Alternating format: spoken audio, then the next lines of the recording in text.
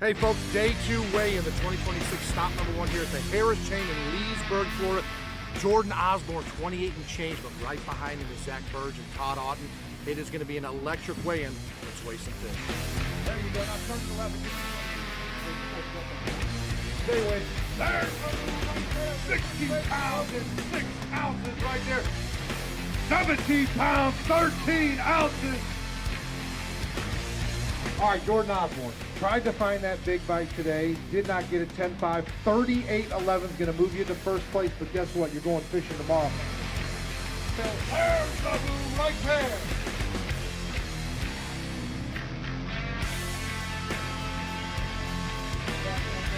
There's the move right there for the Texas Pro, Nick Brown.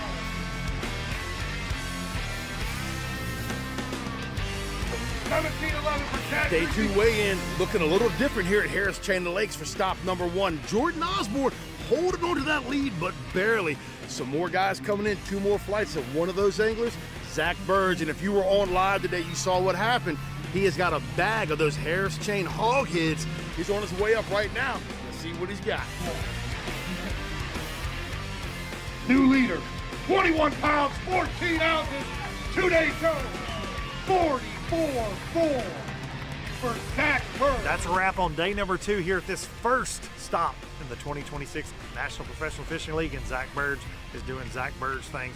Consistency is winning out, and he is on top of this thing with 44 pounds with an almost 5-pound lead over his buddy and running mate Jordan Osborne, who led day 1 with a 28-pound bag. This thing's going to come down to the wire on Showdown Saturday.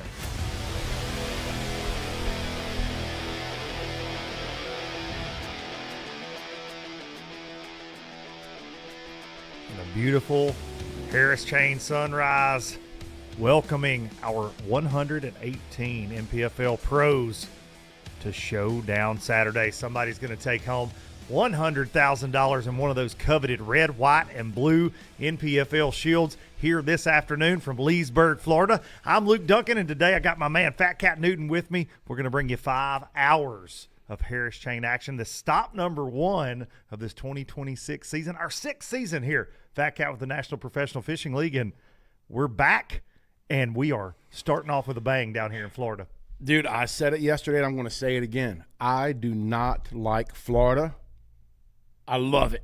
Just because you never know what you're going to get other than big bags of meat. We've seen it. We're going to see more of it. Zack Birge, like we talked about on live yesterday, very, very scary. But even though he's going into day 3, Showdown Saturday with almost a 6-pound lead, I still don't think it's his because I know what lives here. We've seen it. And the feast and famine kind of thing. Like Jordan Osborne, Cold Straight whacked him on day 1, held on for day 2, but barely. Did not bring in nothing like he did on day 1. So who's to say same thing can't happen for Zack? Zack has been the picture of consistency, but you're right. A lot of variables come into this. He's making a long run. Could he have local company today? Could he have fellow, tournament competitors? We don't have a cut. There's lots of variables going into this, but it has been feast or famine, like you mentioned. 28-6 on top day 1 for Jordan Osborne. Slips, has 10 pounds yesterday, but to show kind of the volatility of the Harris Chain, he's still right there in second place. Let's take a look at that official leaderboard coming out of that day 2 weigh-in at the Ski Beach. Big Al was bringing the boom yesterday. And Zack Birge right there, you can see it, 44-4 on top of this thing. Little over 5-pound lead over one of his best buds and running mates, Jordan Osborne. We got a little shake and bake action going on. Jordan definitely, hey, Zack, you think I can win today? Well, maybe not. You can just be in second place. Nick Brown, the story of day 2, 25-3 yesterday, mainly on a topwater. He told us going to be fun hanging out with Nick Brown, former NPFL champ right there. Todd Auten in 4th place. Chad Griggsby, Derek Lettenden continuing his just absolute run in the NPFL with just consistent bags every place we go all over the country. It's incredible to watch him, and really keeps it simple, stupid, Fat Cat. That is what we see from Derek Lott. Brandon Cobb, Kyle Glasgow, Ray Hanselman, and Randall Tharp rounding out your top 10 coming out of day 2. Now let's take a look down on the rest of this top 20. Lavoy Lemon, J. Todd Tucker, Jason Mininger with a big day 2. You can see it there, 21-3. Charlie Apperson, 22-10 yesterday to vault up into 14th place.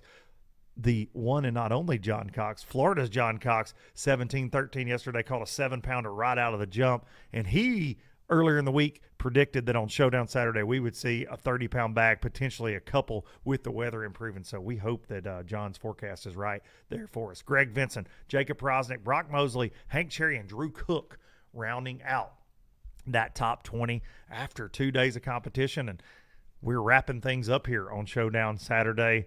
And, man, first one of the year. And I don't think, like you said, a big lead for Burge, but you just can't ever be too comfortable around this group and on this fishery where there are lots of 8 to 10-pound bass swimming around, and somebody could just intercept those at any point. Just saw on the leaderboard guys that had caught like 9 or 10 pounds on day one, caught 20, 22. And we are stacked with solid anglers. Our field, we are blessed to have the anglers that we have. Cold straight sticks, and this.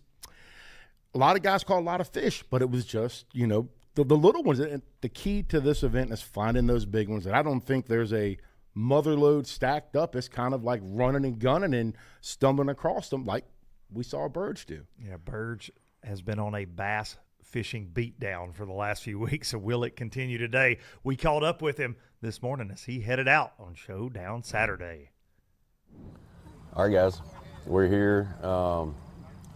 Championship day, Harris chain, got a 5.5-pound lead, which that's one bite here, but as tough as it is, I feel like that's pretty solid. Game plan's probably going to be the same as it has been the past 2 days. It's worked out good. We caught a big one yesterday quick and then had 18 pounds in no time. Really hope that happens today. If it does, that'll take a lot of pressure off quick. We'll be able to hopefully upgrade.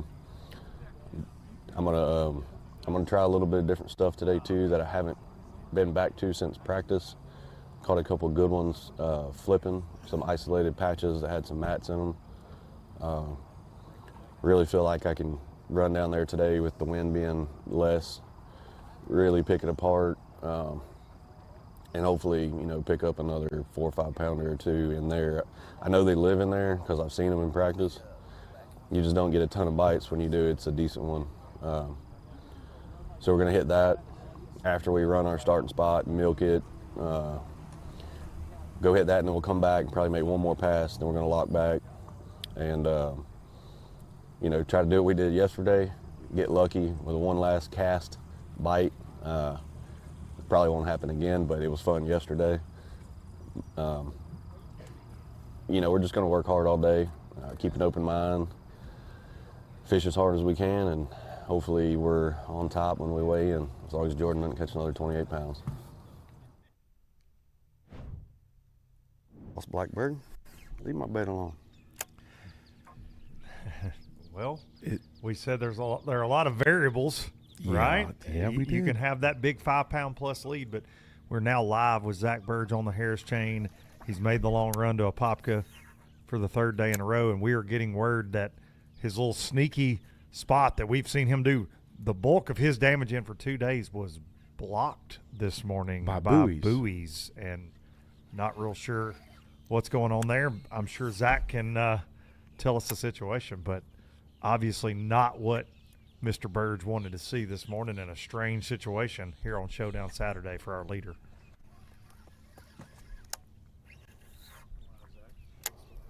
Who so far really everything's going right. Got to our place we wanted to start, and somebody locked us out of it. Buoys were tied up, so we got to go to plan B, which is fine because it's slick down here. I mean, I caught a couple big ones, so I have confidence in doing this. It is what it is. I can't get in there and fish now, so we got to resort to doing something else. And we're here, so we're going to fish the stuff that I think I can catch a good one or two on, maybe a few, and then, we'll see how it plays out the rest of the day. Got a really long day. I know there's some fish around here. We're going to catch them. We're going to survive. It does stink that I can't get in there and fish now, because I at least could have caught you know, a decent bag pretty quick, get my day started. But I got a lot of confidence in doing this as well. We'll catch some. Wish I could shoot that blackbird because he's chasing my bait every cast. Shaking the reed clumps.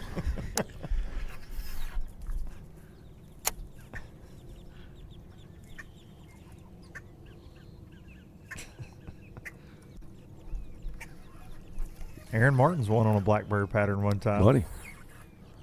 Yeah, you know, that's really all we can do. Grind it out now.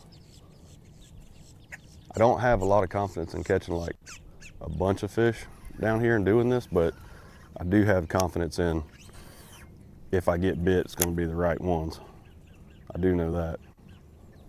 I caught some in practice down here. They were big ones. So I know they're around. Just got to take our time, not get no big rush, and fish. See how it plays out. If some of y'all are just tuning in and not aware of the spot we're talking about, Zack did most of his work, and we're going to take a look back at yesterday, kind of give you a little insight to where he was getting his big bite. Come on, baby. There's a giant. I mean, a giant.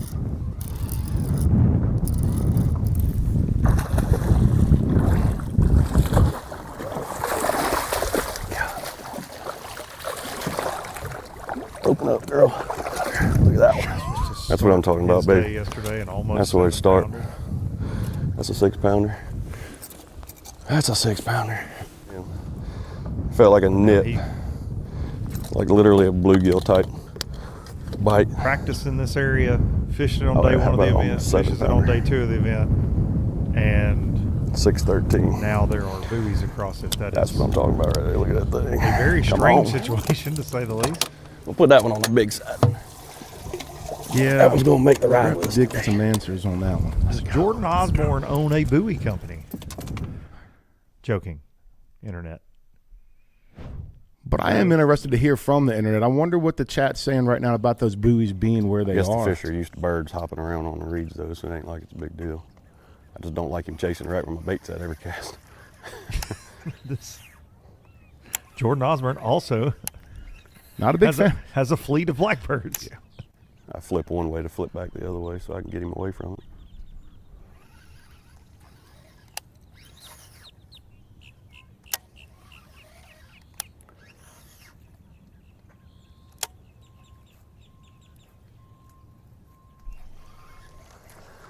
I know there's plenty of fish around here. As I caught some good ones, I saw some good ones. It'd be just a matter of not getting in a rush and picking it apart.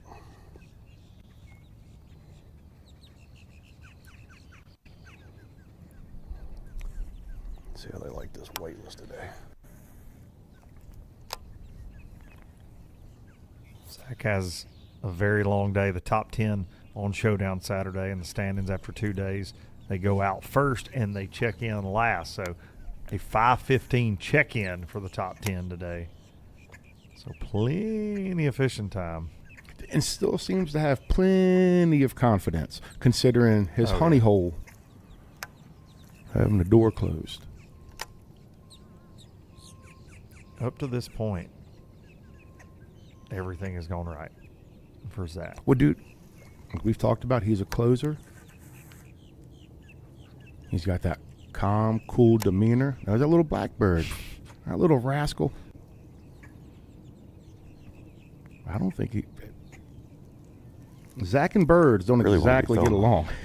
We're all right now, but I want to do that on the more Yeah.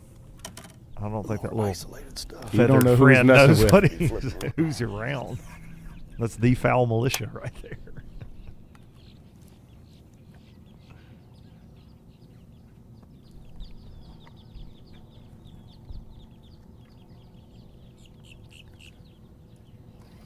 Certainly a wild start to Showdown Saturday for Zack Burge. Making that hour and 15-minute run, locking through to find some shenanigans at play. Not sure what in the world could be going on there. And we're going to let Zack flip around a little bit, and we're going to flip over to Todd Auten. Check in on the North Carolina Pro. Started the day in 4th place, largely on the strength of a 25-3 day one. Backed it up with 12-3 yesterday. Man, it looks good. It sounds like we're buzzing around with Todd Auten. Eat this thing. Bet he's got a horny toad in the back of that. Trailblazing, trend-setting pioneer. He was the first to put a horny toad on a buzzbait. Well, started out pretty good, but you know, we're just kind of mixing things up today. We've gone back to some places I've caught fish in practice, and now just kind of put it in a different rotation, and maybe I can go in where I caught some of my fish later, a little bit later, and use up the lake first, and like I say, get a few fish. So I got one good one, but it's been pretty slow out here, you know, 2 bites, and I think potential's here. It's just getting around one that's hungry.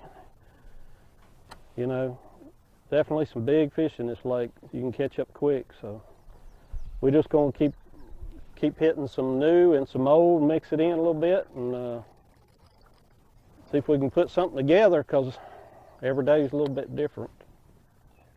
For sure, this wind is a lot different.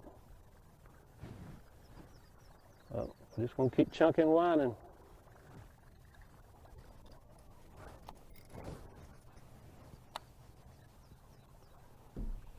Get Big Mama here in a minute. Get my buzzbait to run straight.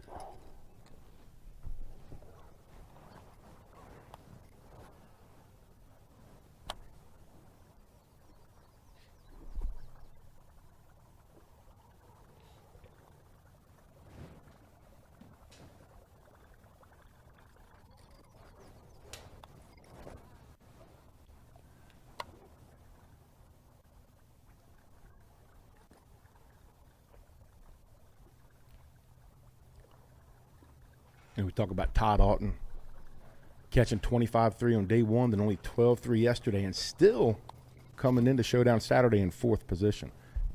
Todd Goad jumped almost 50 spots on day 2. Catapulted. I mean, catapulted. He caught 8-4 on day waiting. 1, 17-5 yesterday. Something to flush it. Took him from in the 70s all the way up to the almost top 25. That just goes to show the kind of fishery we're dealing with right here. That's why I still think it's anybody's game for the most part. Don't work in the waves too good. It's like swales. Especially now that the spot that has been automatic for 2 days, that really Zack has not put a ton of pressure on and was planning on exploiting it to the fullest today. Just we saw him yesterday several different times catch fish back to back to back. Not just once, but several times. You know,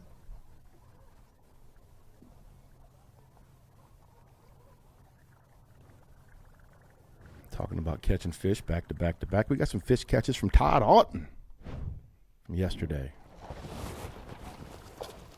got started Number early. one.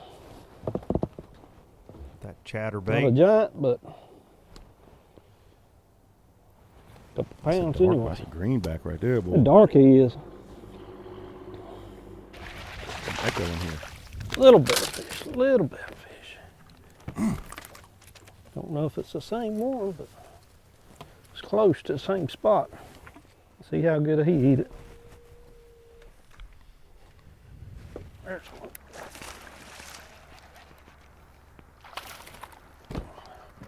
That's what we're looking for. Finally. I think that one will call. What is that? 3.5, 4 pounder?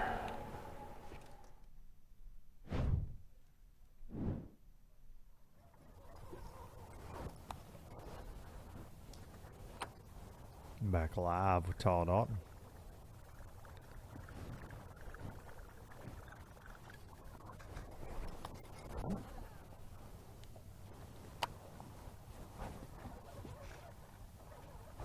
Come on. Grass.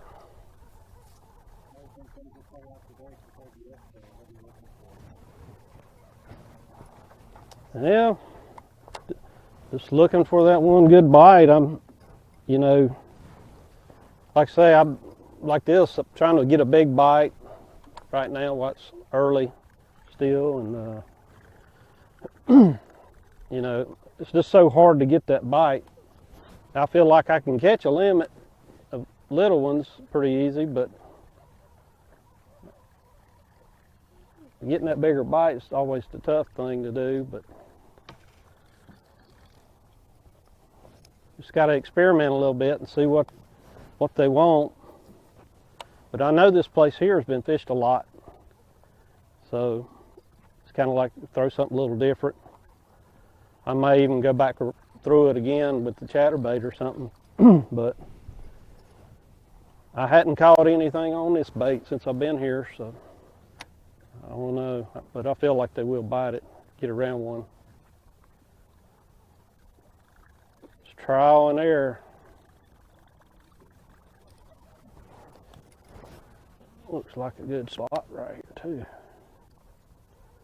I didn't get a piece of grass on it.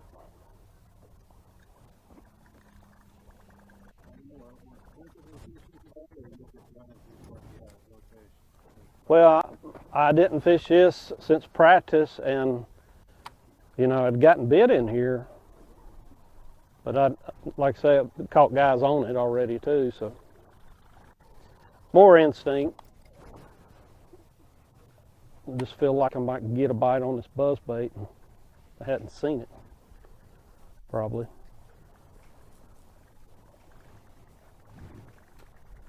I can go through here with that chatterbait, probably catch another one, but I just won't try to catch that big.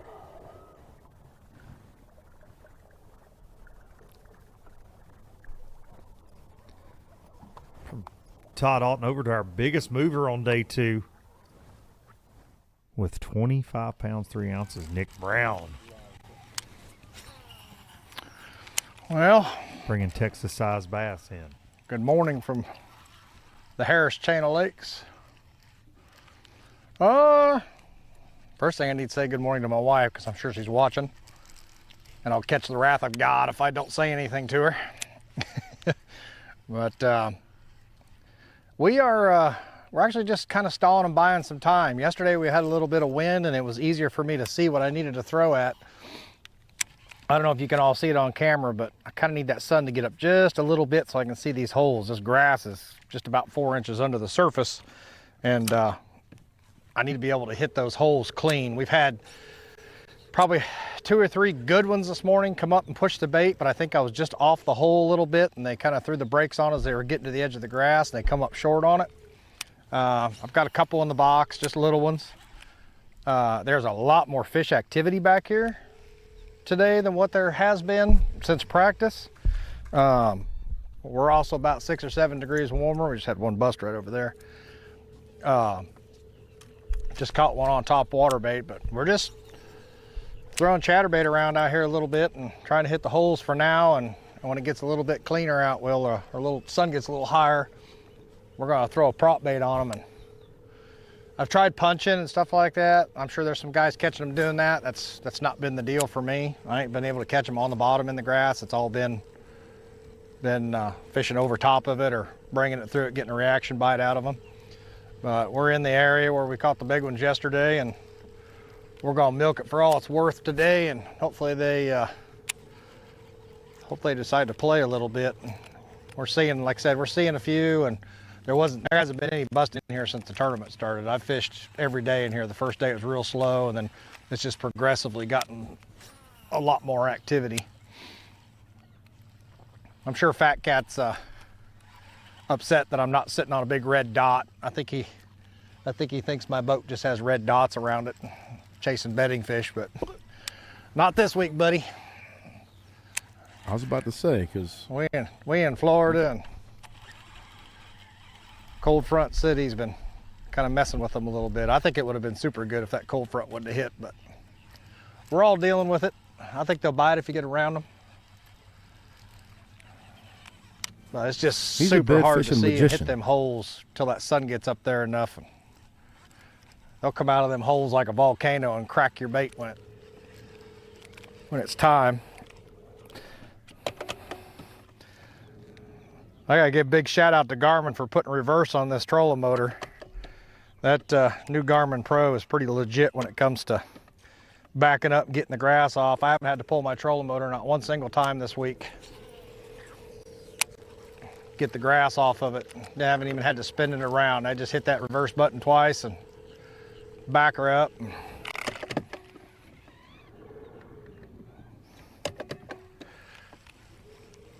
I think they did it kind of as to help the people using the little black box a little bit, but come to find out, it's pretty dang good for the shallow power fishermen too, so.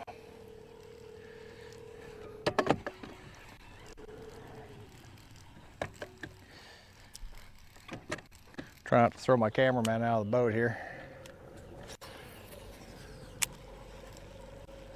Y'all can see this thing is just a mat of hydrilla. I mean, it's thick in here. Get out here where it opens up a little bit and see if we can make it happen. But I've only had one gentleman in here with me that's fishing with us in the NPFL all week long, and he's been real polite and kept to his side, and I don't think we'll have any company today bothering us, so we're just going to take our time and fish it through, and we're going to have a good time here regardless. I think we'll make a little bit of money this week. I don't imagine Zach's going to lay up on them. I asked him this morning if he'd lay up on them for me, and he said, yeah, probably not. So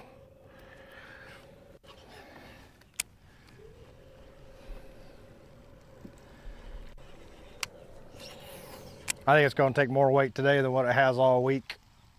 I just feel like that it's kind of coming around to that. I know that reflection's probably bad with the sun, but usually when we start getting in these holes like this one coming up here in front of me, that's where it'll start to happen. Oh.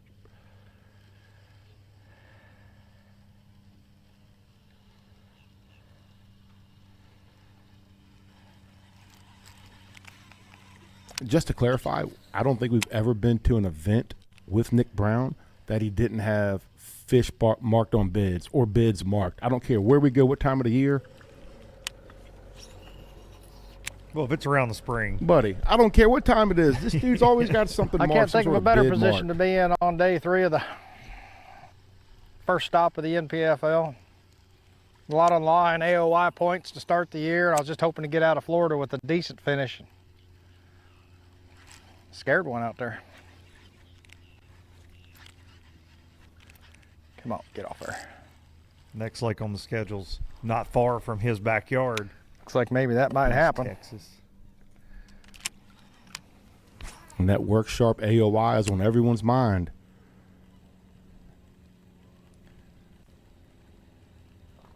See these lines out here through Starting this to is see. actually, I think, like at one time maybe an old roadbed to cut through this marsh, and then these cattails grow up in the, I think it's just kind of where they growing up on the levees. That's real surprising I didn't get bit right there. I just seen one push some bait right over here. Let's see if he'll cooperate. According to Ken Duke's stats, starting your first event of the season off, finishing in that top 15 is very, very crucial and important to helping you win that work sharp AOY. He said very seldom does any angler finishing outside of that top 15 actually win an AOY. Got a little replay action from Nick Brown earlier this morning. Let's check that out.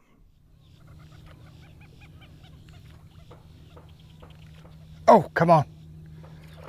Got him.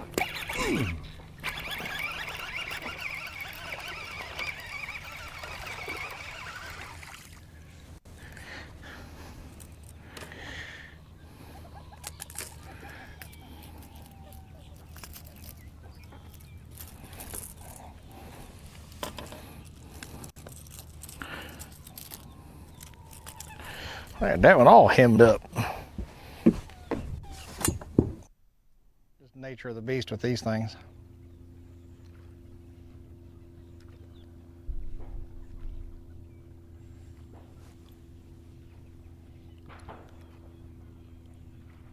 Nick Brown working one of those Florida specials.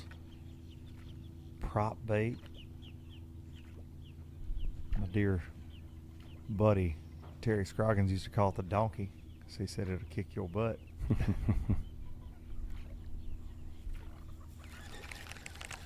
I know the suspense is killing everybody with that prop bait.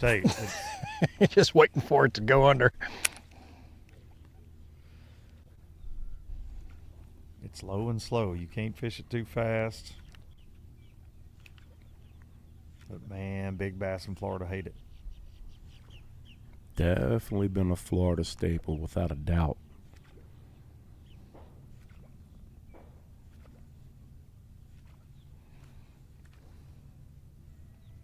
It's about like Florida watching paint dry. Angler. Tim Frederick did a good piece on it with Ken Duke on the round table, talking about the significance of the prop Jokers bait. will follow it all the way across there and they'll eat it about right there when it gets to the edge of the grass.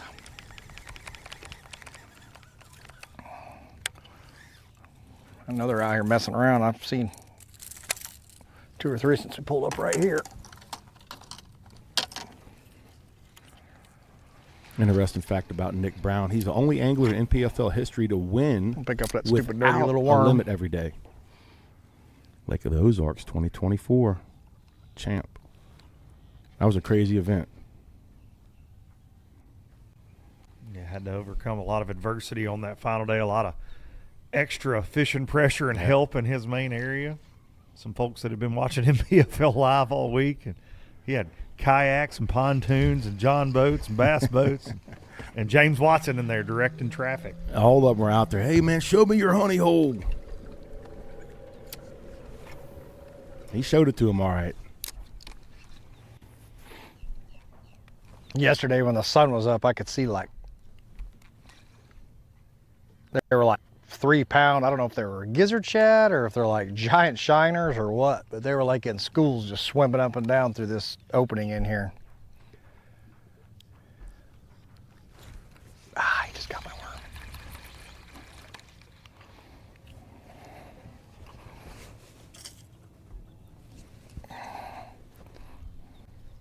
We're going to let Nick get another wacky worm rigged up, and we're going to take our first commercial break of the morning. We appreciate everybody tuning in on this Showdown Saturday. We got a long ways to go in this thing, and we'll be back in just a few moments for more Harris Chain action.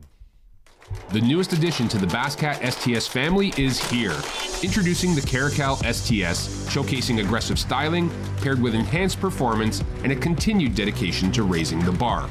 Measuring in at 20 feet 2 inches with an ultra-wide 96-inch beam and rated for a 250 to 300 horsepower engine, the Caracal STS boasts agility and speed and is finished with premium features to satisfy any angler. Basscat Boats. Feel the rush. Right, he was on the phone. Before there were hashtags, there were handshakes and shared stories. They gave us confidence to make our first cast and chase our dreams. They taught us to fish, and in the process, taught us about life. They taught us that success isn't just about reaching the top, it's about lifting others up. The future isn't just about selling tackle. It's about 3 simple words. Let's go fishing. Here's to the original influencers. The Yamaha VMAX V6 SHO continues to deliver the level of performance that pro bass and multi-species anglers demand. Underneath a bold and aggressive new look, an upgraded charging system with 40% more charging power meets the amped-up demand for today's advanced electronics. The VMAX SHO, raw power, reliability, and exhilarating performance for every angler who loves the sport enough to invest in the best. Yamaha, reliability starts here. When it comes to finding jigs, spinnerbaits, and buzzbaits, keep it in the USA. Go with Epic. Epic's tackle is designed by fishermen for fishermen, with hours and hours of thought behind it. That's why our tungsten weights keep your line from fraying, cast after cast. Whether it's saltwater or freshwater, Epic's lure designs will give you the edge on your next big catch. Epic, veteran owned. So check us out, America. EpicBaitsFishing.com. Is your trolling motor working for you, or are you working for your motor? Minn Kota Ultrex trolling motors are built to outmaneuver anything, so all you have to focus on is the bass. Steering with unrivaled precision from an ultra-responsive foot pedal, getting you to the fish day after day, and turning any spot into a stronghold season after season. Minn Kota Ultrex is built to fish. In the world's greatest sport, it's all about the unexpected. In the sound of adventure, we refuse to be strangers to the open waters, filled with stories we didn't know were possible.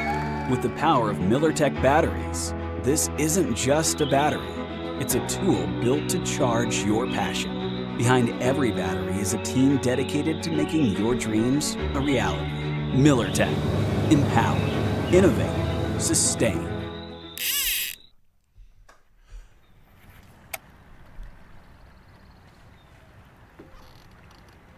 We are back for Showdown Saturday here in the Harris Chain of Lakes with Chad Griggsby, newcomer to the NPFL, starting the season off right. Got a couple FLW Tour wins under his belt.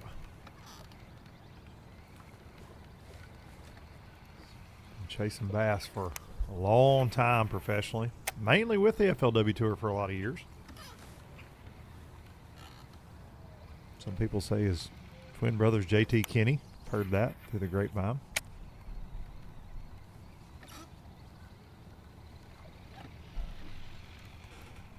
Paul Benson thought his dad was Shaw, and I had to tell him, no, Paul, that's not his dad.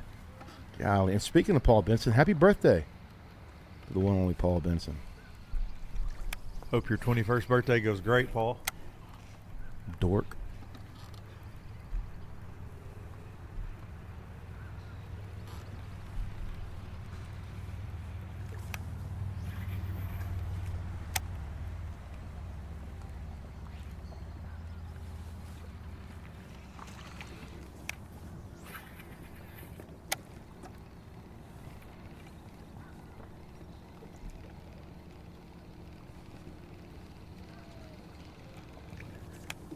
Chad weighed in 16.3 on day one and 17.11 on day two. And that really has been the struggle for a lot of it, being consistent, those two back-to-back, especially upgrading 16-pound to 17-pound.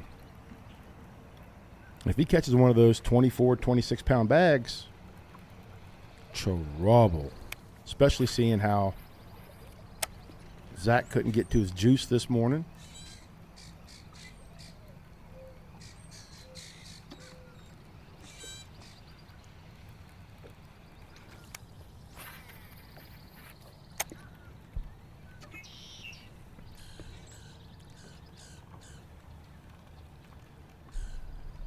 I don't know what it is about professional bass fishing in 2026, 2025, 2024, but there's just some drama around, you know. It's this Buoy Gate situation we're looking at with Zack is interesting to say the least.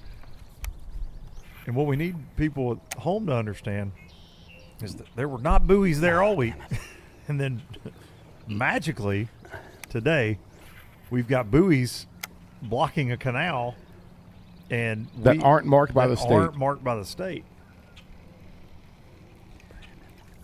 And so the staff here at the NPFL's digging into it with the FWC, Florida Wildlife Commission, trying to get some clarification, because if it's not a state, I mean, technically, I'm sitting here, if I'm Zack Burge, if these buoys weren't put there by the state, I'm moving the buoys. Oh, buddy. If it's just some old buddy that decided to mess with Zack Burge this morning, I'm moving. It's been really slow, kind of like every other morning. Got a couple little rats in the box. We definitely have to get rid of later on. There's Brandon. He's giving us a little space. Yeah, it's been real slow. Typical Florida fishing. Usually doesn't start happening until around 11. But we're still slinging stuff, so it's been fun.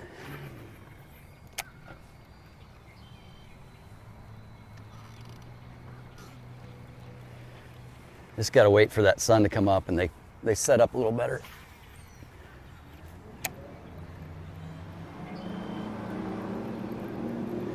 But this is all new water. I've never fished over here. This is the south shore where the wind's been blowing 800 miles an hour for the last 3 days. So I don't know if it's good, or so far it hasn't been good, but and maybe I'm just thinking it's been crashing in here so much there hasn't been any males over here making beds, so we may have to make an adjustment here in a little bit. But these are all fresh to me. I don't know what they look like until you get up close to them. This is the type of stuff I've been catching them on, though. Right on the edge of this grass line where they cleared out for the docks, they'll spawn right on that open area. And every once in a while, a big one will get it. It's a numbers game. You gotta hit as many as you can, hope for the best.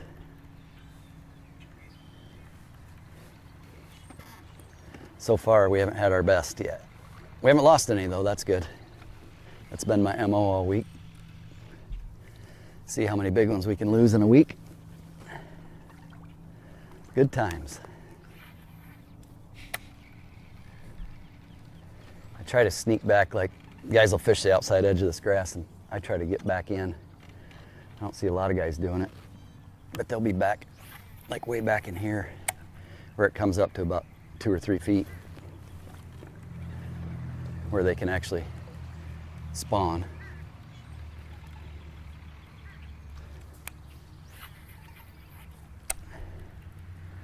It's not easy to fish it, but it's the way I've been getting bites, so I'm gonna ride her till she bucks me.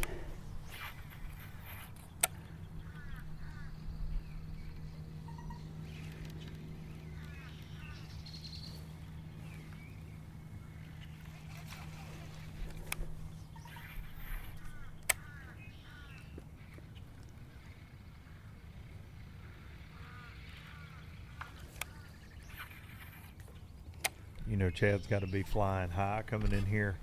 First NPFL, hanging out in the top 5 on Showdown Saturday, getting a camera. Absolutely. First Showdown Saturday of the year. He's been, since leaving the FLW Tour, bouncing around the Bassmaster Opens and really has just not had the success he used to have on the FLW Tour. So I know he's got to be excited. I'm proud to see old Chad hanging with us here in 2026 in the NPFL. Every once in a while I catch one out on this outer edge, but it hasn't been very consistent.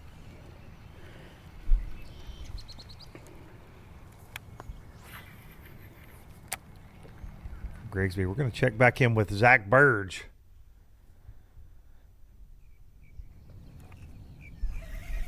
Certainly facing a little bit of adversity this morning. Got a curve thrown his way. Made most of his hay in a small canal in this area of the Harris Chain, making a long run. And got to the mouth of that canal this morning, and there were buoys blocking access. And so he is having to go to... I want to reiterate, not marked by the state. Not marked by the state as far as we can see and we know of. We know. Very confusing situation. It's a head scratcher.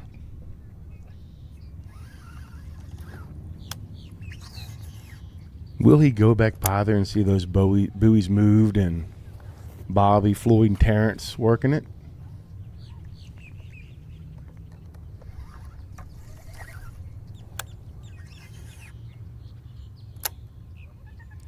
Man, if they are, He gonna unleash the beast on him. I know a lot about Zack Birge. 4 bites and I've caught I don't think he's 2. going to stand for that. They've both been smaller than I expected.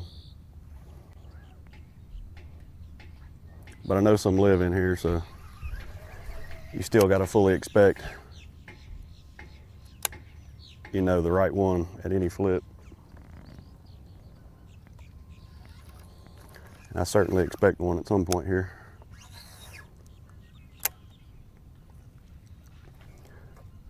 I think this is my best option right now for what we're doing, where we're at.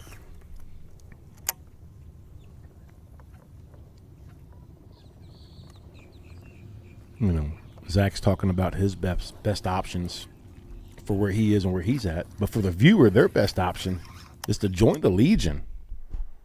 The Legion of Boom, as you labeled it yesterday. Get that multi-view option for just $30 a year. You can select the feed you want to watch. Maybe you want to watch myself and Fat Cat Newton and hear all the amazing things we say all day long. Maybe you just want to hear Zack Burge try to figure out where the heck some buoys came from. You can get that raw, unedited feed. You can pick your favorite angler out of the top 5 that we are covering. You can get the multi-view. And, man, behind the scenes, seeing that view, it's very cool, very clean look, and you get to choose as the viewer on that members hub. But you get exclusive NPFL gear, and you also get 20% off at Tackle Warehouse just for being a member of the NPFL Legion. This is brand new, and this is your opportunity to join and support the league in that You Legion. can get that money back that you pay to be a member. You go on Tackle Warehouse, you spend a couple $100, you save 40. Doesn't take long. There it is. And you also save 20% on the NPFL shop. So it definitely pays to be a part of the Legion. The Legion of Boom here at the NPFL.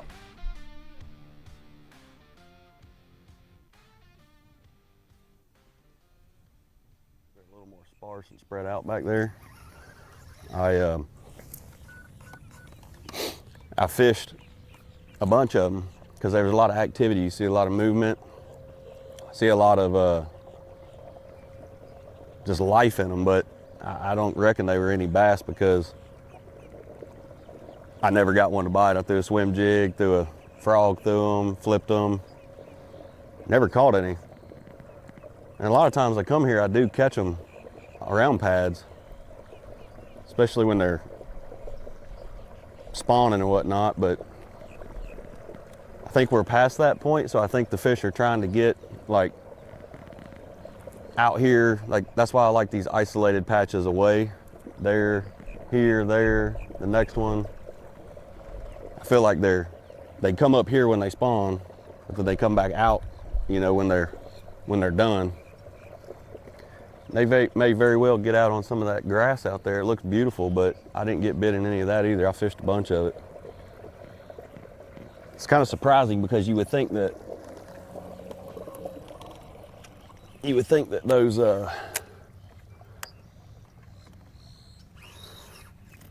eelgrass chunks out there would be where a lot of these fish would want to go to.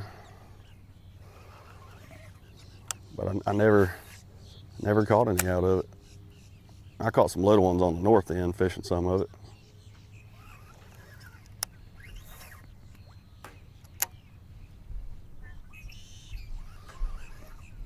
When you think Florida Giants, this is the kind of terrain you think about flipping one up out of. Oh, yeah. This lake on the chain certainly has its share of giant bass.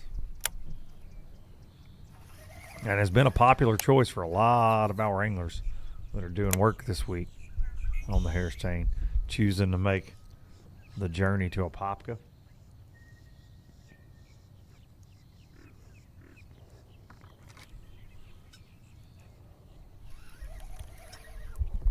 Looking down that catch track, powered by Fishing Chaos, we got some guys making moves this morning, like Jason Wilson's one of them. He's already got 14.5 in the box, moving up to the top 20. There's a lot of, I did notice there's a bunch of tilapia beds and stuff all out through here.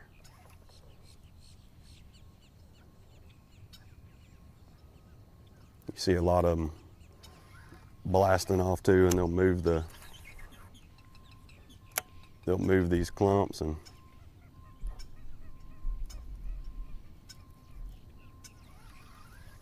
make a big old ruckus when they take off. Baron Adams already has a limit. Randall Tharp's the guy I think you got to watch. Yeah, I'm not going to argue with that, my friend. Already slid to second place with 12.5. His weight improved yesterday, and man, if there's somebody that can win in Florida. I mean, as of right, you got a 5 in the box, a 4-5 in the box, and 3 1-pounders. And no one are they 1-pounders? Headed the right direction. Absolutely. And probably left 2 pounds behind Zack, like you say, right now. And left the dock probably like, oh, just try to get me a good finish today. Probably don't have a chance. Zack's blowing it out. And as I'm not going to say you manifested this drama that we're seeing today, but we talked about variables.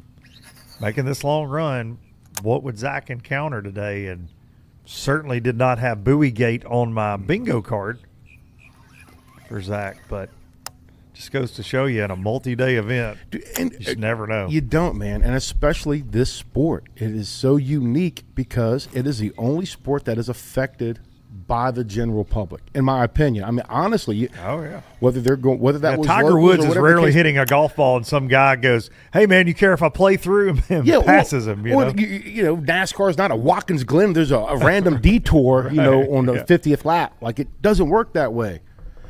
But this right here, we don't know who put those buoys there. And it could have been some locals. It could be FWC. We don't know. We're looking into it, but I don't know. A lot of different variables go into the sport, man. It's what makes it so interesting. You never know until Big Al brings out final boom. The Showdown Saturday live weigh-in.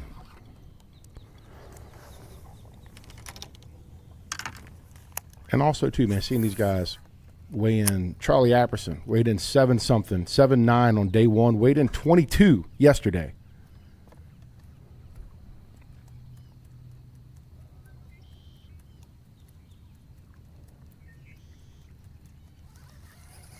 That's another blessing about fishing a full field all 3 days. These guys that might be down in that 50th, 60th, or outside could definitely catapult up into that check line.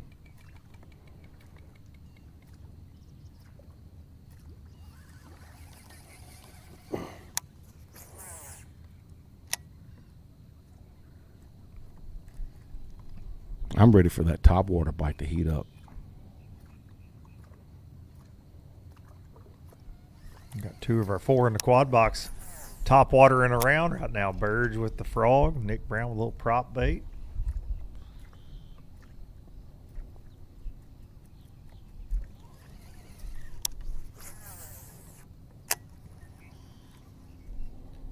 Nick did the bulk of his damage on a prop bait yesterday, that 25-pound day 2. Yes, sir.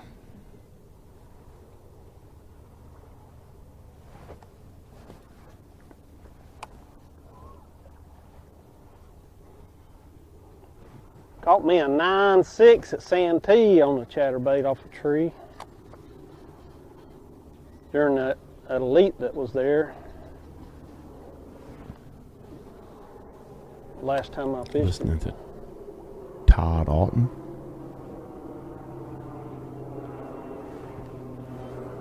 I'd actually found me a little place off the bank, a little shell bed, catch like 15 pounds.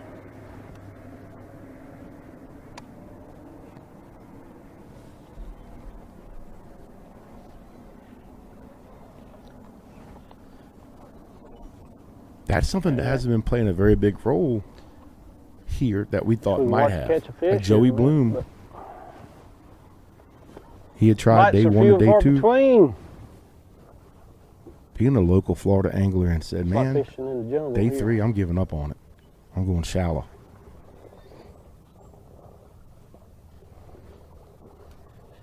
Fucking make a cast. Canterbury told me that yesterday. Patrick Walter said that yesterday. Spent a lot of time offshore trying to find where these fish may be headed, these post-spawn bass, and they're just not able to find them so far. On some, there's, you get a lot of shell beds here, offshore brush piles. There are fish that live offshore on the Harris Chain in cover other than grass, and those guys said, I think Canterbury's like, man, I idled for hours yesterday graphing, looking for, needle in a haystack pile of bass. He said, I had one bass and was like, I better get my butt to the bank and catch me some, Walter said the same thing. Like, I looked for hours trying to hit a home run. I know one thing. Next stop, I'm going to take his coat off. Whew. Something you did not hear the first 2 days. Strands that are not the outer ones. Now monitoring Nick Brown's audio. Doing some trimming. Over on Griffin. We are. 74,000 acres of water. Access to multiple lakes, too. A very interesting fishery. 9 lakes. You got doing a little bait with, change. Canals, we're not freaking out. My chatterbait from yesterday ain't got no skirt material left on it. I'm not going to do what everybody thinks I'm going to do and freak out.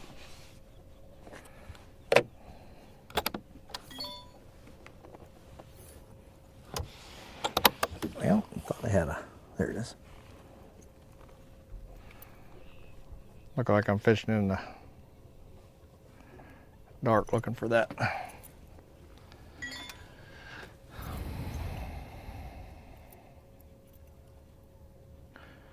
We have not caught any fish since knock the fire out of that.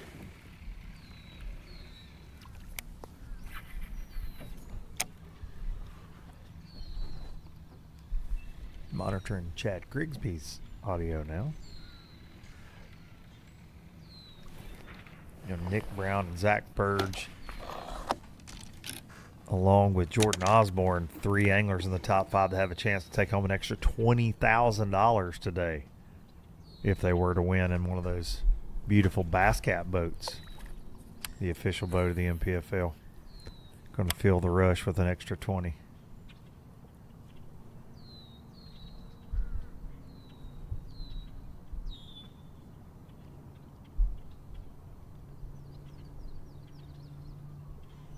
Zach, still your unofficial leader.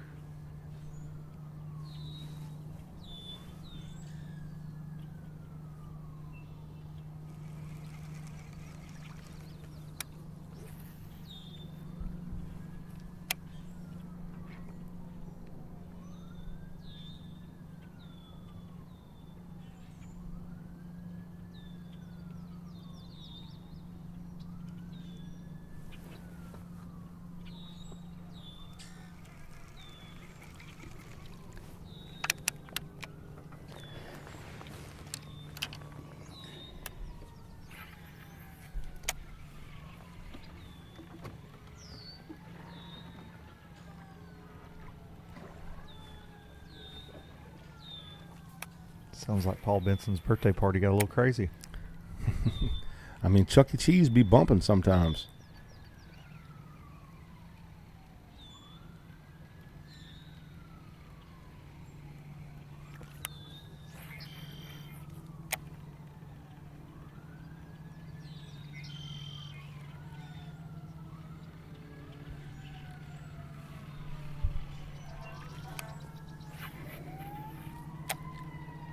It's Showdown Saturday here in Leesburg, Florida on the Harris Chain of Lakes.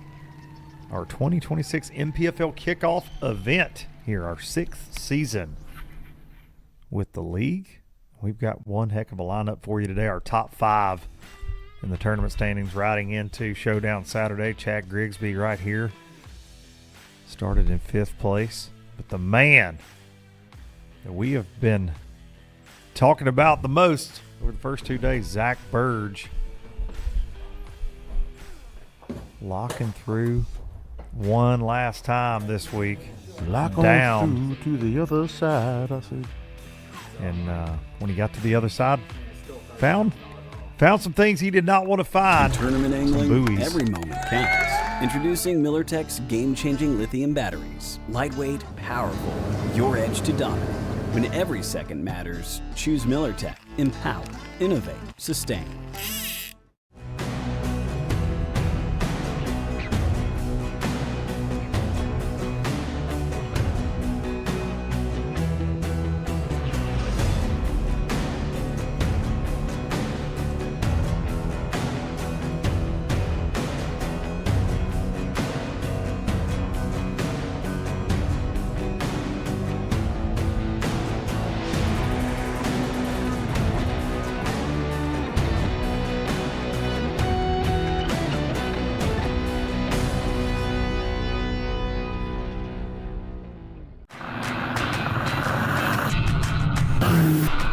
Since 1971, Basscat Boats has innovated, persistently thinking outside the box, never abandoning their roots or the commitment to quality through their process. Clearly visible in the new Puma STS, their design and development continues to evolve, improving performance, enhancing the angler's experience, and broadening the appeal of the sport they have dedicated their lives to. Basscat Boats. Feel the rush. There's more to explore. Humminbird Explorer fish finders make breaking down the water effortless with an intuitive interface and best-in-class clarity. Zero in on the best place for a bite with more precision, more included maps, and more underwater detail. Then keep your eyes on the prize. With the bright, easy-to-read display, you can view in any fishing condition. Because when you see clearly and fish smarter, you get more out of every moment. Explore fish finders. Only from Humminbird.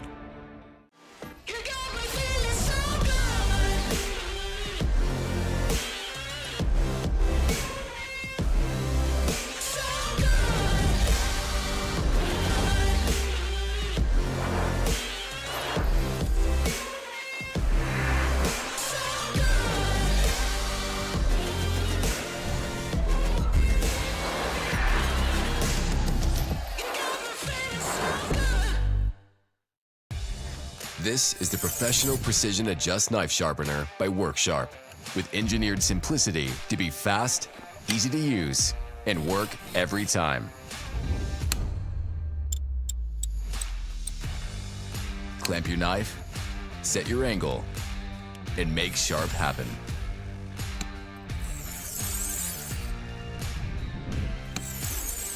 Sharpen EDCs, pen knives, kitchen knives, and serrated blades. Sharpen every knife you own.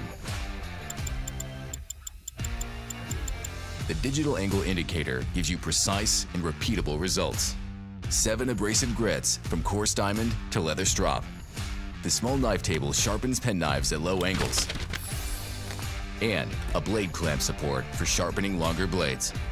It's all included. Make sharp happen.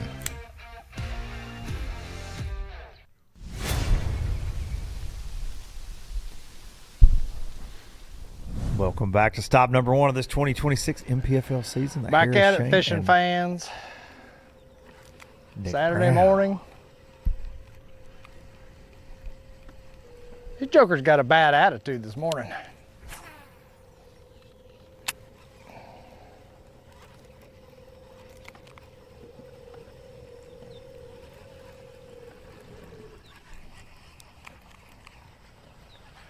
Trying to get back out here where I can get some of these more of these bigger holes where I can catch them.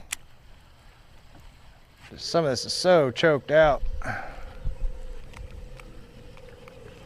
I see some big holes coming up though. We're fixing to catch one. They've been popping out here for the last 2 hours this morning.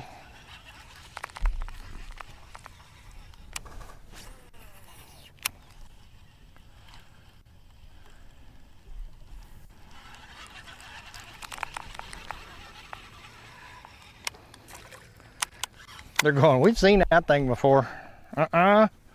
No way, Jack.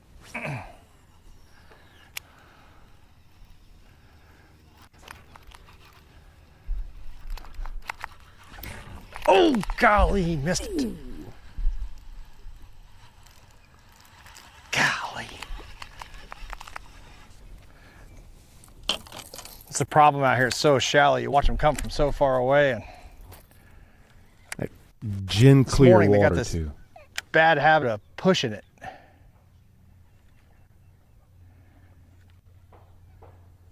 That joker just came like 10 feet. Sharked it. Sometimes that could be the worst too. You see it coming. I don't know how good you all can see that on camera without polarized glasses. Probably just looks like a glare, but it just looks like a canyon out there of darkness in the grass.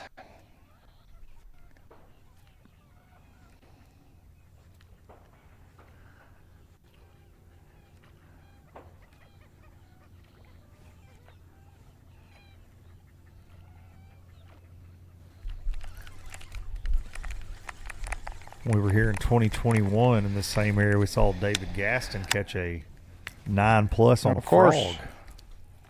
In the same area. A lot of trouble hooks for this grass. But I guess if they're biting it. Come on, I know you're down there. Did he say trouble hooks? Because Oh, that he is what the knows. Duncan Yes, say. I was sir. going to say, that's the Duncan boys. You got to watch them trouble hooks.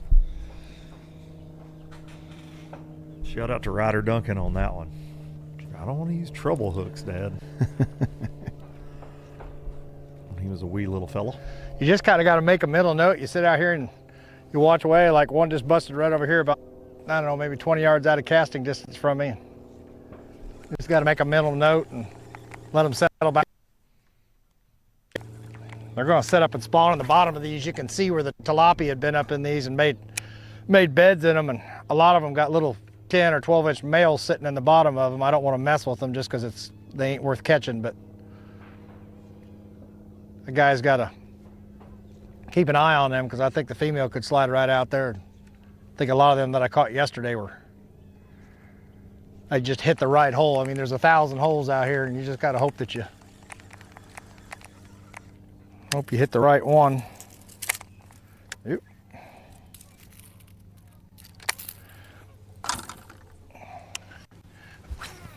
Try this again.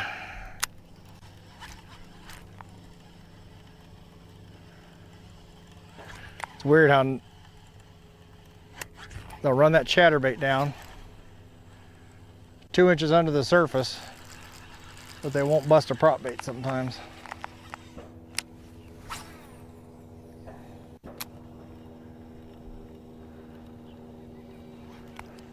I know he's sitting out there going, nope.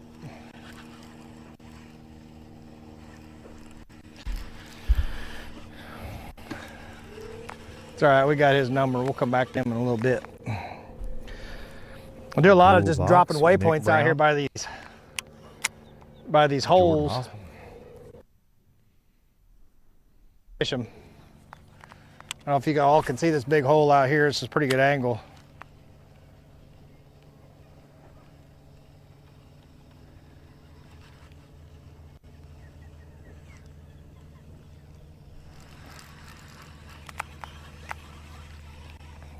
Not everyone's got a bite in it, but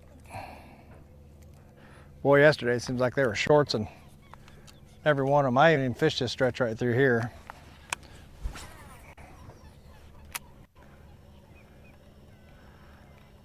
Need one to yank the rod out of my hand.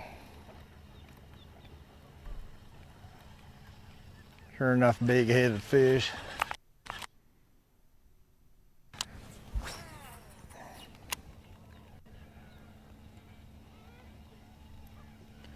I think they were so hungry from not eating from a couple days yesterday that it was like they'd go out of their way to track you down.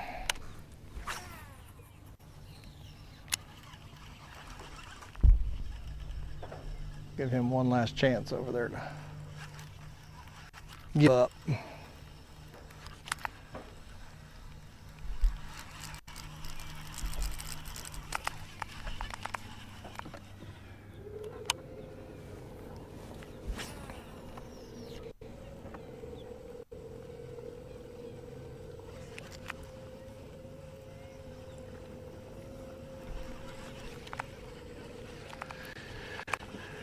Get out here too early in the day and you can't see the holes. You trolling motor through them and you tear them all up. You run the fish out of them.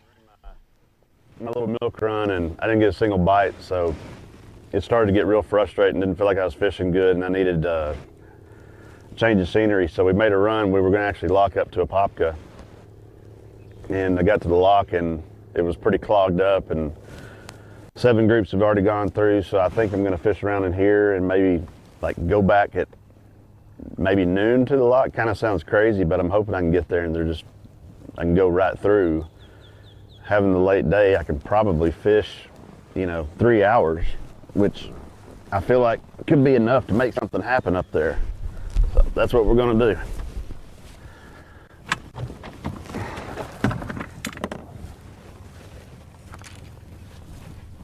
Jordan making a big change. Been fishing really close to Ski Beach there in Leesburg on Big Lake Harris. It's probably not burned 5 gallons of gas in the first 2 days of this event, but in search mode here on Showdown Saturday. Everything changing. Back at the weather getting better, but the drama's getting thick Buddy. today. No surprise, though. No surprise at all. So far, our top 5 that we're covering here on Showdown Saturday. It's not been fast and furious just yet like it was on day 2.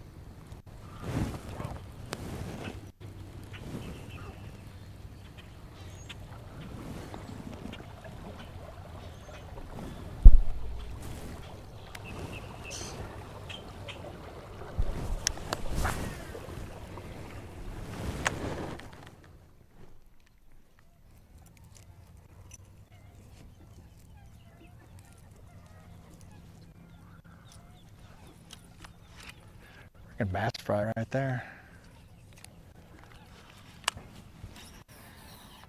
Mama's not doing her job.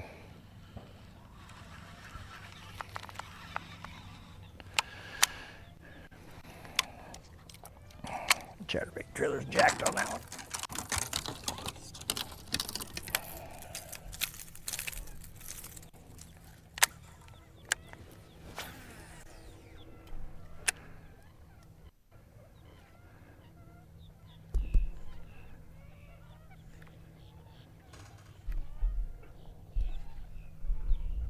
Got an average of around probably 15 mile an hour north wind with gusts over 20 the last 2 days of the event to go to, it's showing now 5 miles an hour out of the west northwest now. So change of direction, change of velocity today. And Nick said, that wind yesterday really helped him see where these holes were, because it would, where these mats are at and where it's topped out, that when that wind blew through, it would create these slick spots. He knew right where he needed to present the bait, but not the case so far this morning. Now, once again, the Mother Nature threw these guys a curveball. It was warm. It was Florida weather. They had a big old cold snap. And now, it's kind of getting that reset like we talked about. It's progressively getting warmer each day, and seemed like the fishing was going to get better each day. And yesterday it was good, and I think this could be a situation like we saw yesterday. Those bigger bites are going to come later. Talking to a lot of guys, that's how it went yesterday, and it seems like it's going to be the same thing today. Unfortunately, we haven't seen any Big Billy Kellys climb on yet.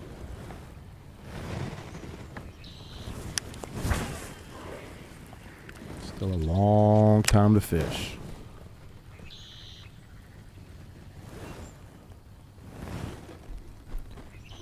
But Jordan, he's been lucky enough to get his hands on some big ones this week. He got his hands on some real big ones.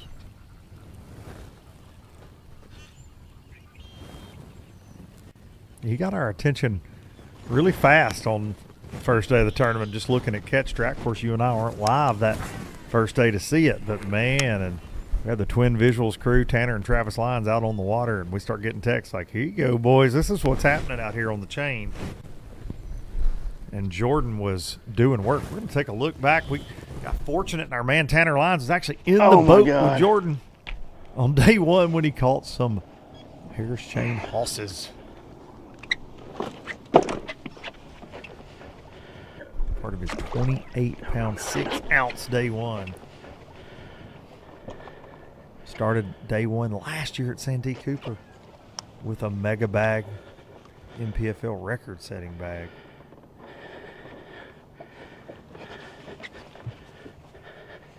Picking up where he left off. You see he's not worried about it at all. Breathing. Cool as a cucumber. Come here. Come here. Oh my God. Oh my gosh. Look at that thing. Look at that. Mm. Oh my God. Yeah, that's a big one. Oh my gosh. No, no, no, no.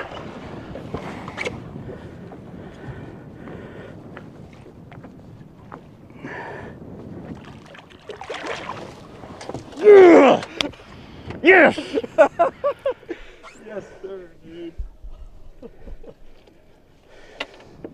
Tanner's as tickled as Jordan is. No doubt about it, man. Look at that. Spawned out long and lean. Got a hog head on it. It's a 6-pounder and an 8-pound frame.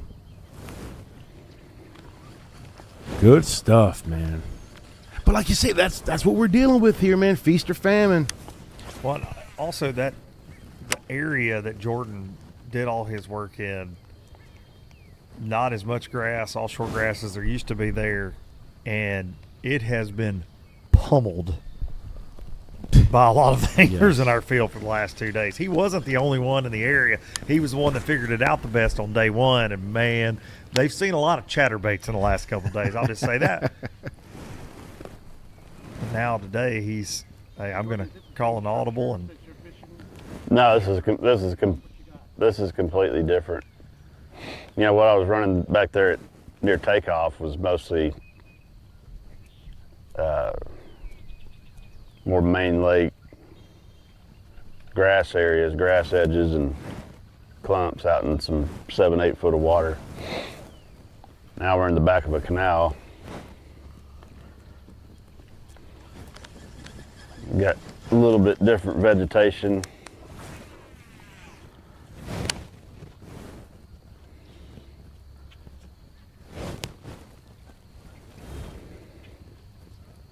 It looks fishy.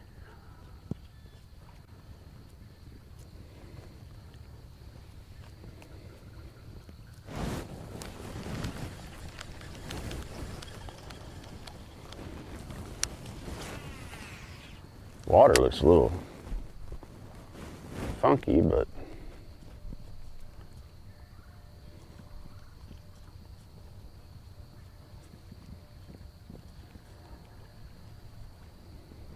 Yeah, we noticed on that dual box earlier when he was coming to this spot, kind of like that algae bloom, that algae colored fluorescent green water he was going through to get to this spot. it's Harris chain green, boy, that baby. looks like there ought to be Pea one soup out there. green. Color money, come on.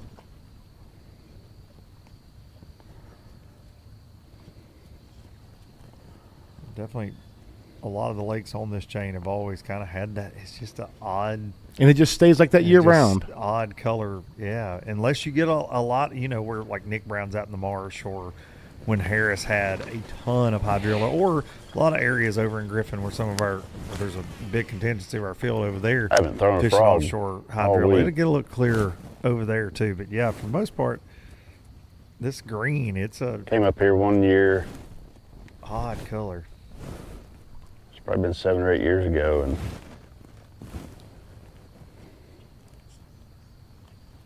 I picked a frog up at the beginning of practice and almost couldn't put it down for that entire event.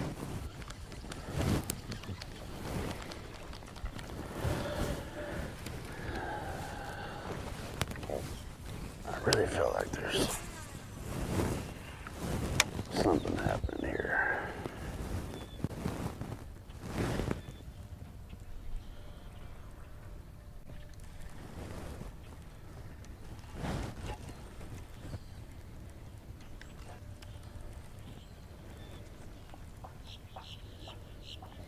I've always felt when I've come here, people come in these canals and they fish along the edges, and some of this stuff out in the middle, I mean, these bass will spawn out here.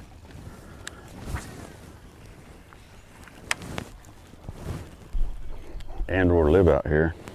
There's just some scattered grass out there.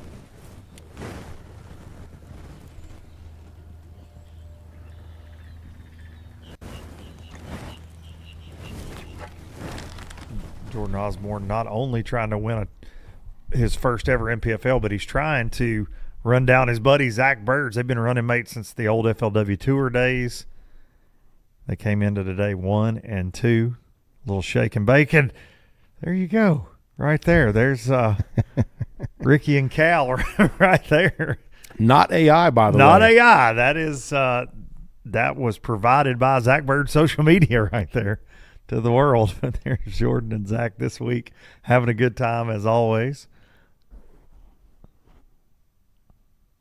I wonder if they thought when they took that picture before the event started, if they thought they would be sitting 1 and 2 going into Showdown Saturday. Pretty cool setup for two good friends. Absolutely. Hey, Heck of a way to start the season, too. Ricky, you think I might win this one? No. And Jordan said, "You're "That's right. Okay. You're I got right. some buoys." Joking, guys.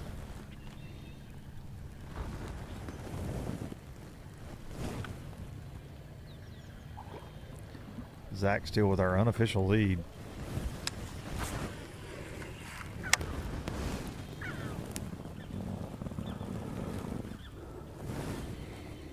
Looking at that Fishing Chaos catch track. Not a big bag on the catch track yet. Still early, but yeah, nothing yet. Really, that 11 o'clock hour, we've seen stuff start heating up every day. That's right. Other than that, Jason Wilson, 16-pound bag, his best bag of the week.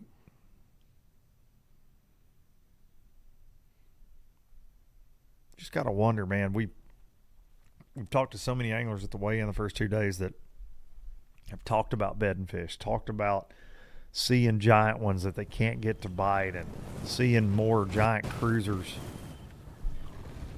getting ready to spawn in some of these areas.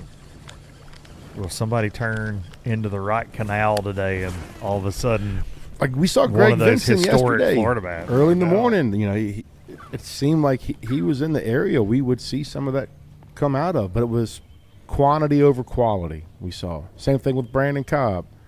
Not so much a spawning pattern, but he got into him around that midday. We did see flurry some flurries. after flurry. Yes, sir. Burge's bite was like that. Yes, where it he had was. been catching them. And if you are just joining us, this is not how Zack Burge got here. Largely on the strength of a vibrating jig. Throwing that chatterbait around. He's not been flipping. But he was blocked out of his primary area. I want him to be listening to us with his buoys. braid singing.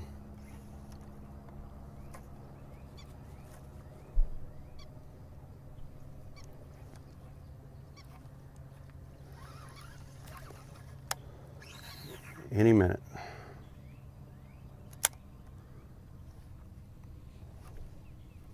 I don't think enough Get can the be dang said thing to about fall in there. him staying locked in. Right. Not you rattled. still feel that confidence Sure. from Zack. Just like this is the exact spot where he's caught every bass that's got him into the lead. And he's not been rattled by this. At least he's not showing it at Agreed. all.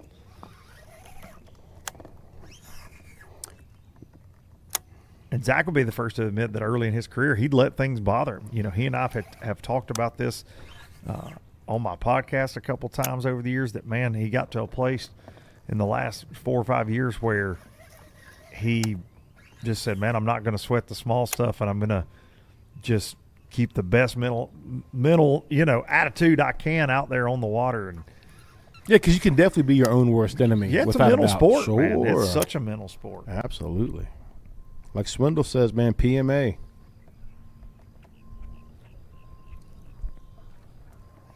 And it's so much easier said than done. Oh, yeah. Especially in this situation, man. You can God repeat that almighty. mantra all you want to yourself whenever you roll up and I'm there's still buoys. You're like, snapping oh, it's going to be rods. okay. PMA, Yeah. PMA. I'm cutting ropes and jumping buoys. I'm hollering POS instead of PMA. No doubt about it. Yeah. You have to go back over there, though. Like I said, that reed patch had 4 foot of water on it. I have to go over there and pick that apart. Just go around these next couple and hit that outside one, then we'll probably run over there and touch that. Just that corner to that dot.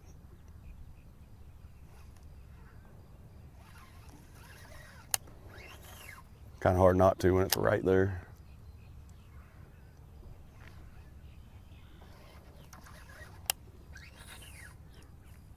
Oh shit. I'm so scared of tilapia. I thought it was about to go boom. Dang. That'd get your heart going.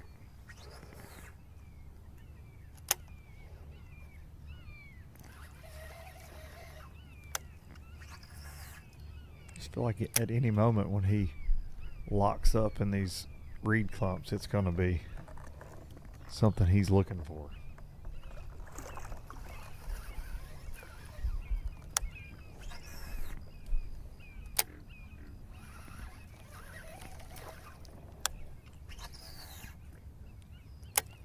Yeah, as of right now, Burge only has 1 fish in the box, according to the Fishing Chaos Catch Track. Randall Tharp, hot on his heels, 2 pounds behind, has a limit in the box of 12.5 or 12 pounds 5 ounces. And we've seen this. He's got 3 rats in the box at 1 pound apiece, got a 5 and a 4.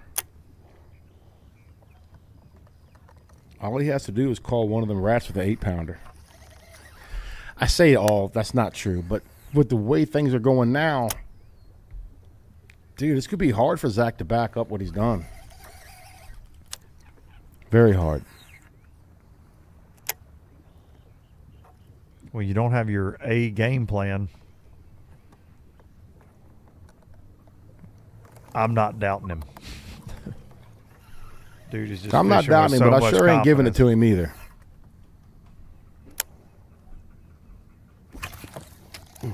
Oh, that sucker said, boom. How did I not get him?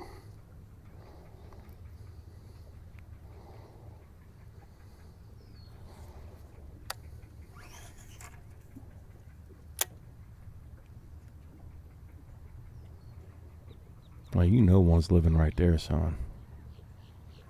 Chicken.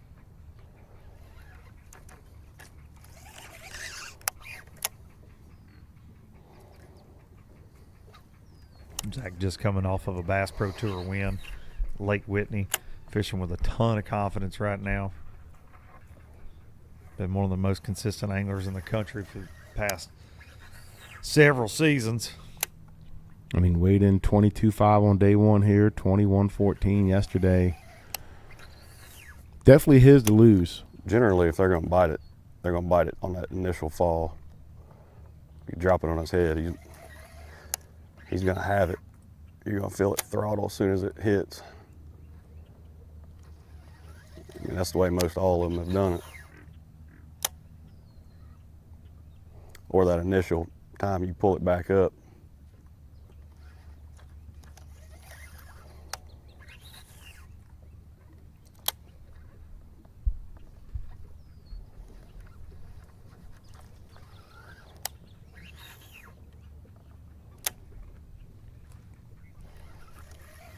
If there was ever anything you wanted to flip in Florida, that's it right there.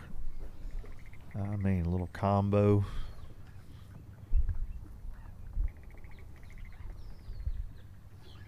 Perfect shot right there.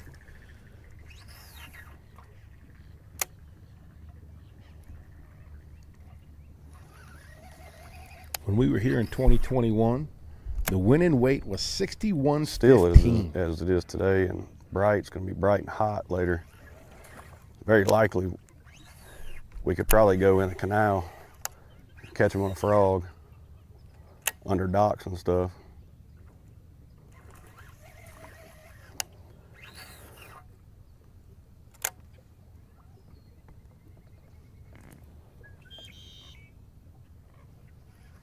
Big fish for that event was 809. I think we're going to beat both of those this time. And Greg Vinson's already said, That's right. nope, not Niner. happening.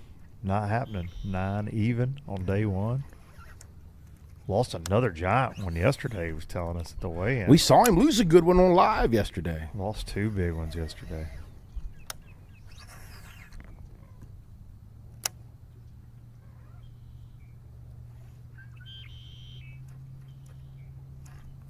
From Burge back over to second place pro coming into today, Jordan Osborne, your day one leader. And Zack Birge is roomy.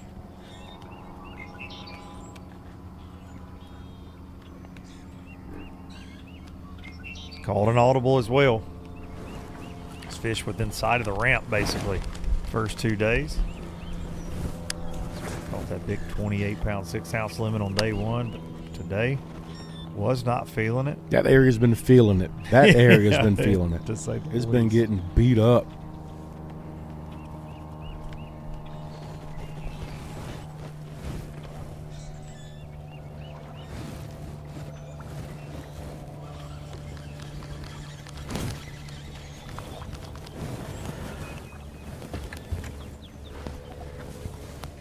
Yesterday he was able to scrap together 10 pounds, a little over 10 pounds. We're going to take a look back at his day 2 action. Here on Showdown Saturday, final day of this NPFL kickoff event for 2026. He's been keeping them honest with a red chatterbait. Said he picked that because of the watercolor. He's never caught these bass on that color. And Bird's been catching a few on that as well. Surprise, surprise. Just wasn't able to duplicate that big 28-pound limit. Appreciate everybody tuning in this morning. TNPFL Live. We'll be back in a few moments. Heavy too. Here at the Harris Chain of Lakes in Leesburg, Florida. Hopefully for some more of this.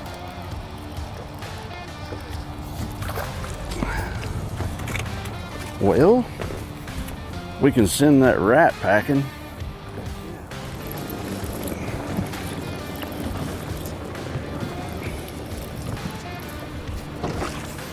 I think that'll get rid of one. I think so.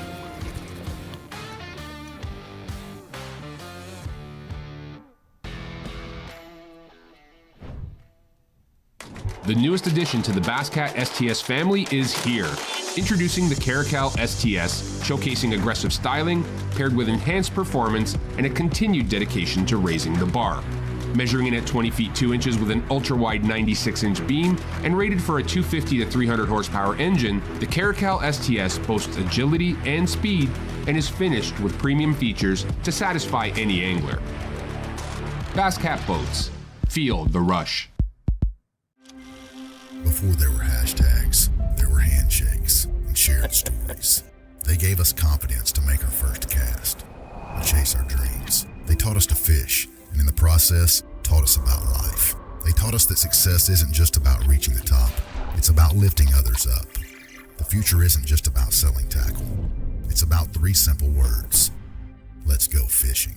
Here's to the original influencers. The Yamaha VMAX V6 SHO continues to deliver the level of performance that pro bass and multi-species anglers demand. Underneath a bold and aggressive new look, an upgraded charging system with 40% more charging power meets the amped-up demand for today's advanced electronics. The VMAX SHO, raw power, reliability, and exhilarating performance for every angler who loves the sport enough to invest in the best. Yamaha, reliability starts here. When it comes to finding jigs, spinnerbaits, and buzzbaits, keep it in the USA. Go with Epic. Epic's tackle is designed by fishermen for fishermen, with hours and hours of thought behind it. That's why our tungsten weights keep your line from fraying. cast after cast. Whether it's saltwater or freshwater, Epic's lure designs will give you the edge on your next big catch. Epic, veteran owned. So check us out, America. EpicBaitsFishing.com. Is your trolling motor working for you, or are you working for your motor? Minn Kota Ultrex trolling motors are built to outmaneuver anything, so all you have to focus on is the bass. Steering with unrivaled precision from an ultra-responsive foot pedal, getting you to the fish day after day, and turning any spot into a stronghold season after season. Minn Kota Ultrex is built to fish. In the world's greatest sport, it's all about the unexpected. In the sound of adventure, we refuse to be strangers to the open waters, filled with stories we didn't know were possible. With the power of MillerTech batteries, this isn't just a battery. It's a tool built to charge your passion. Behind every battery is a team dedicated to making your dreams a reality. MillerTech. Empower. Innovate. Sustain. We are back with the leader, Zack Burge.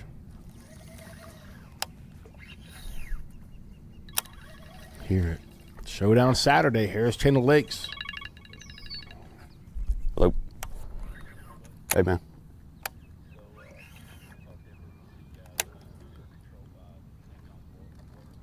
Uh-huh. Uh-huh.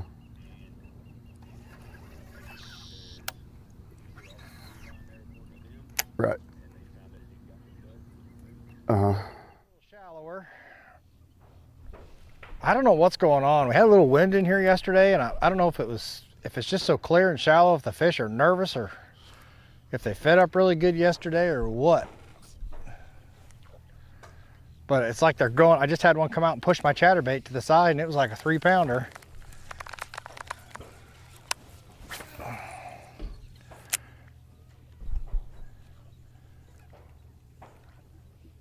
I know they're in here. I mean, we've seen enough fish to have 15 pounds already today, but we're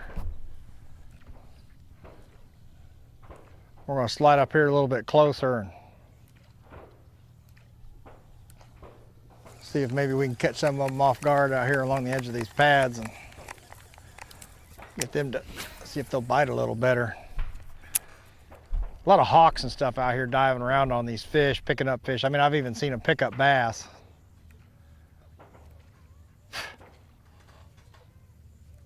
Hydrilla gnats.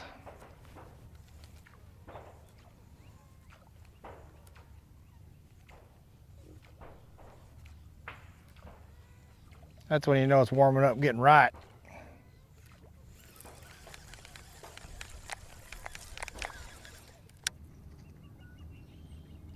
Back over to Zack Birge. We got a call just a few minutes ago. Sounded like our tournament director, Sean Mullall, in the background. Faintly hear that. Yeah, Sean called, said that little place is controlled by St. John's River Authority, which is, I don't know, I guess just like a FWC, I don't know, somebody with some authority around here. And said that it was apart. They put it back together yesterday, but you cannot go in there normally. So like I said a minute ago, though, you know, you'd want some signage or something, you know, I mean, if it had a sticker on it, then I would have never went in there, but there was no sticker, no signage, no nothing. So how am I supposed to know?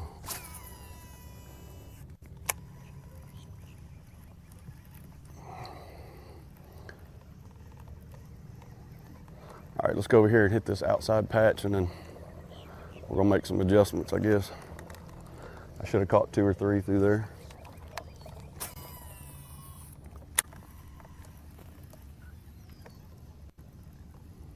See all the life? Ooh, that looks like a bass.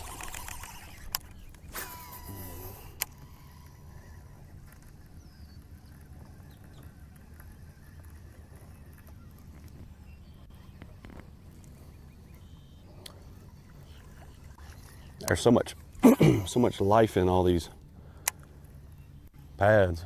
I come through here the other day, same way. A lot of them would move, jump.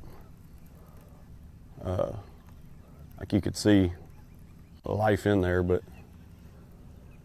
I really don't think the majority of them are bass, because I never got any of them to bite. Or I should say I never got a bite going through these. There's a little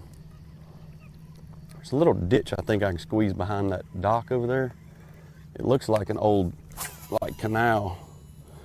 I'm probably gonna try to squeeze by there and see if I can get in behind it, throw my swim jig down the inside. It should be clean back in there. If it is, I might be able to catch 2 or 3.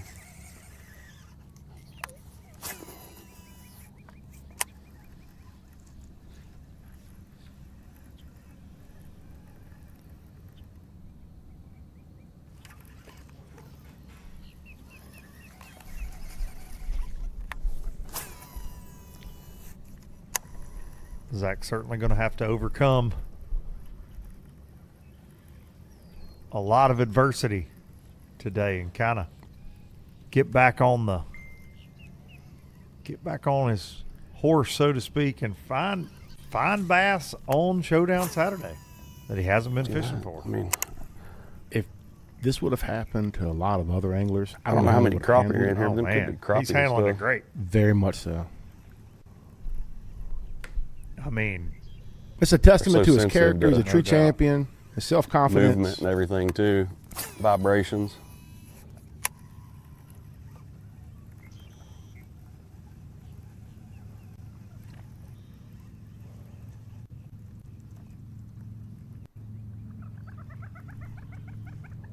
Kind of thought that one was coming at. Looked like it.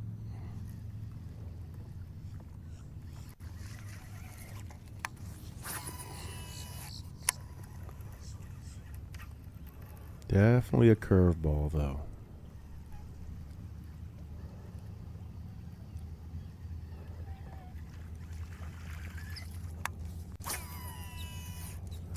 I went down all that island right there too the other day and threw my swim jig and pitched all around it. Never got bit. It looked so good too. Lay downs and like cut bank on it.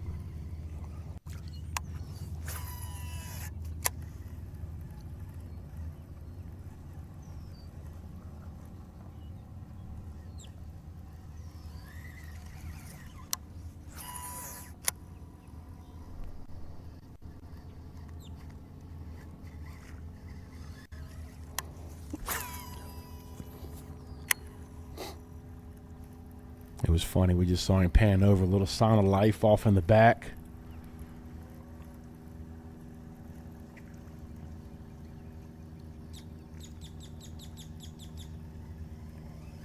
But it seems like it's hard to go to Florida and not find a sign of life. Like something's living everywhere. Everywhere you go looks fishy. Every time one of them moves, I feel like it's going to bite it.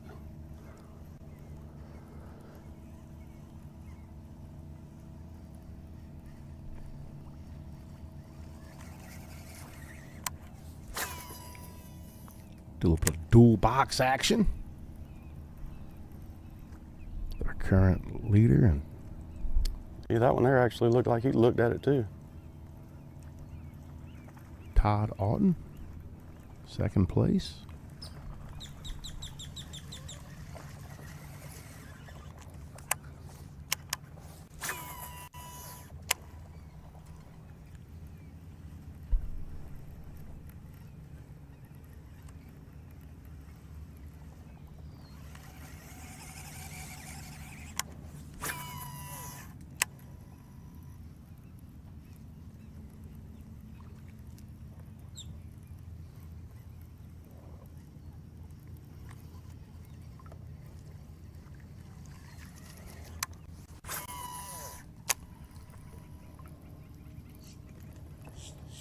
According to that Fishing Chaos catch track, Todd Auten's got 4 fish in the box for 6 pounds, 12 ounces.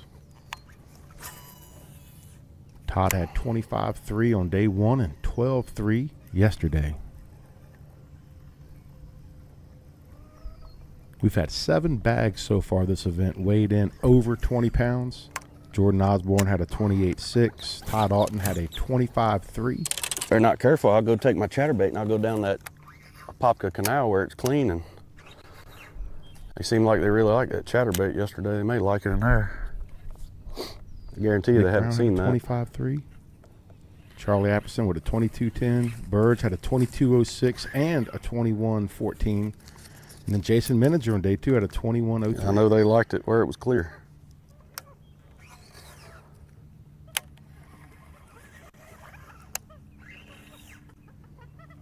By the looks of the way things are going now, are we going to see any bags over 20 today? Oh, yeah. That's what I want to hear. With this weather cover water finally stabilizing. A warmer night last night. Less wind, so those bags might relate more to the reeds and not get spooked. That was one thing we were hearing a lot of, man. Yeah. We heard a lot of that. And going to open up some different areas of these lakes that guys haven't been able to fish effectively because they've been just getting hammered on by the wind for the last 2 days. So that'll change up today catch for me sure. one about 5 or 6 and calm me down. And we like to see it.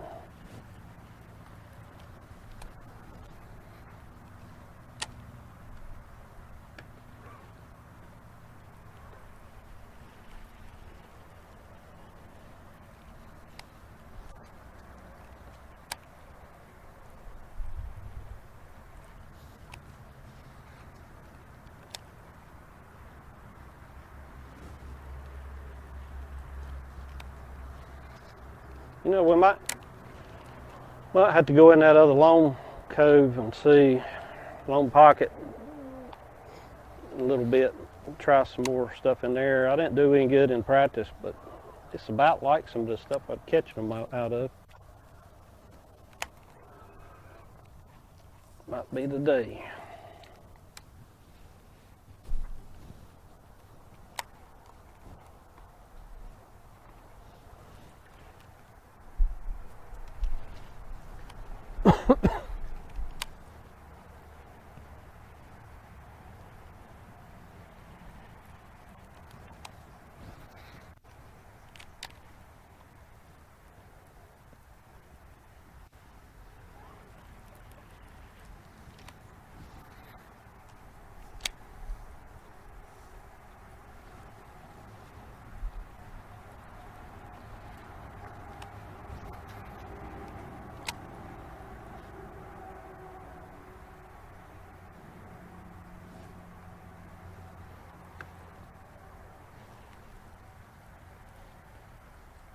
Todd doing much better at this season opener than last year.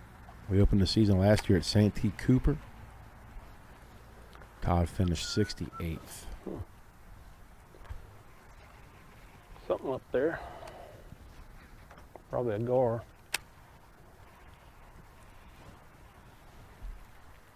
Got a little highlight package for you from Todd Auten doing some work earlier today.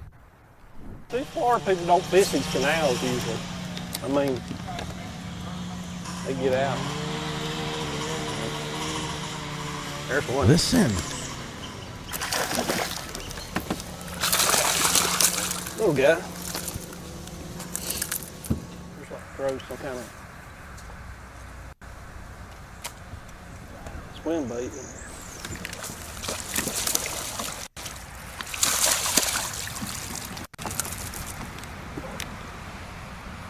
A little one.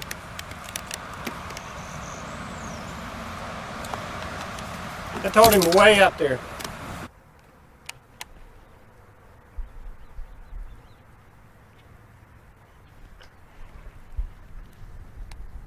Any surprise to see Todd Auten just chatterbaiting them up? None at all. Right on the bank. Buddy, I'm here for it. The boy was born on the bank of a river somewhere, and he ain't ever left it. You know what his favorite movie is? Star Wars. Favorite food? Steak. Favorite I would have music? lost the Star Wars bet. Going back to that, I would have Yep. lost the Star Wars bet, I think. Well, you gotta think, he's He's what? He's Go been ahead. around a little Say it. while. How old Favorite is that? music. Favorite music. Getting warm now, though. Girth Brooks. Glad I wore my shorts now. Skinnerd. Come on with it. Now he's on the hunt.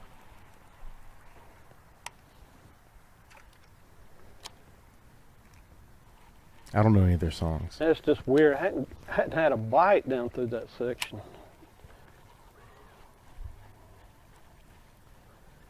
It's crazy. You're unfamiliar with their work. First time I heard of big them. fish like Florida to be by band. themselves sometimes, I think.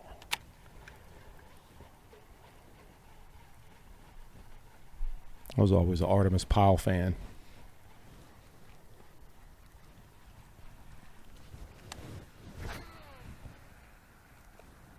One out a little deeper.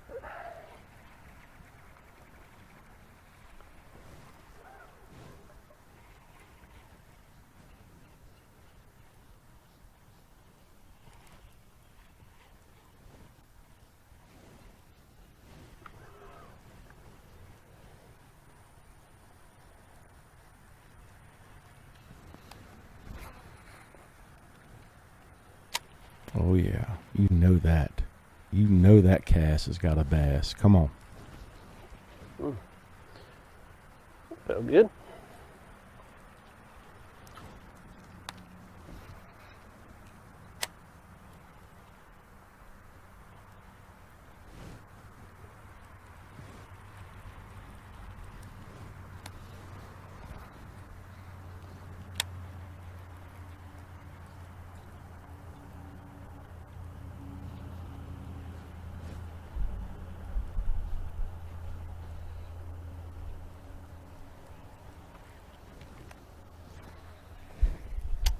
Well, that was a bust in there.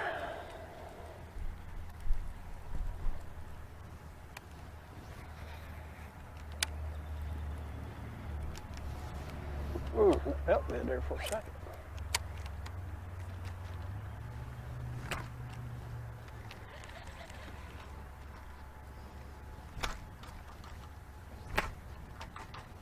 We're going to go deep for a second. Ken Duke has got a note in here that is pretty wild.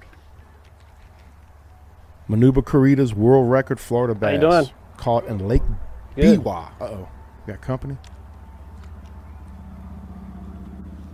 That 22.5 bass that was caught in Lake Biwa in Japan 2009 was a direct descendant of a bass taken from the Harris chain in 1988. It was shipped to Japan by none other than Jim Bagley and planted in several Japanese lakes that year. That's pretty wild. I didn't know we could just ship bass. Like, Buddy. just dial a bass. Tackle Warehouse got that now instead of just buying tackle. Seems like it would be easier if I could just order 10 pounders. $10 2-day shipping. That is a interesting little nugget of info right there.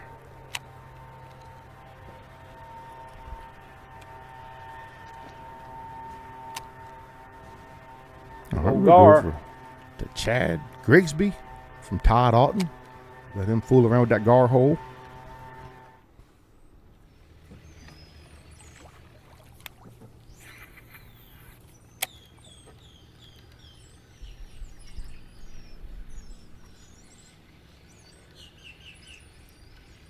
If you were planning a trip to Leesburg, Florida, the Harris Chain anytime soon, or you're a local, I can tell you, it's very safe to say, just get you some chatterbaits.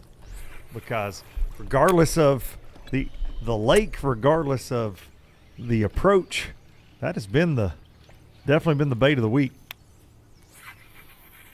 It's all of our leaders and really a lot of our field, Fat Cat, coming through that drive-through weigh-in. You look at the front deck, lots of different colors and sizes of chatterbaits tied on. You kind of expect that when you get around all this vegetation. All right, let's go back to Harris. This sucks.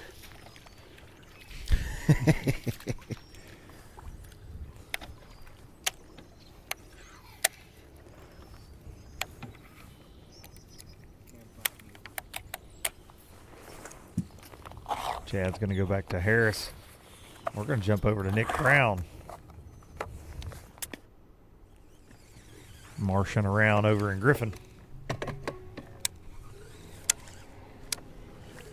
Well, we have moved a little shallower. We're still doing the same thing.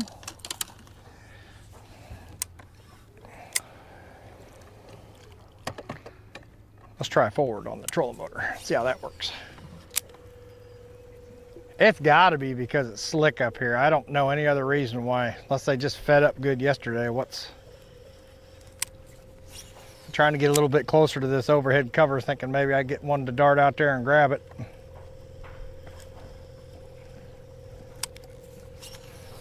I got a keeper hole to go to, but I was kind of hoping not to have to fish it at all today.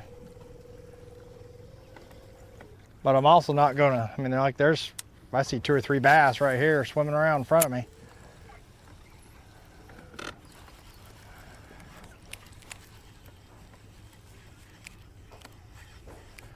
I don't know what these jokers want. You can throw a little worm out there in front of them and they just turn their nose up at you. Buddy, I know the feeling. I got a few little tricks up my sleeves to catch those kind of fish, and they are just stubborn. Well, you'd think you'd even get one back in the holes like that, the pads.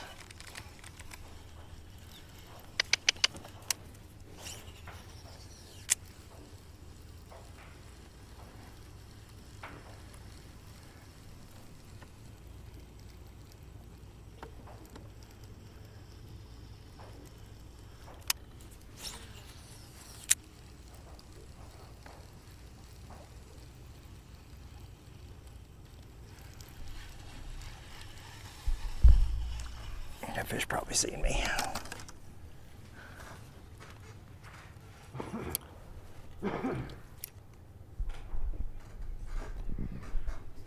Yep. He said,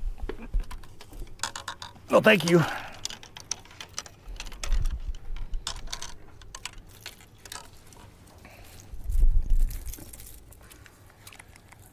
mean, that's a bigger than anything I got in the box swimming right there.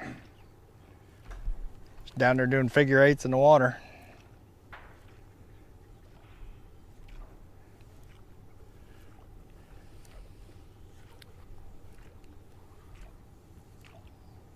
I think we should change this to the Live Minnow League. See, there's a wake out there right in front of where my bait's gonna hit. Oh, he just turned.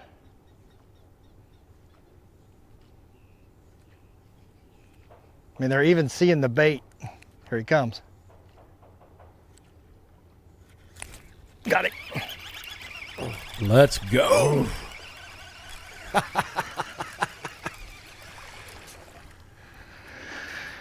We captured us one. Look at that, jammed in there sideways. Great job, Jared. Christmas on the camera, too. Hey, we suck less. Let me get in there. Great stuff by Nick Brown. If Nick can get this area going like he did yesterday afternoon, he's the most dangerous dude in the top 3 right now with what's happened to Zach. And folks at home, we got us a 1-7. We are killing it. Gonna need more than 1-7s, but I'm just saying. Yeah, man, I agree.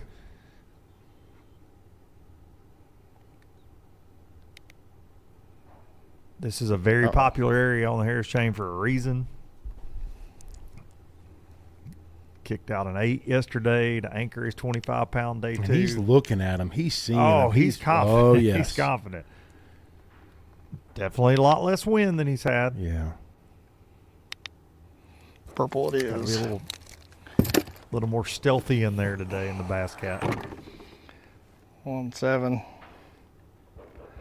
Like these little DD26 fin clips. Seems to be a lot less hard on the fish, especially if you're fishing for spotted bass or smallmouth.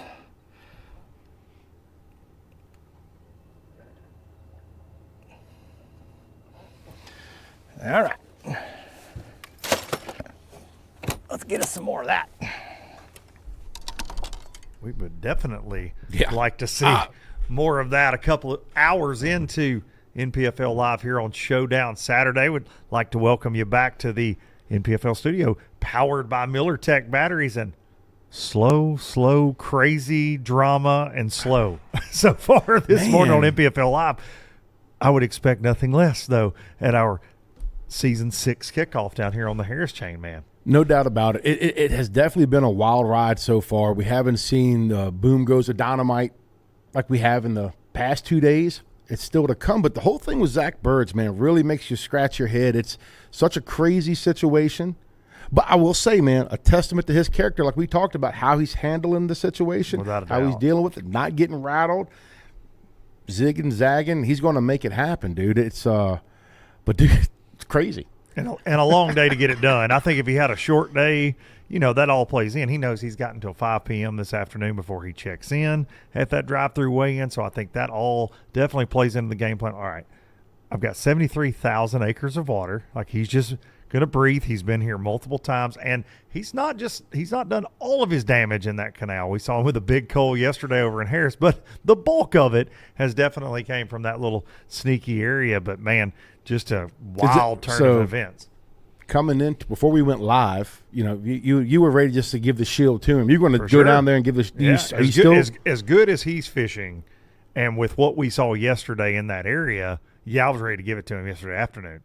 But now, this is anybody's ball game. This is anybody. Even with the massive lead he had, just shy of 6 pounds, this one's wide open now. Is it going to be somebody outside of that top 5? Because we've talked about that. It's a lot of.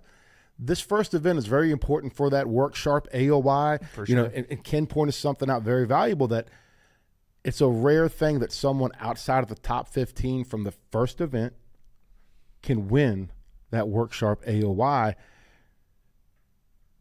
Are we going to see a catapult like we've seen throughout this event? I mean, you're looking at the standings. I mean, a guy like Randall Tharp's terrifying to me, who's had 2 great days and knows how to win in Florida. He catches 25 pounds today.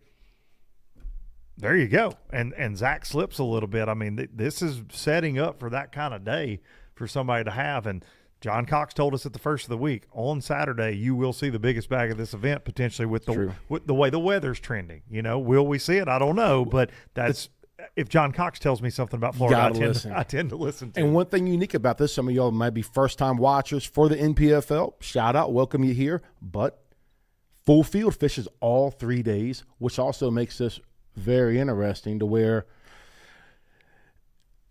a lot of people in the mix. A lot of people in the mix, and a lot of money on the line here on Showdown Saturday. $100,000 plus potential contingency money going to go to the winner. And one of those contingencies that we are so proud to have, the folks from Yamaha. It pays to run that show on the back of your bass boat, and $5,000 going to go to any Yamaha powered angler that happens to win an NPFL event. And then in the event that the winner doesn't qualify, $1,000 going to the highest finishing Yamaha owner here in the NPFL. So sure enough, a good reason to put one of the best outboards in the world on the back of your bass boat. We're going to take a quick break, and we'll be back for more live action from Leesburg, Florida in just a few moments.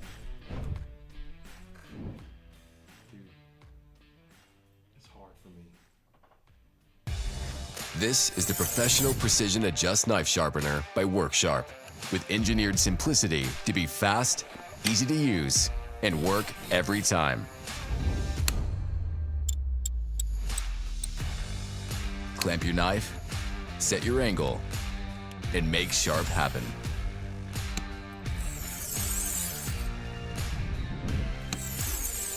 Sharpen EDCs, pen knives, kitchen knives, and serrated blades.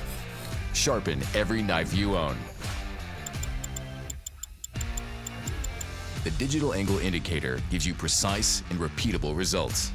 7 abrasive grits from coarse diamond to leather strop. The small knife table sharpens pen knives at low angles. And a blade clamp support for sharpening longer blades. It's all included. Make sharp happen.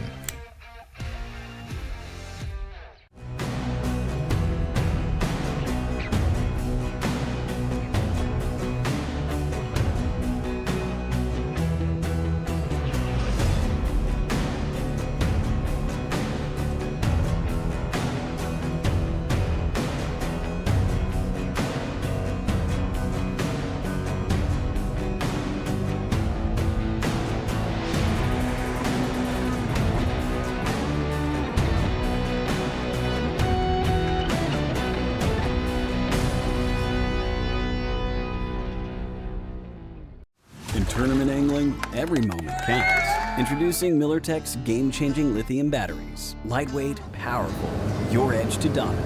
When every second matters, choose MillerTech. Empower, innovate, sustain.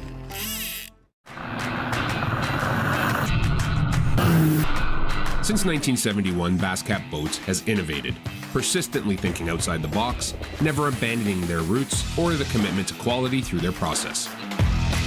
Clearly visible in the new Puma STS, their design and development continues to evolve, improving performance, enhancing the angler's experience, and broadening the appeal of the sport they have dedicated their lives to.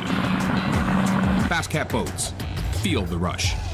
There's more to explore. Humminbird Explorer fish finders make breaking down the water effortless with an intuitive interface and best-in-class clarity. Zero in on the best place for a bite with more precision, more included maps, and more underwater detail. Then, keep your eyes on the prize. With the bright, easy-to-read display, you can view in any fishing condition.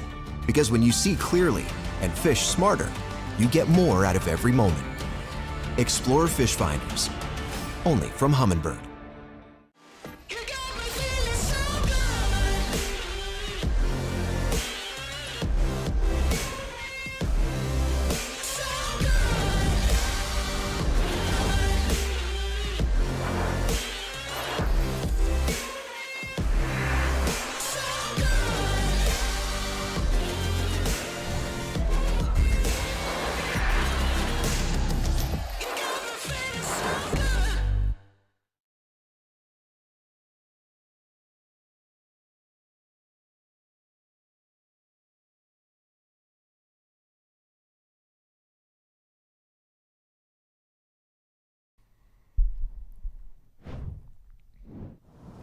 Welcome back to the Harris chain. Beautiful look. One of those Jurassic Park. typical Harris chain canals right there. That velociraptor going to jump out. That is what I have said every time I've ever had my boat on the Harris chain. It definitely has a Jurassic Park feel in a lot of it. And then you get in a lot of residential areas like we see Zack Birge here.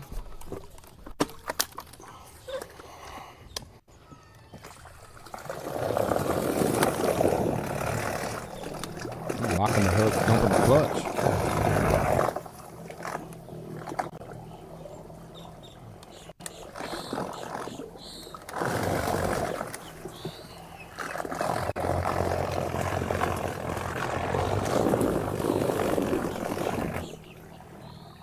Zack, no stranger to getting out and pushing. Yeah, there's a little. Let me bump us in here with a big motor a little bit, just a touch and see if it. I'm here for this. Buddy. Drops or not. He mentioned he thought there was a little ditch on the backside of those reeds earlier. Now you can see open water back there. There's definitely a.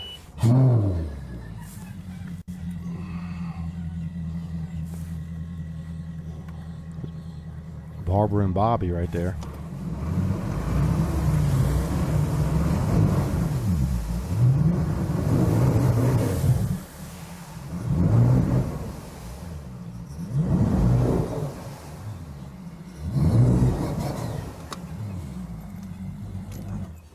Might still be on the bottom. I have to come up here with me.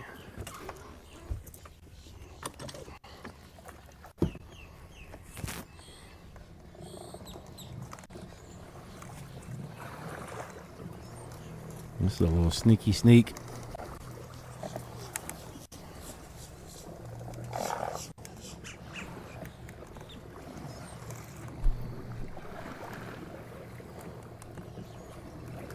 This is when you need like a quarter tank of fuel. Not a full tank of fuel. Okay. Let's see if there's something here. Bass Cat stealthy though, boy. Huh? Agile like a panther. Come on one time.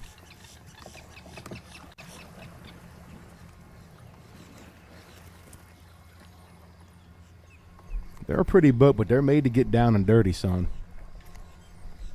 It's like this lady on the bank right here just said, there's never been a boat here before. What's this guy doing? He's got a camera? He's about to win $100,000, $120,000. that Bass Cat bonus if he stumbles across the right ones. Some gravel in here.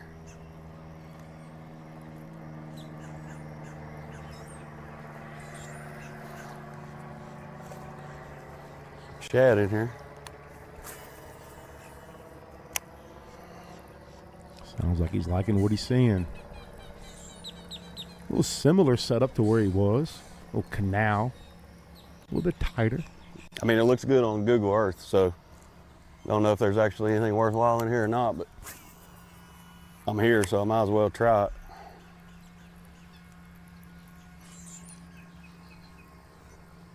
And if I were to get a bite or two, it'd be worth the effort.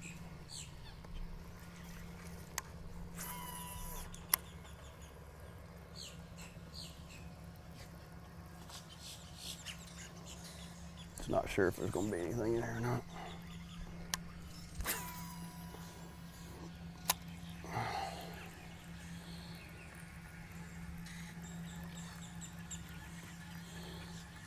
Never know, there could be a hole back here that could have 20 pounds in it.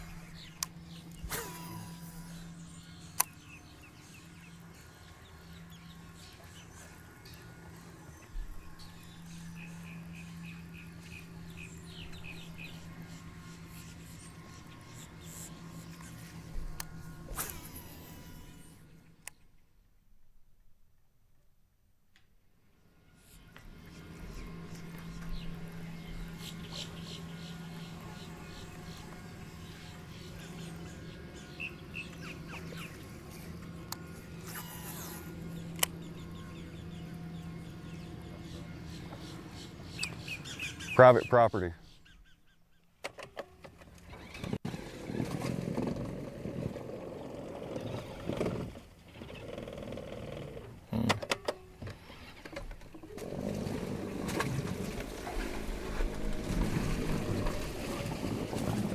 Huh? Am I live? We're currently stuck.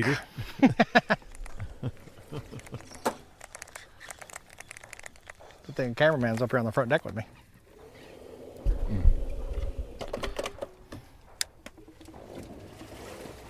I got the boat stuck.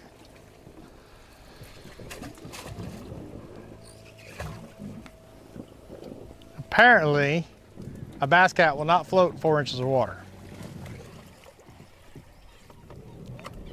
I want to call Mr. Rick Pierce and ask him to work on that for me. Yep. There we go. Somebody's been doing work this morning. Todd Auten. Fine, we'll just go around. What do you think of that? First place position according to that Fishing Chaos catch track. We got us a tournament here, boys.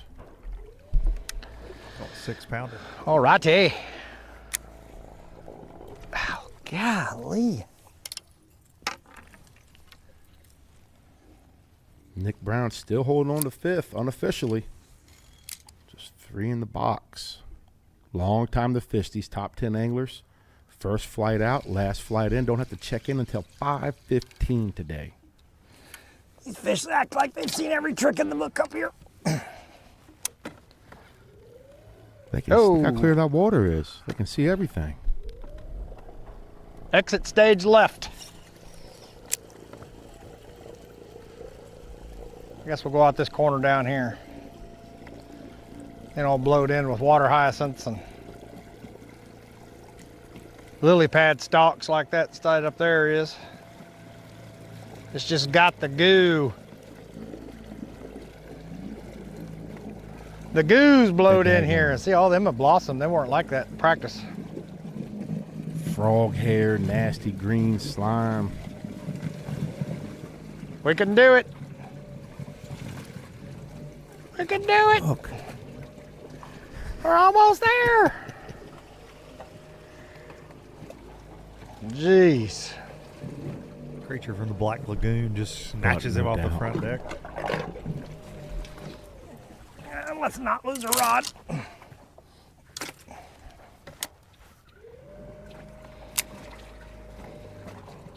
We're definitely rooting and romping. No, come on. That beep is for bottom. That's what that means. Turn around. You shall it. While he's trying to make his way out. Well, of I guess the if I don't maze, make it in a we're career of gonna check bass on fishing, I can always start. Todd Auten. Got that replay from him catching that big one earlier that catapulted them up in the first place. Here on Showdown Saturday. There's Chain of Lakes. It's a big one. I'm gonna get right here.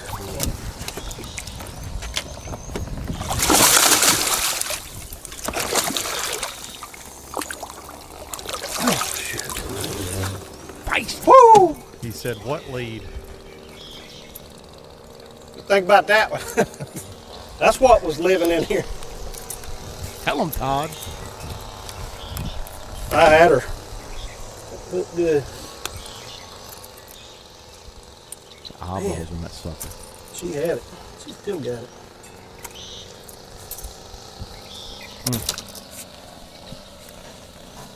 Any guesses?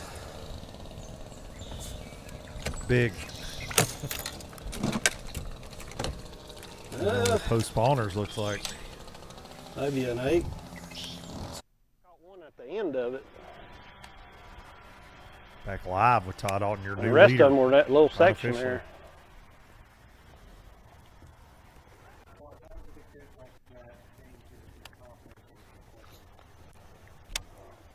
I mean, it helps because, you know, after coming in here yesterday and not getting the big bite except for that, you know, 3/8 or something, but just felt like maybe there's no more big ones in here. But that proves they are. It does help your confidence for sure. It makes you stick around a lot longer. Fish harder. Ooh. I think a lot of that right there is gar, tilapia. You know, we were with him a little bit earlier, and I left. Said, "Oh, we're going to leave him in his gar hole." Eating my words, man. Now leading the event unofficially by a little bit over 4 pounds. Right. And with What a the heck? 6, a 3-7, a 1-3, a 1-2, and a 1 even, a lot of room to grow. I think it is a hedge trimmer, isn't it? I still think he's Too going early to to be hit that using one of 60-pound those. mark.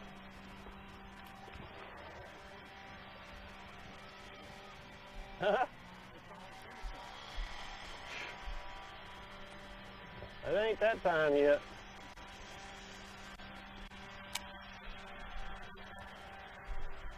You know, we've talked a lot all week about Florida bags and Florida multi-day tournaments. They got with one feet fronts on it, involved too. and the things that happen. And a lot of times when you win a Florida event, you catch a massive bag one day and then you have bookends around it. And Todd had 25 pounds, second biggest bag of the event, day one.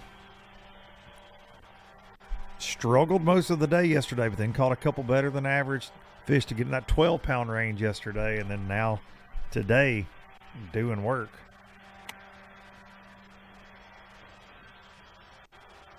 We obviously, with that 25 pounds, we know what he's capable of. Absolutely. In this same area. Now he's got another. Fixing to go help him. Hey, hurry up. Drive me crazy. Is that Nick Brown over his shoulder? Nick and the lily pads?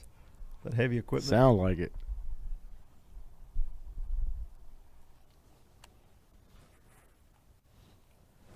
So much better.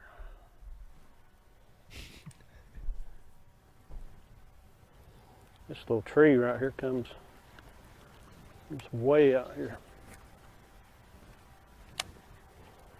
I did catch a good one the other day off a tree too. Kind of surprised me.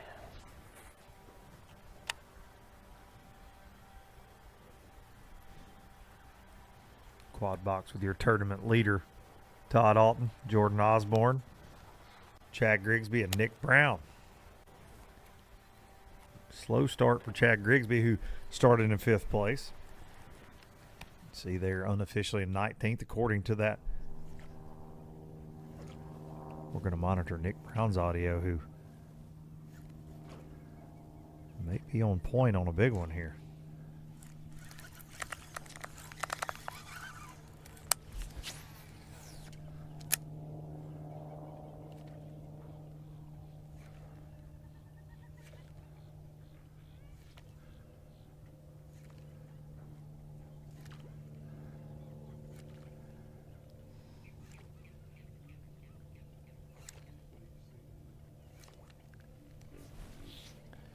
I've lost sight of her now. I think she's up in this corner over here, and there's a little glare and I can't see her, but there's like a 6 and there's like a 1.5 pound male, and she's up there just kind of jacking with him, but they're not really spawning because they're moving around in about a 10-foot circle out here, just kind of following each other around.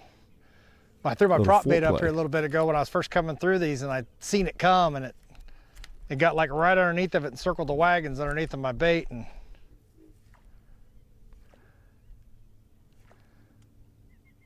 I mean, literally pushed up on it enough it almost made like a tub drain boil on it. That'll be I a coal. just knew any second it was gonna. Little guy. Yep. But I think he'll call. That's sad to say. Dude, it's happening again. We're seeing this the midday, not a midday lull, but it's. We saw Cobb yesterday. Quite a few of the anglers had a little stretch where they start real chewing. Good scales. I don't know. Good look at that pea soup green Harris chain color right there with Jordan It Osborne. is, buddy. Busting up in front of him. Got that old farm pond water looking stuff. Now I got to figure out which one. Pound and a half. Which one's the little one. Few ounce upgrade there.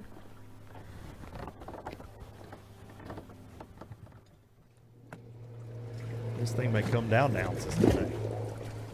Absolutely.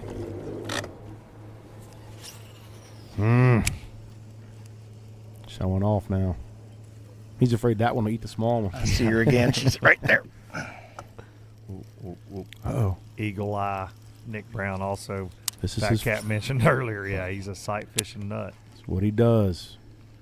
She's just like swimming around this whole pond, not a care in the world. These jokers are not eating right now. I don't know how the rest of the guys are doing. Maybe I'm wrong. Oh, see that wake out there? That's her.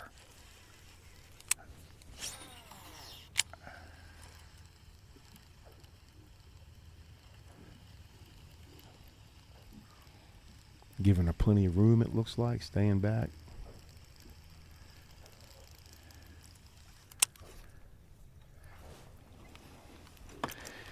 I hate it when they get like this. What's he gonna throw at her now? I'm gonna go. Not really locked on anywhere.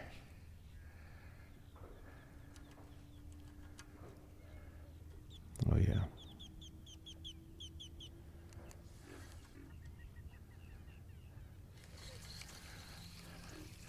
She's got her head tucked back underneath the lily pads. I mean, she just went all the way out there, and then you guys seen her come back across there on line.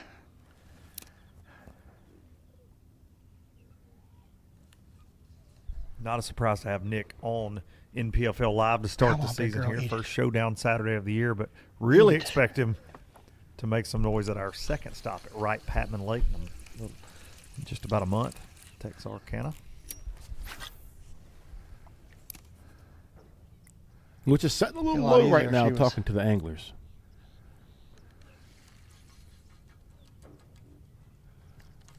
Set up on something where she was locked down.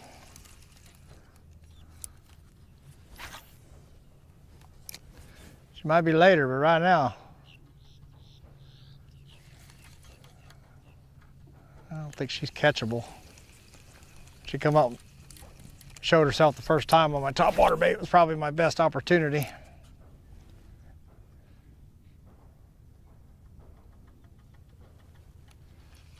We are not shaking a minnow, I promise. Bet you if we had that black box on here, we'd have done caught her by now, though. All 1 foot of water. All right.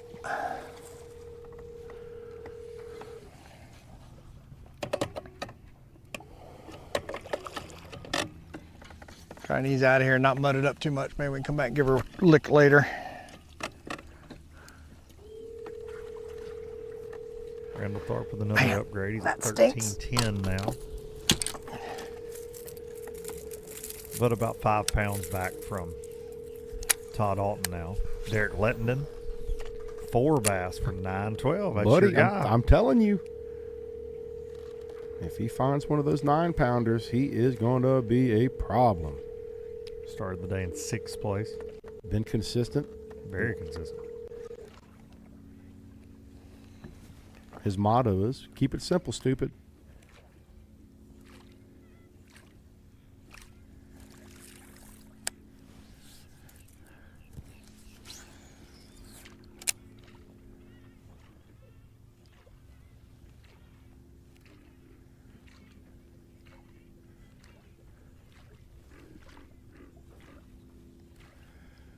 Such a chore trying to see them before they see us.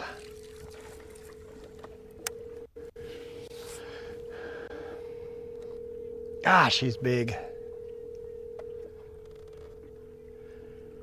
Hit a couple of them in my life. What do we got here?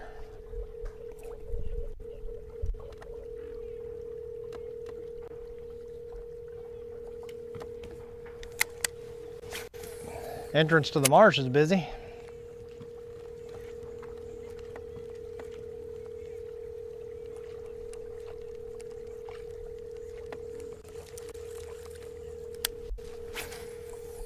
Interesting note from Ken Duke. He said, Burge's lead is large. This is coming in to Showdown Saturday. Burge's lead is large but not safe. Realistically, an angler must be within the weight of the tournament big fish going into the final day to have a chance to win. Big fish is 9 pounds. That gives quite a few guys a chance. Pay attention there.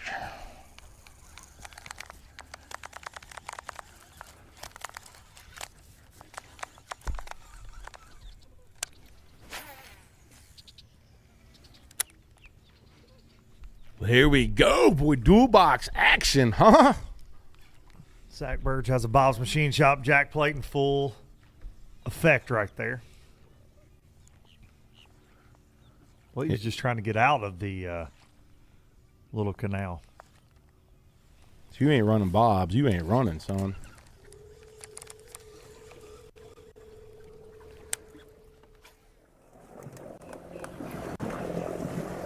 It's a shame nobody now. I'm glad nobody was, but it would have been funny if Paul Benson or somebody was standing behind him up on the dock.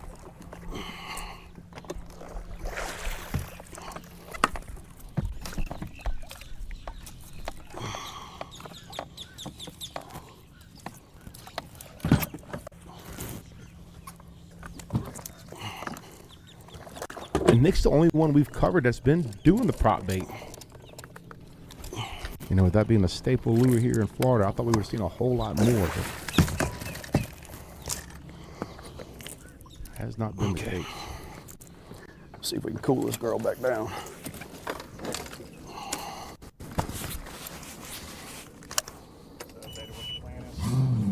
We're gonna run back down here to the canal because it looked, I think it's got the same watercolor as the,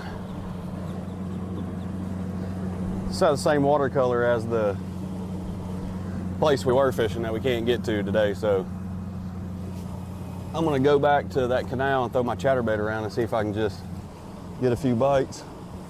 And we're gonna lock down and go fish a grass patch and some canals. Caught a 5 and a 4 in some canals the other day, and pretty quick too. I got plenty of bites, so I'm not worried about getting 5 bites. I'm worried about a good one.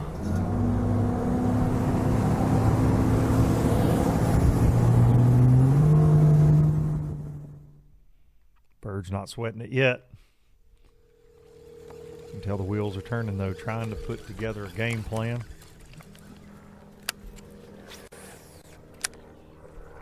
Since plan A, B, and C are out the window. Gosh dang it.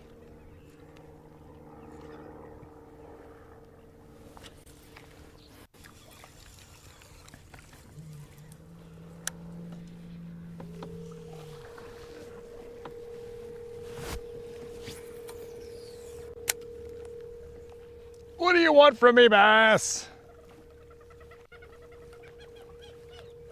Look at him. Look at this. That's a 7-pounder right there.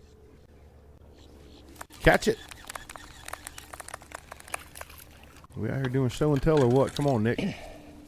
Get her in the boat.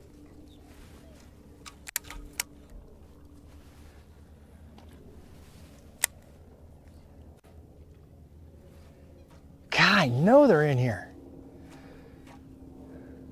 Like a 3 and then like a 7. Little 1.5-pounder. Oh, that ain't good.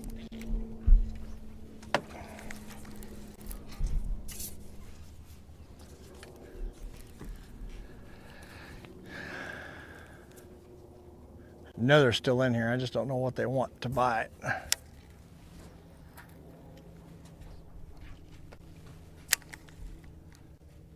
Freaking up there in 4 inches of water. Dang dorsal fin sticking out of the water.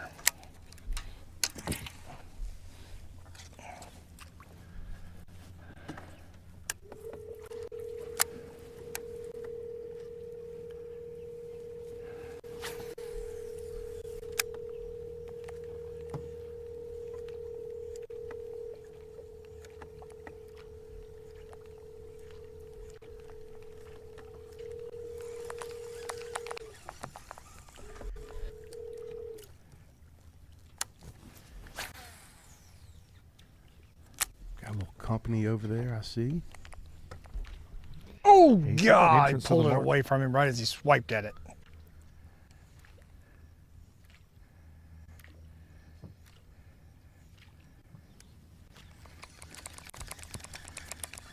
Goodness. Not so aggressive today. Nick Brown in. He's in the goods. It's a tough place to be, man, because you see them when they're not chewing. Do you leave? Do you stay? What in the world do you do, man? It's hard to leave that. 6 over here, 7 over there. He's not leaving. No. But we're leaving for a second. Stay with us. We're going to go check out the sponsors, and we'll be right back. The newest addition to the Basscat STS family is here. Introducing the Caracal STS, showcasing aggressive styling, paired with enhanced performance and a continued dedication to raising the bar. Measuring in at 20 feet 2 inches with an ultra-wide 96-inch beam and rated for a 250 to 300 horsepower engine, the Caracal STS boasts agility and speed and is finished with premium features to satisfy any angler. Basscat Boats. Feel the rush. Before there were hashtags, there were handshakes and shared stories. They gave us confidence to make our first cast and chase our dreams. They taught us to fish, and in the process, taught us about life. They taught us that success isn't just about reaching the top, it's about lifting others up. The future isn't just about selling tackle. It's about 3 simple words. Let's go fishing. Here's to the original influencers. The Yamaha VMAX V6 SHO continues to deliver the level of performance that pro bass and multi-species anglers demand. Underneath a bold and aggressive new look, an upgraded charging system with 40% more charging power meets the amped-up demand for today's advanced electronics. The VMAX SHO, raw power, reliability, and exhilarating performance for every angler who loves the sport enough to invest in the best. Yamaha, reliability starts here. When it comes to finding jigs, spinnerbaits, and buzzbaits, keep it in the USA. Go with Epic. Epic's tackle is designed by fishermen for fishermen, with hours and hours of thought behind it. That's why our tungsten weights keep your line from fraying, cast after cast. Whether it's saltwater or freshwater, Epic's lure designs will give you the edge on your next big catch. Epic, veteran owned. So check us out, America. EpicBaitsFishing.com. Is your trolling motor working for you, or are you working for your motor? Minn Kota Ultrex trolling motors are built to outmaneuver anything, so all you have to focus on is the bass. Steering with unrivaled precision from an ultra-responsive foot pedal, getting you to the fish day after day, and turning any spot into a stronghold season after season. Minn Kota Ultrex is built to fish. In the world's greatest sport, it's all about the unexpected. In the sound of adventure, we refuse to be strangers to the open waters, filled with stories we didn't know were possible. With the power of MillerTech batteries, this isn't just a battery. It's a tool built to charge your passion. Behind every battery is a team dedicated to making your dreams a reality. MillerTech. Empower. Innovate. Sustain. Welcome back to the Harris Chain. NPFL Live powered by MillerTech batteries. And a man that is powered by some big bites this week. Buddy. Todd Auten, 25-3 on day one. Backed it up with 12-3 yesterday. Never got those big bites, but we saw just a little earlier he connected on one of those Harris Chain hammerheads. And while we were away, Todd Auten was trying to stake his claim for that $100,000 first place prize in that red, white, and blue shield. Let's take a look at that right now. Right. There's a big one. Johnny. Oh.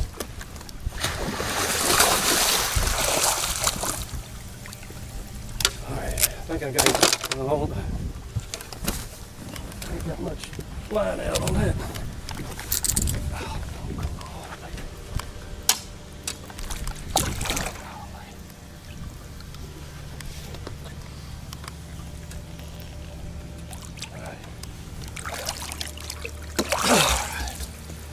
Look at that one. Holy moly. Stud. Got a woo out of Todd Auten. I thought the last one was a stud, but I think this one's bigger. Yeah. Yeah, that was a big alligator. I was hoping it wasn't coming after my fish.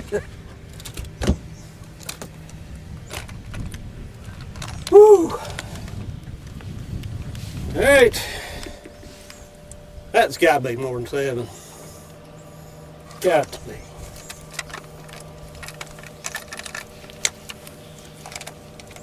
Looks a little thicker than the last Buddy. one. Here we go. 738.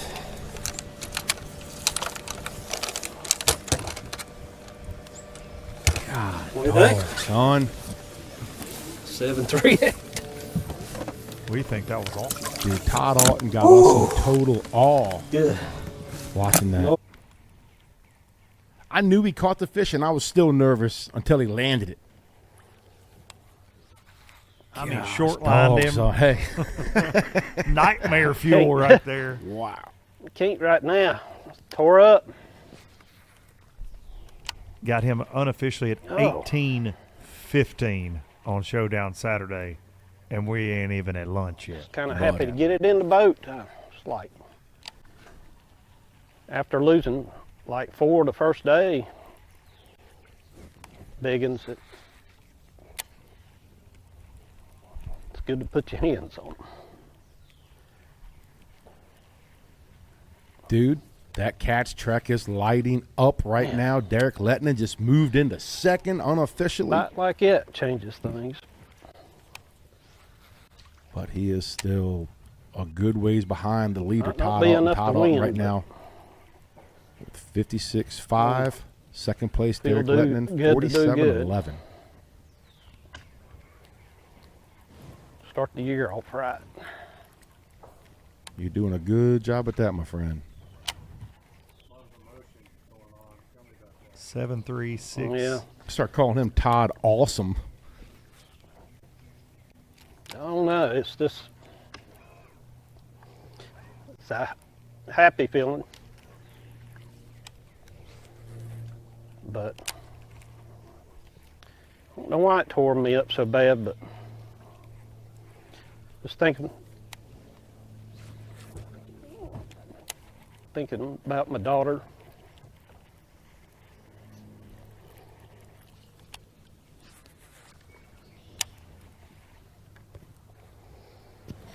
Oh, I'm sorry.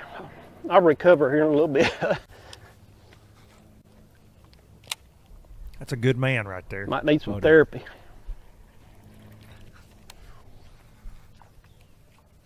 Todd Auten's one of my fishing heroes, man. A lot of people can say the same thing. Myself as well. And a class act. Man, yeah. And so many close calls in major events. Yeah. I mean, they're still around. I just, I don't know why they didn't bite yesterday, but maybe it was just timing, because it's like the first day it happened so quick, and it's like boom, boom, boom, right place, right time. And then today it's like that last fish was probably a spot I hadn't really fished much. Kind of blew through there the first day. I didn't really need, another big fish. I didn't really want to stick another one, so I left, thinking chances would be a lot better coming back. So, and then yesterday when I didn't do that good, it kind of made me wonder if they're all gone, but there's still a few around. It ain't over, I don't think. We'll catch, if we could cull a couple more, we'd have a pretty good bag. I already got more than I had yesterday, I tell you that. Probably in 2. It's crazy. Has 2 fish in the box that are 1 pound 3 ounce and 1 pound fishing. 2 Gotta ounce. love it.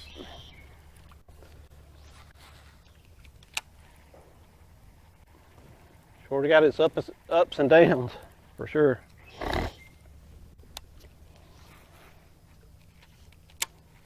Todd still has 5.5 hours before he has to check in.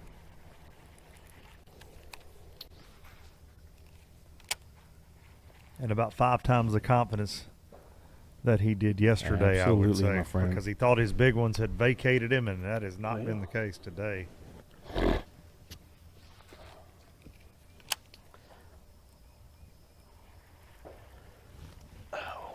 Might have to take some ibuprofen.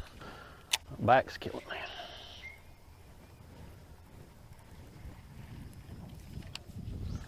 This stuff right here, I didn't. Because of I ain't Luke's had a mouth. bite out of it, but we're gonna fish it. We're gonna fish this whole place probably. Might as well today.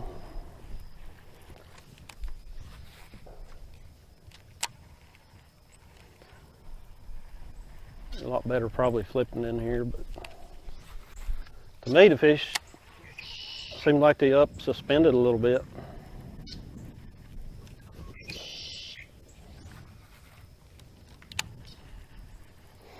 What do you think? See him pick up something to flip with? Big old tilapias in here. I'm gonna bet we keep.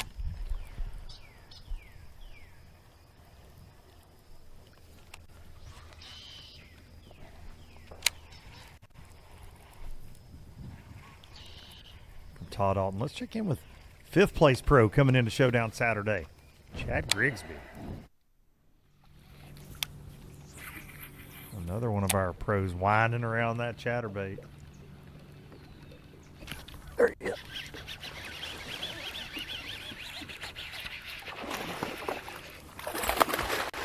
Get the boat, Bobby. Tell him. Tell him, son. That's what we came up here for, right? Right before one of our last breaks. He was making a move back to Paris. Yes, he was. Paid off for him. That helps, huh?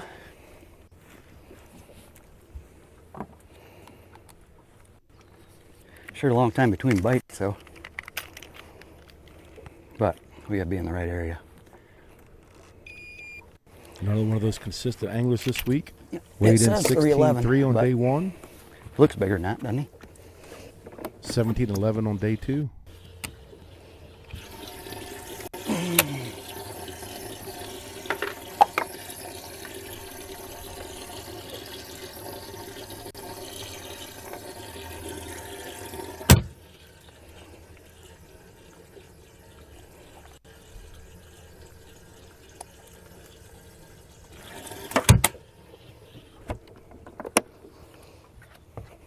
Four to go.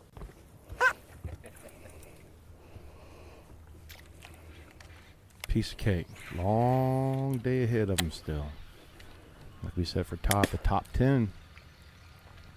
We'll have a long day of fishing. First flight out, last flight in. They check in at 5:15.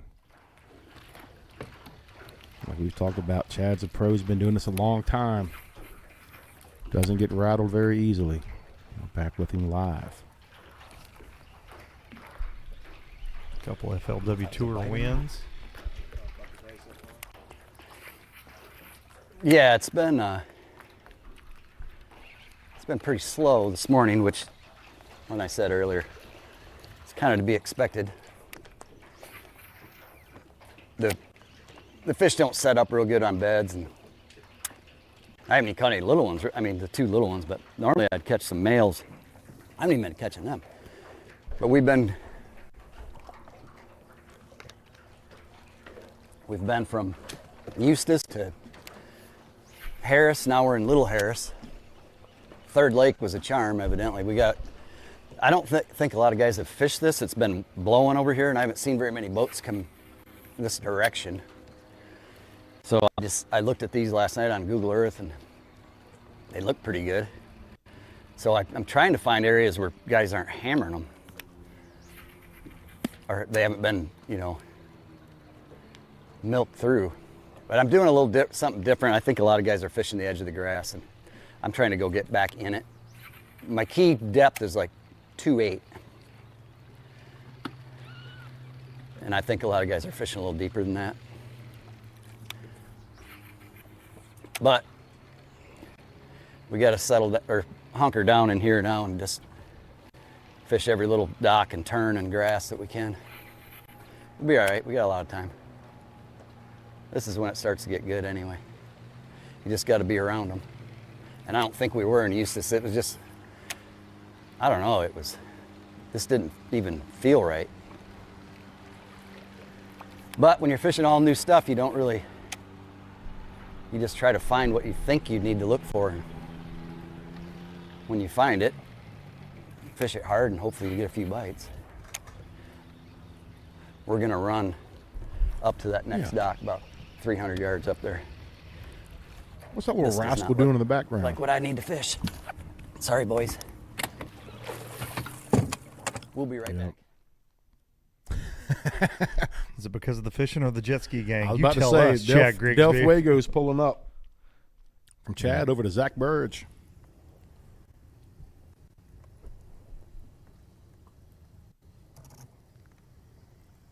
Part of Buoy Gate 2026.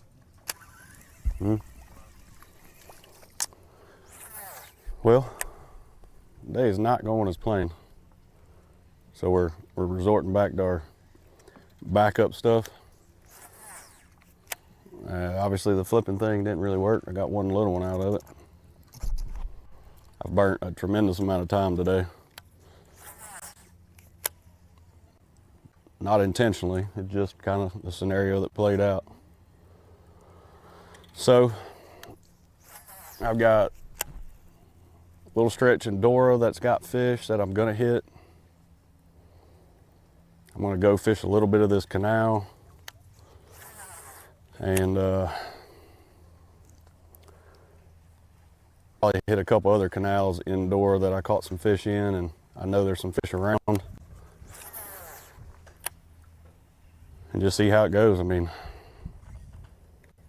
the place I caught all my big fish I can't get to now, so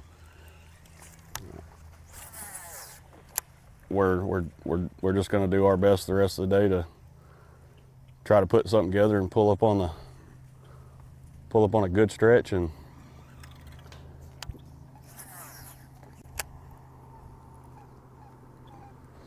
hopefully land on a couple big ones.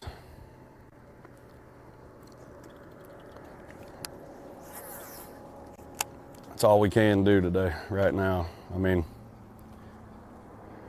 if we had some good backup stuff, we'd already, fished it up here. But I'm trying to keep something fresh in front of me that I think there'd be a fish. This stuff right here looks great. Watercolor's good.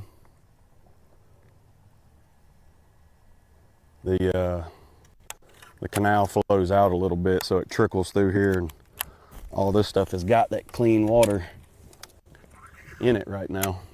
So the way the wind's blowing, it's kind of forcing some of that clean water out. We're gonna hit just a little bit of it, and then we're gonna go in there and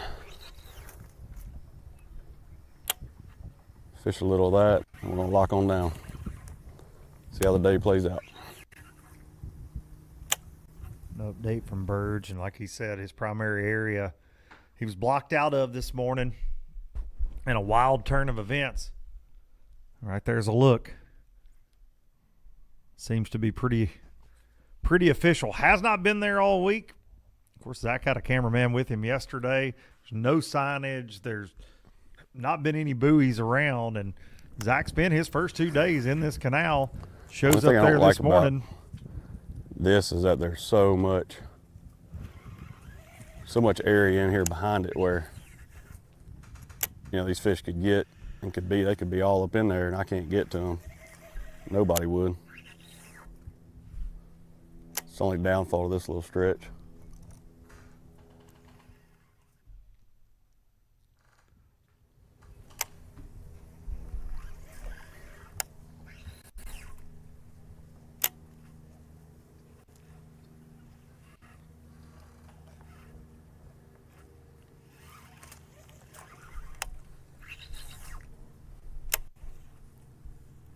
A lot of fishing time left for Zack. Definitely got to get the train back on the tracks a little bit at some point, which is easier said than done. This fishery has not been easy for any of our anglers this week, Zack included. I mean, if it wasn't for that one specific area, you have a lot tougher event, obviously. Down up here in Apopka, I should say. A lot of our anglers have had a decent amount of success, but Zack has definitely led that contingency that have gone to Apopka every day.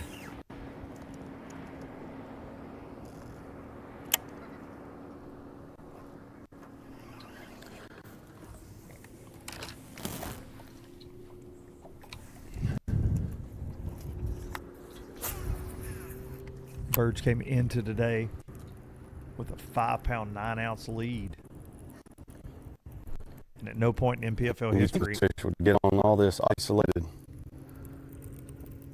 eelgrass patches. There's a little hydrilla right there. This stuff looks great. And at no point in our history has anybody taken a 5-pound lead into the final day, Showdown Saturday, and lost the event.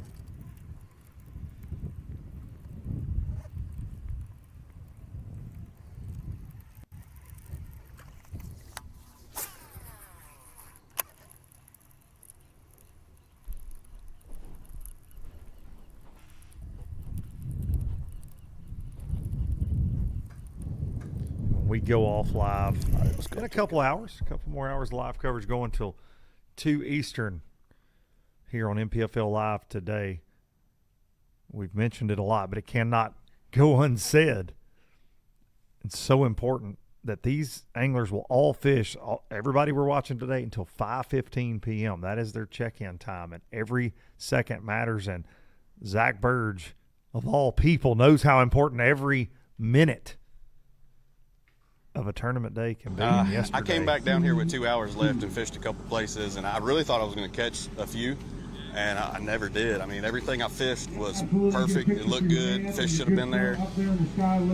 It seemed like they just really weren't biting this afternoon, and you know, you always want to fish till the last cast, literally the last cast, last minute you got. And yeah, like, you know, like everybody else does, we run in, we try to fish close for the last 3 or 4 minutes we got. And yeah, I said last cast, like literally I was going to make one more cast, and as I got that out of my mouth, it locked up and I caught a 5+. So, you know, that helped me out a lot. I probably would have had like 18 or 19 before that, but you know, that's why you fish to the last minute every day. And here we go. You can hear Big Al bringing the boom over his shoulder. We were watching this go down from behind the weigh-in stage. Are you kidding me, bro? David was ready to go get something to eat for dinner. Been out there all day long, and then boom. What just happened? What just happened, bro? What just happened?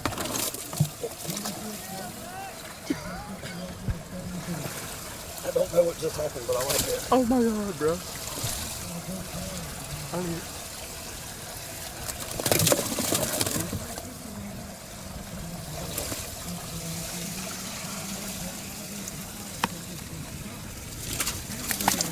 That was right. We just called it. We gotta go, dog. With that one, I don't know if it's going to matter if you call a 2.7 or a 2.10. Literally a couple hundred yards from check-in. No doubt. We could watch that go down from the weigh-in. And a point that had been hit 7,200 times yesterday before the weigh-in all day long. People, I mean, how many casts did we see made right there just when we were there? And then Zack pulls up, and we mentioned that earlier. Everything has gone right. Well, we saw Osborne do work there when we saw the doubt. catches earlier with Tanner in the boat. They came from that same general area. But everything has gone right for Zack up until this morning when he arrived at Apopka. Man. But not to keep beating a dead horse. It's still a lot of time left. A lot of time left. Has to be said.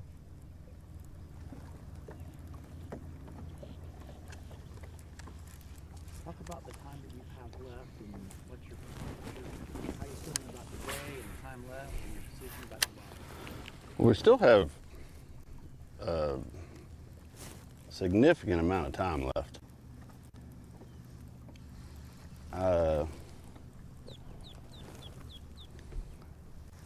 Wanted to lock up. I was talking with Zack last night, and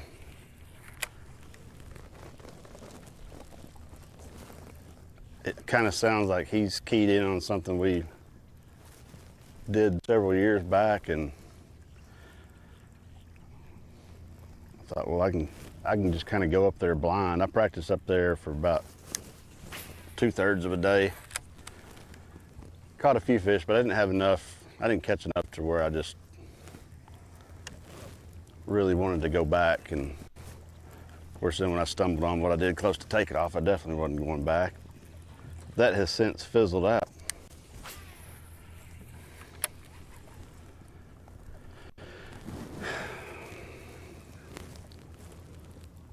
So we're really just kind of bouncing around. I'm kind of running back through some of the stuff I fished in practice and thought had potential.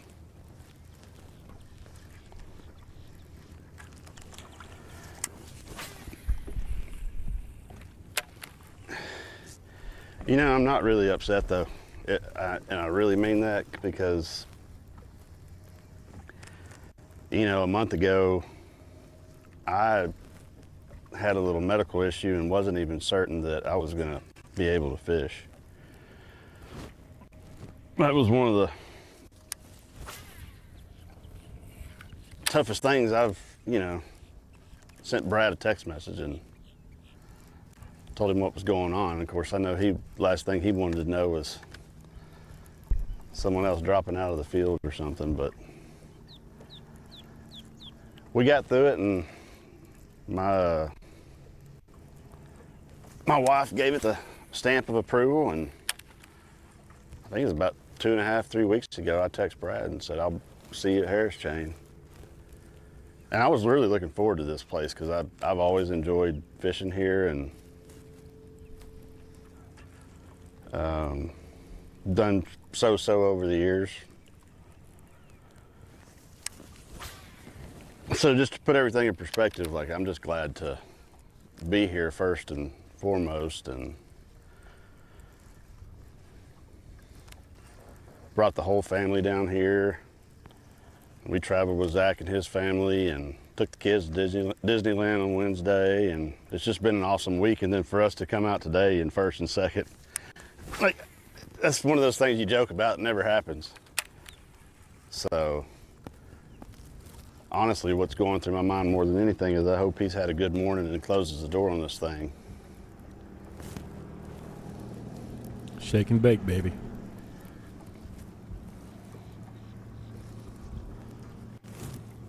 Honestly, part of me thought about if I went to a Popka and, you know, the danger with locking is just having some type of problem.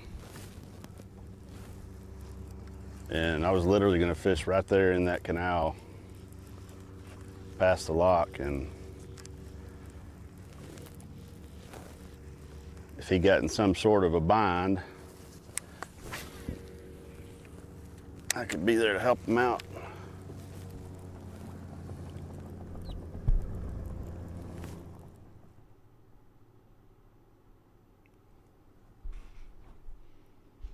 Talking about that camaraderie right there. Yes, Those sir. guys have been, Burge and Osborne have been buds for a long time. Bass Going Cat back- Bros. No doubt.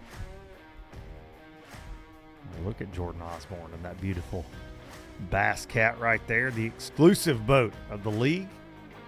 NPFL, there's a tournament within a tournament going on. $7,500 goes to the highest finishing Bass Cat angler, meeting all the Quest Tier 1 boat requirements. But if an angler were to win out of one of those Bass Cats, an extra $20,000 headed their way on top of that $100,000 first place pride. And that red, white, and blue shield pays to run that Bass Cat and feel the rush. We're going to take a quick break, and we'll be back to the Harris Chain for more Showdown Saturday action. My name is Tudor Barrett Scaines. I'm the owner here at Premier Boat Tours in Mount Dora, operating out of the Lakeside Inn Hotel. We operate tours on Lake Dora and the Dora Canal, known as a Cypress Swamp River. Daily tours consist generally of a 2-hour tour of the canal, which is $35 per person. And it's narrated by your captain and crew. They'll give you information about the birds, the animals, a little history on the area as we head through on the trip. We often see alligators, snakes, turtles, all kinds of different water birds, including our herons and egrets, the anhinga, and lastly the bald eagles and ospreys, which hunt overhead. So lots to see out there on the Harris Chain. We also do get to go down to Lake Beauclair, which is one of the other lakes, and that's where we generally enjoy our sunset. It's a little quieter down there, less boat traffic, and we enjoy sunset cruises down that way. If you're looking to do one of our tours, you can either call us on our phone number 352-434-8040, book on our website, doracanaltour.com, or just check us out here at the Lakeside Inn, where we operate right here from our boathouse.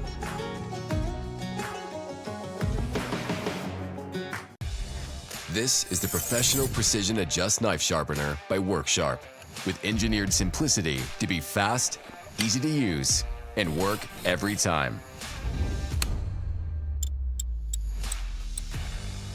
Clamp your knife, set your angle, and make sharp happen.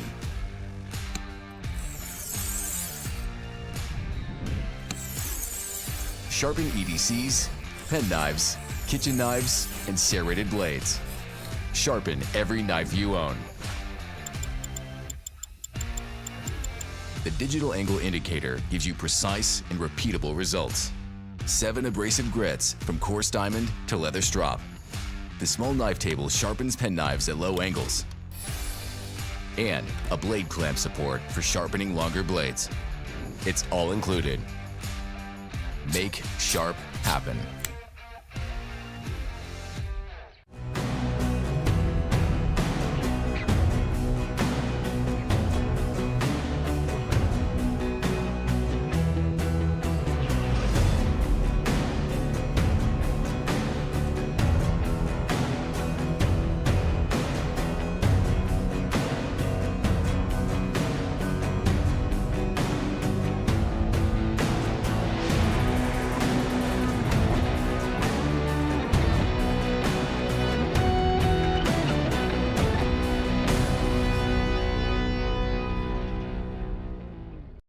tournament angling, every moment counts. Introducing MillerTech's game-changing lithium batteries. Lightweight, powerful, your edge to dominate. When every second matters, choose MillerTech. Empower, innovate, sustain.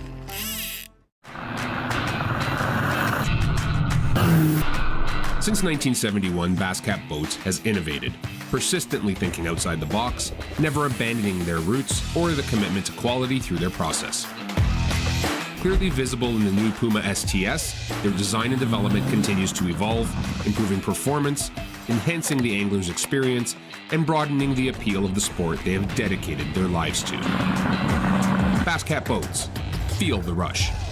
There's more to explore. Humminbird Explorer fish finders make breaking down the water effortless with an intuitive interface and best-in-class clarity. Zero in on the best place for a bite with more precision, more included maps, and more underwater detail. Then, keep your eyes on the prize. With the bright, easy-to-read display, you can view in any fishing condition. Because when you see clearly and fish smarter, you get more out of every moment. Explore fish finders. Only from Humminbird.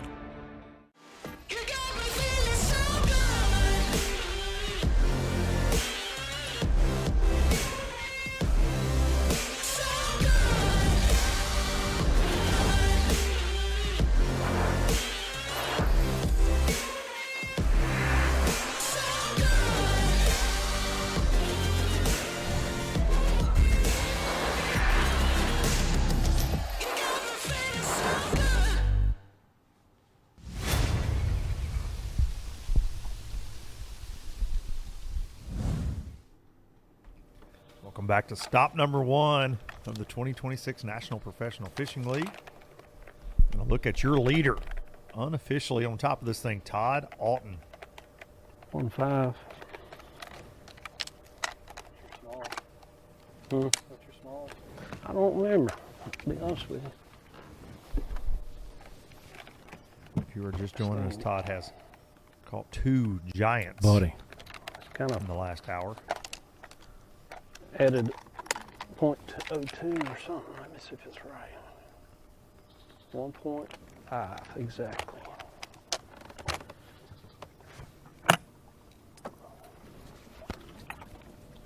All right, you're gonna be yellow. Where'd that come from? I swear I ain't even throwed one of those. Yellow, 1.5.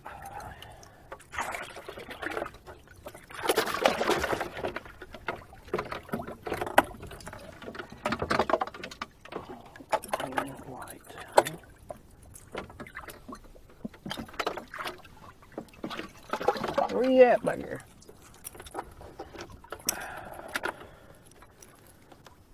That one's heavier. Todd is unofficially current leader here on Showdown Saturday, Harris Chain of Lakes.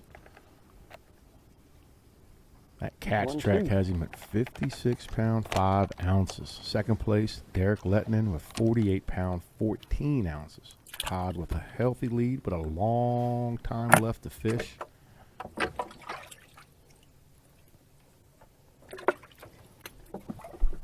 Did I put him in there? I guess Take I a look did. back. A little catching Todd did while we were on break. Psych. Hey, Here we like go. to see Bunny. You know, gets probably hit more. Fish get caught.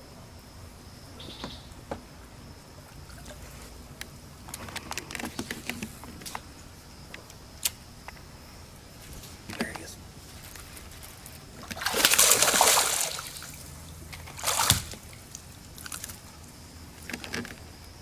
Hey, quit that.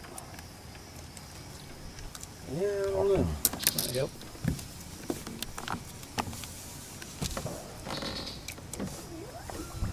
Every ounce helps. We heard Zack Birge Good one. yesterday. He Not to lost get by too an ounce at excited. Saginaw Bay.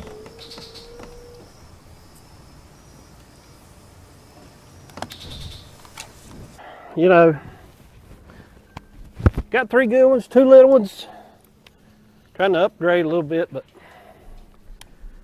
you know, in here it seems like the fish are that big or they're big. So if we can just get 2 more of them good bites, we'll be we'll be looking good, but they'll have to catch them. I think I got to get rid of those two to even have a chance, though. Todd's current 5-fish limit unofficially weighs 19 pounds, 2 ounces. Yeah, we saw him. We don't need them little calls. Working We on need that them catch big track. Trying that 19-pound mark. I still think 60 pound is the 3-day total you're going to have to be around. That's your over-under, I think, 60 pounds. Todd currently leading with 56.8. Say that 19-pound bag is strong. I still don't think it's enough to win. I think we might be better off, though, to idle down and to hammer down, come back down through there.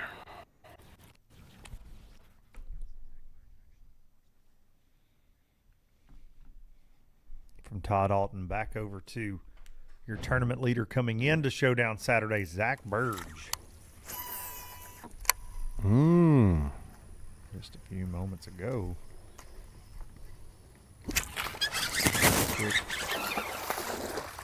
I saw that one. Okay.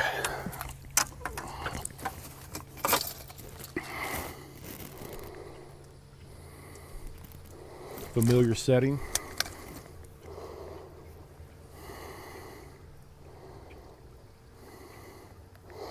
Two 6.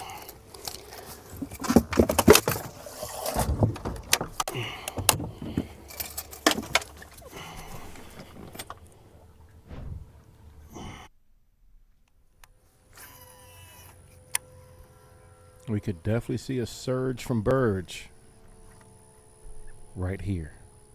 3 keepers now, 2-6, 1-10, and 1-6. 3 for 5-6. Has him back in second place with 49.10. I mean, this has got the same bank to it and everything that the other one had on it. He was talking about that cut bank yesterday. We saw him, man, just wally-wop him back to back to back a couple different times.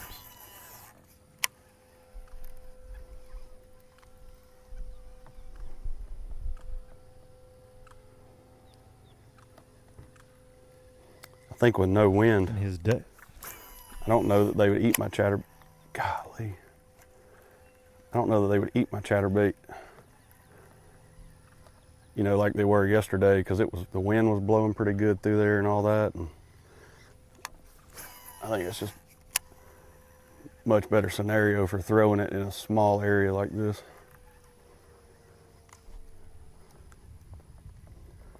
Seeing a lot of activity on the bank though. I think I might have to throw my Senko through here. I just saw a bass come. There's a bed right there. That one just come off of. Like about a 2-pounder.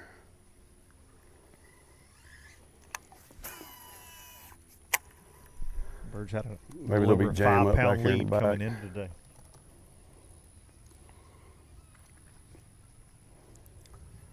Came in here. I don't normally catch them in here. I really don't ever do good, but I figured not many people may have been in here. And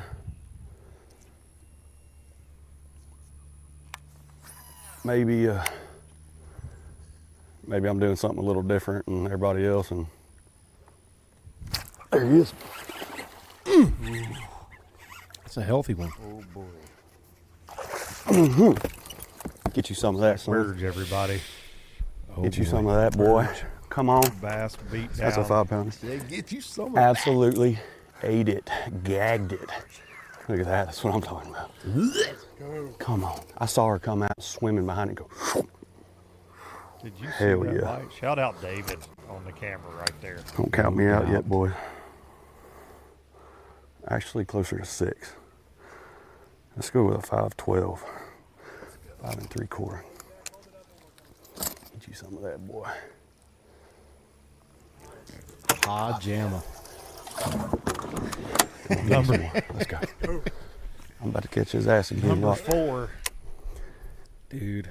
Fucking cracked it, So son. dangerous. So dangerous. I mean, cracked it. This ain't good for nobody. No. Unless you're in that boat. That's right. Unless you're in the Burge family. It ain't over till it's over, dog.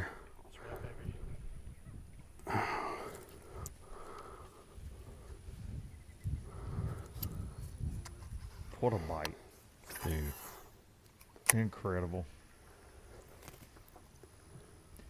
And going back to what he's won so much money on in the last couple weeks, that swim jig. That was so sick. I watched her come out of there, just tracking it. She just engulfed it. I slowed it down just a touch. She was right there. I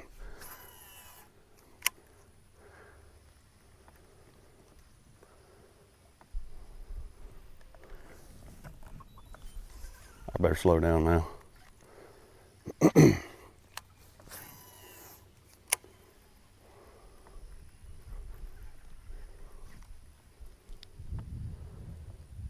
That could be a huge momentum shift, without a doubt. Oh, so You can feel it right there, just in his overall Oh, attitude. it got me after fired the up again morning now. I'm he's shaking had. again. Listen, here we go. It's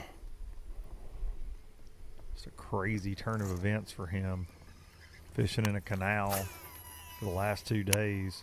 Shows up this morning, there are buoys across it. And from what we've been told, they put those up for maintenance today, but it's been open, not marked. And typically, from what we've heard from locals, there are buoys across that canal a lot of the time. There have not been this week, all week long. Zach practiced in there. Several other anglers I'm gonna have practiced some in dreams there. about that We had bite. a couple NPFL guys. And no signage. None. That's being reported. We haven't seen it with our own eyes, other than what you have seen at home with the pictures and the video we showed earlier. But Right.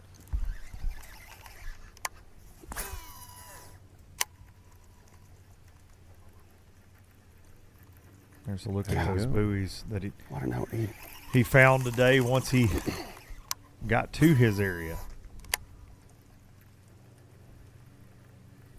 The St. John's River Authority controls that canal, from what we're being told.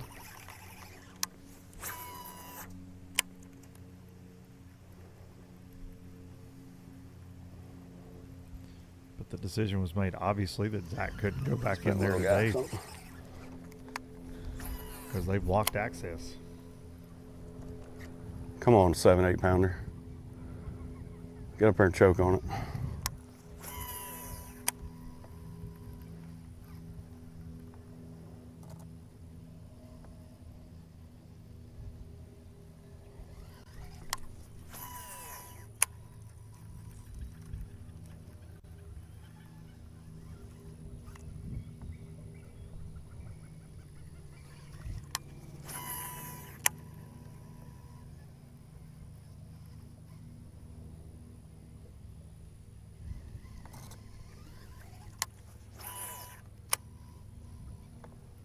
Super shallow right here.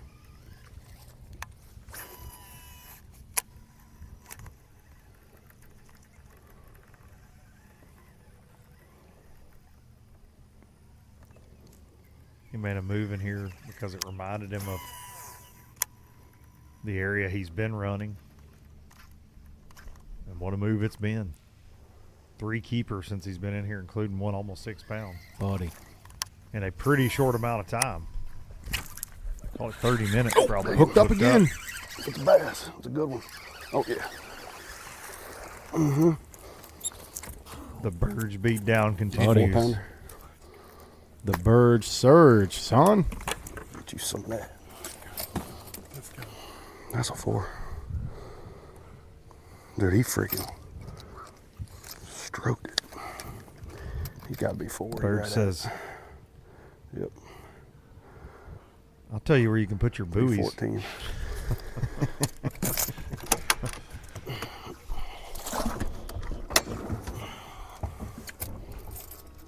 Whoa, boy. That's 5 for 15. All right, Submit catch. What I say that 5 was? 512? What I say that one was? Put him in that catch track for or us. 314? Yeah. He about to shake things up.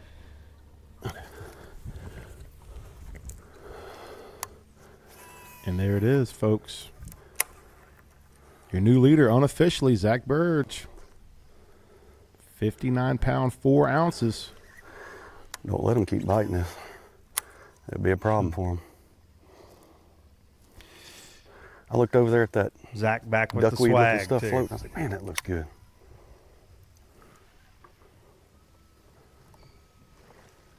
Look at all, we got a lot more to fish too. This might be our jam today. A jam on it. A jam on Boy, it. I love setting a hook with a swim jig.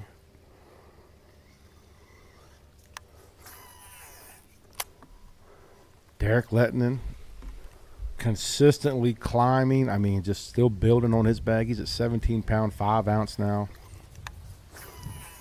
Tharp sitting on 13.10 for the day. Uh-oh. 5th, man. It's moving, Just like buddy. that, right It back, is 15. heating up. Do that Jacob 2 more Prozic times and we're losing right the where we need to be. Top 5 unofficially. Crazy.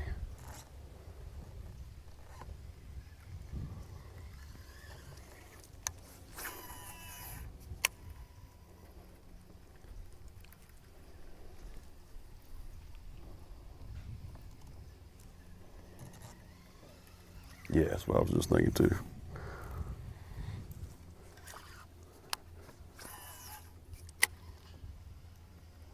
Just a little shallow on that inside.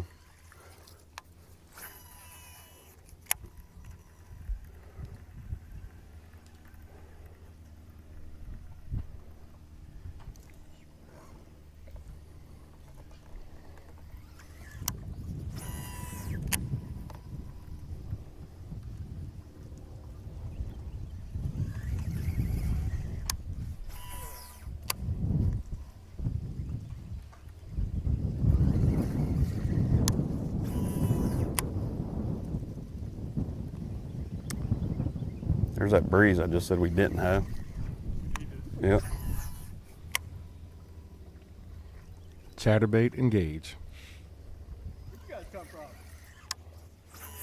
Have you? Did you get the big one? Oh, sick, dude. Yes.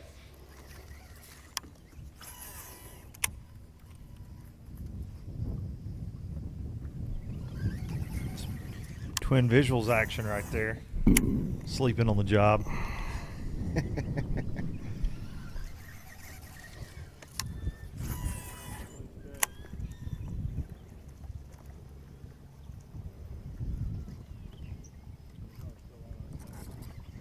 Good, because we're about to catch another one.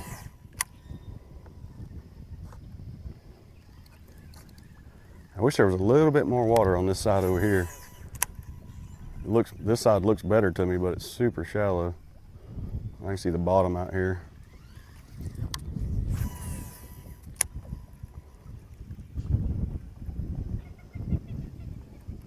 Doesn't mean they won't be up there laying against that bank though.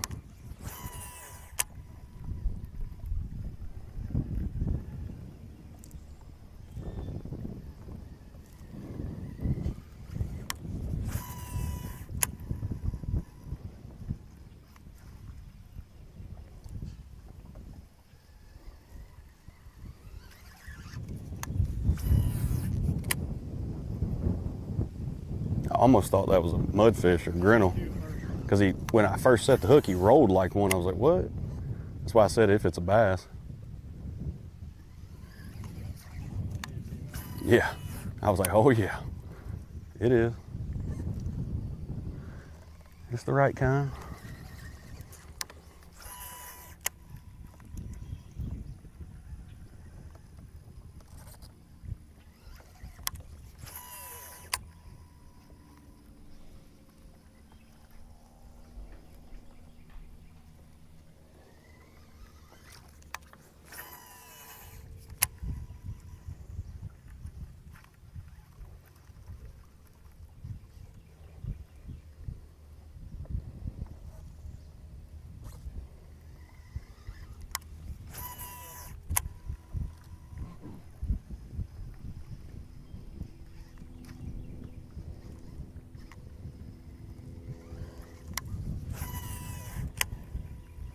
Yeah, it'd be sweet to coil 2 more times in here.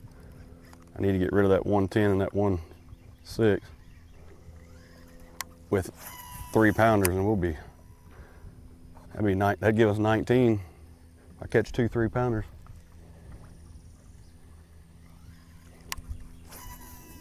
Damn, that happens quick.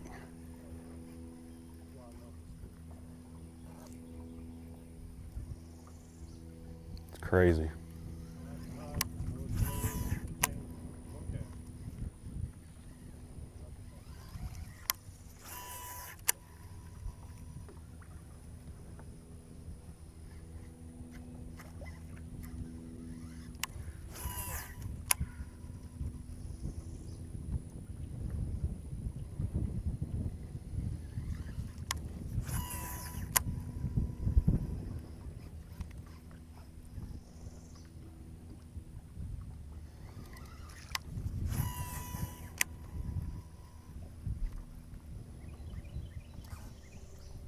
There's enough water on this bank now. Definitely be one.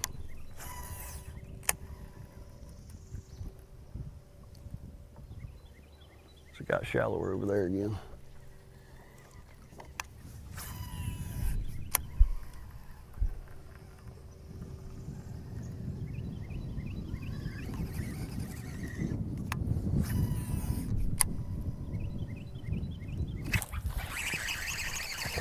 Another one for Burge.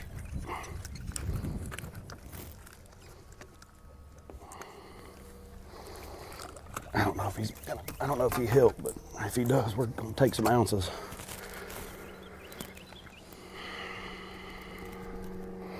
.16 is what he's got to be bigger. I don't think he is. I think he's 1.4. Yep. Boy, he hit it like a daggum good one though. Pow.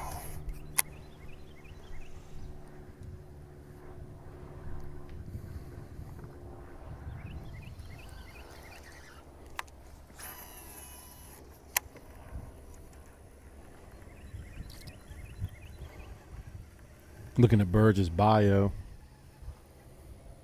Fishing goals, keep winning. Best advice, work hard. You can see old beds in here. See that? There's another one.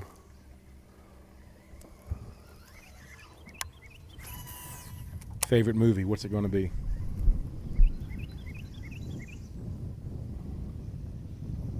When Harry Met Sally.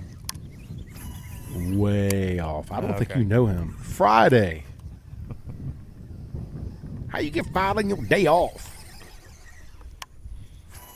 What you stealing cardboard boxes for? You building a clubhouse? Bye, Felicia.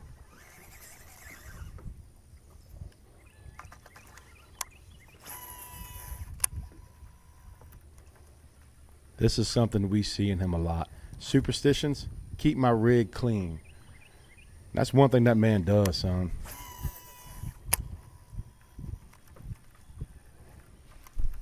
He's always got nice toys. Good look at that beautiful bass cat. Yes, sir. Spotless. That's been burged out.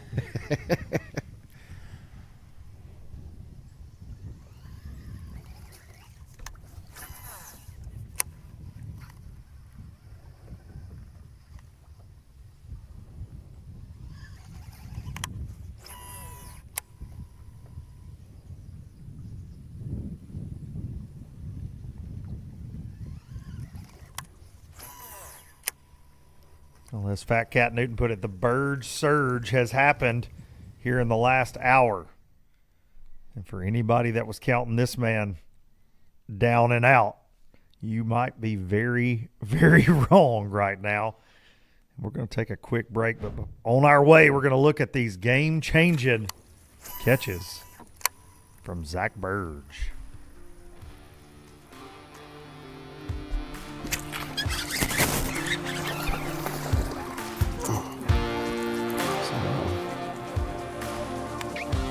Maybe I'm doing something a little different than everybody else, and there he is.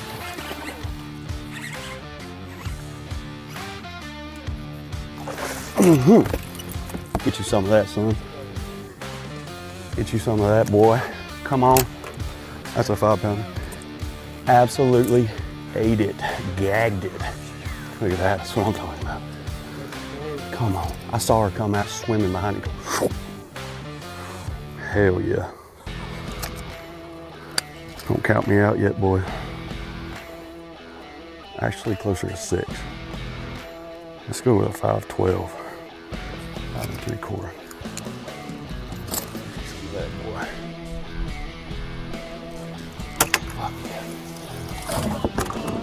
Come on, give me some more. Let's go. I'm about to catch his ass again. Watch. Fucking cracked it, son.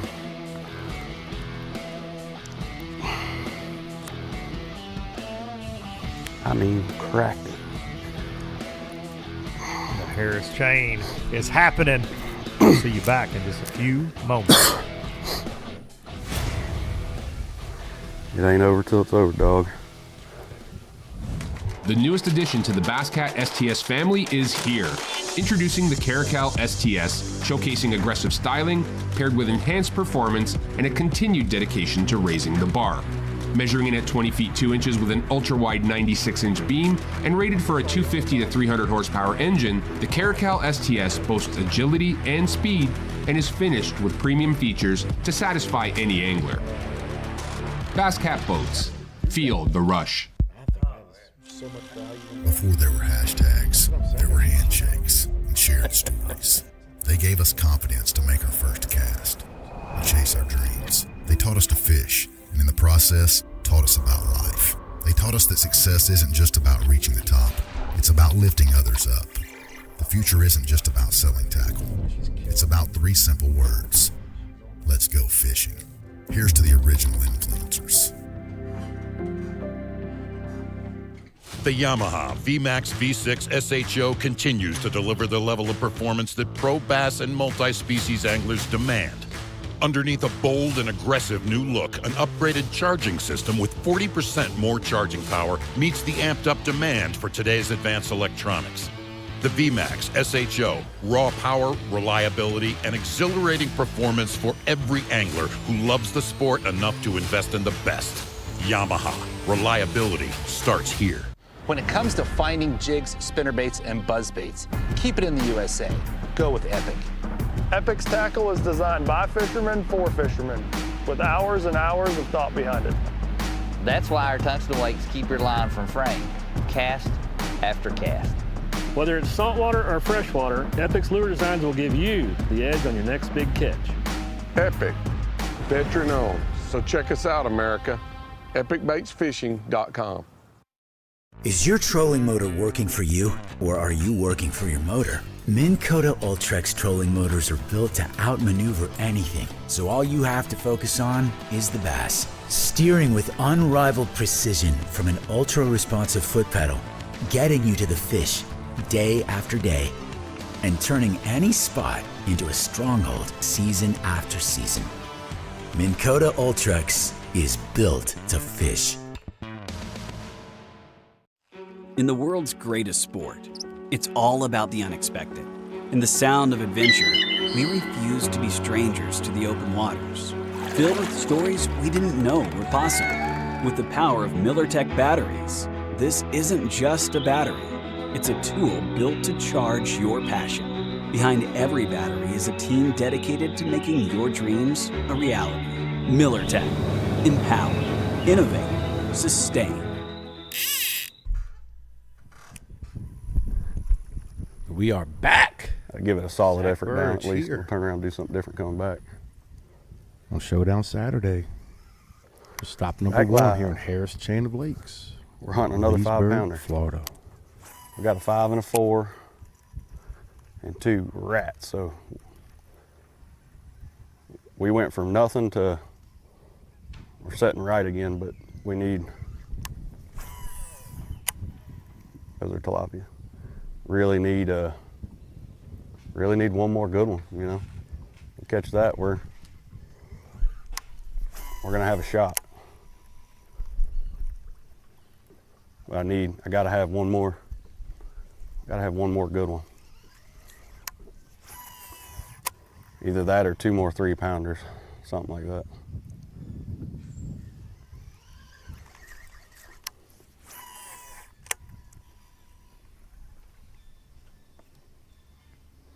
That was not a tilapia there because I did not see him. He swam right out.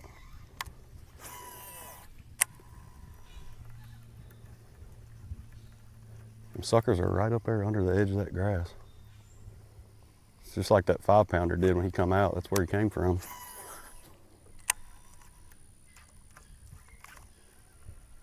Great look at a bed there. And that tannic water.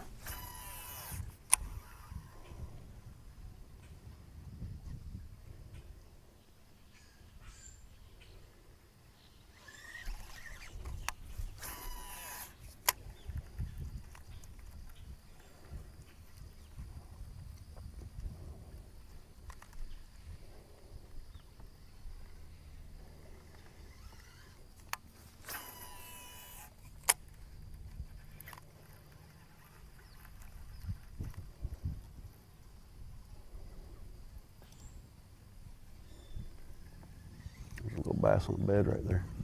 See the closest one to the bank? I gotta try my frog. I think they'll eat it and float over them right against the bank. Prove it.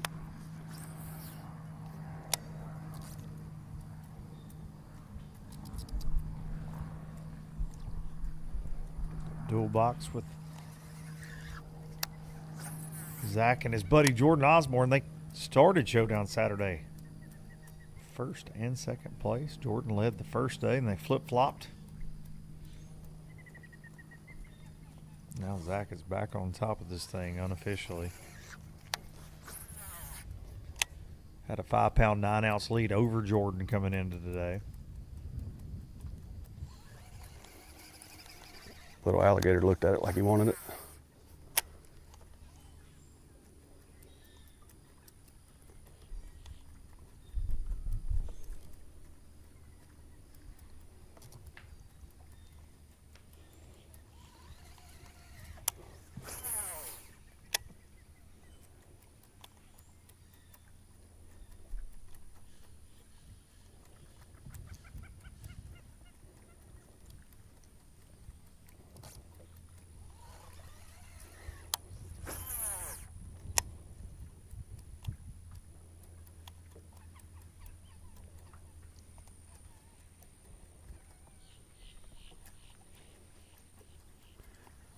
Jason Wilson, one of those anglers that was struggling day 1 and day 2, had 8-12 on day 1, 7-5 on day 2. Today, 17 pound, 13 ounces. Rolling, catapulted up to he's in 26 currently.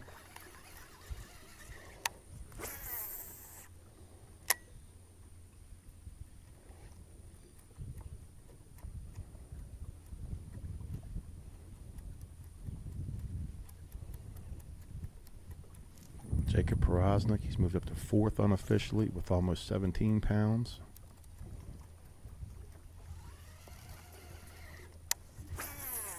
Having a great first NPFL with us. He's also down here in this area where Burge is at. Oh, yeah. Up here, I should say, in Apopka.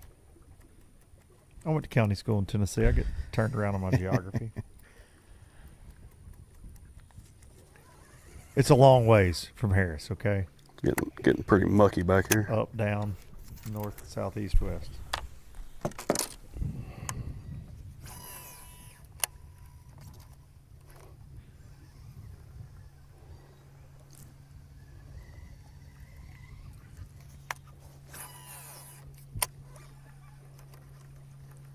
You think Burge feels like he got the 800-pound gorilla off his shoulders? Buddy, absolutely. that yes. 5-pounder did it, just right? Pull down right there and hang tight.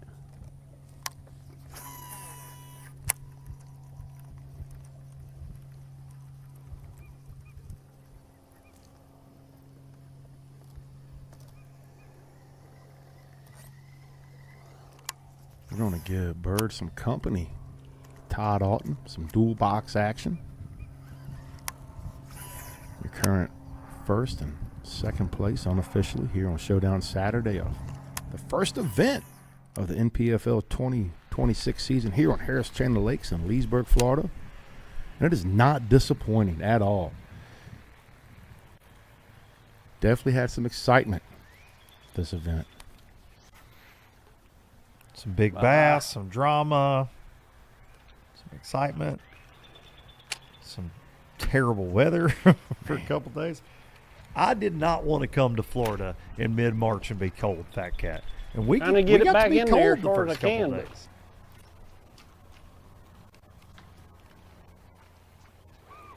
Definitely been Gets brisk. around it, it don't come off. You bundle up in the morning, you just shed clothes all throughout the day. They're going to shed them today. Oh, yeah. It's supposed to be 80. You ride to the ramp with the heat on, got the AC blasting on the way to the house. Got to do it.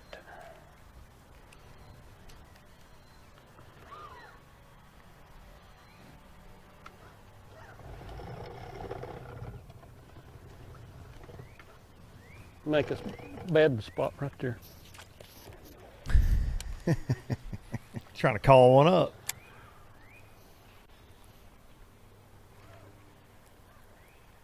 This stretch right here, similar to what All right, Todd's been 10 fishing pounder, this where you morning, has at? been good to him. There you go. Call him up.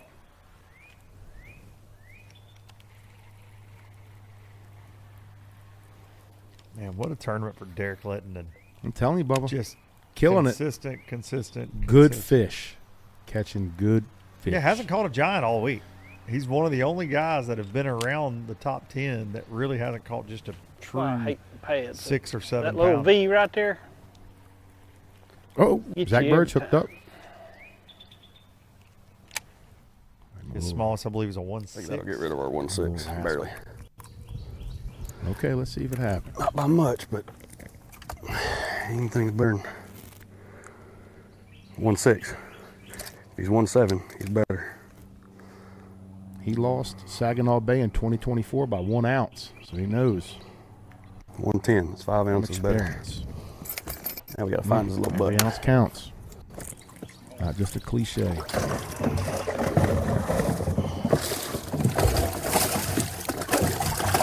He's a dink, he couldn't be too hard to find.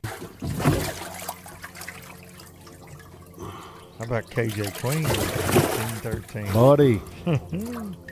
A 5, a 5, a 3, a 3, and a 2 Not that one. in there. And KJ's one of those guys we've talked to every day. It's like, man, I saw this giant, Yes. that giant, this one. I couldn't get him to bite. And he's been 'cause I said locked this in on the is my sight dink fishing side. deal. Just gotta make sure the big ones don't come flying out.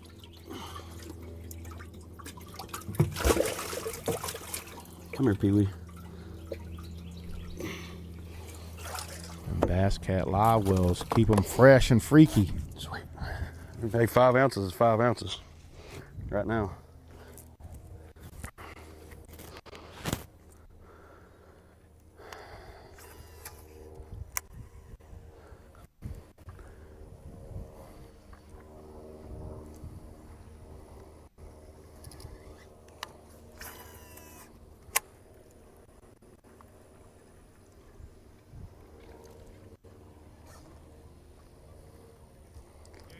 Who would have thought this? I don't blame you.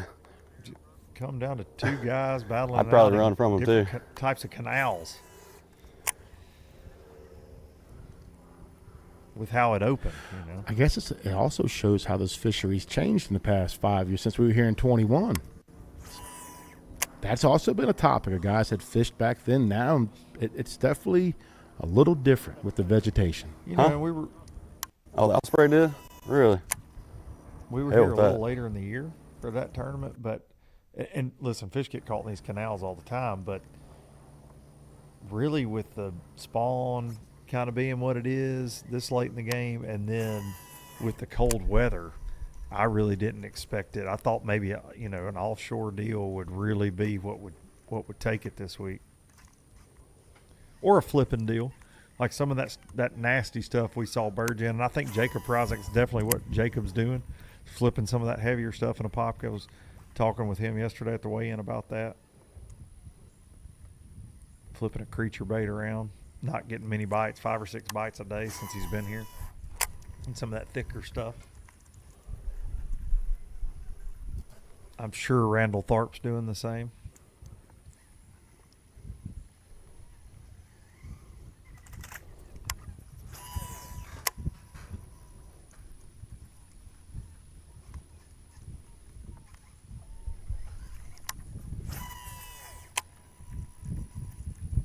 But it is interesting, though, two totally different lakes. These guys are a long ways apart, Todd and Burge. But really the pattern that Todd caught the 25 pounds on and is catching this bag on today is so eerily similar to what Zach's doing at a pop cup. Sure looks fishy right here. I think it's a little deeper where Todd Yeah, I Auten's did at. too.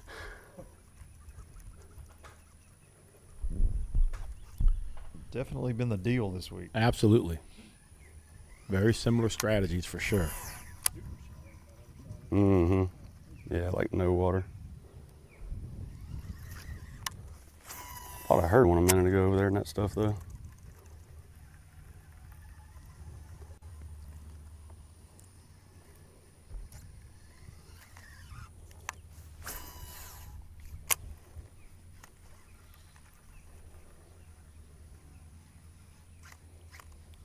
From some dual box action, we're going to go check out Jordan Osborne.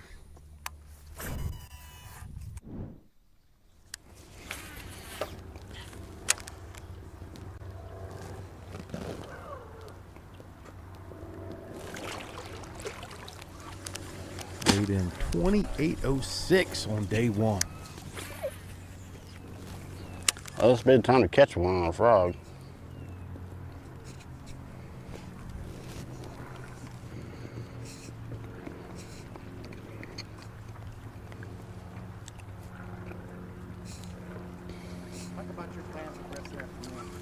Right now we're just kind of going to scramble back to Harris, fishing just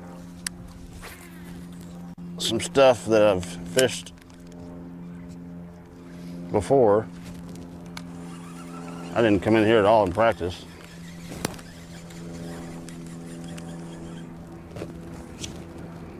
I'm going to try to get back to Harris with a couple hours left. Make the milk run again.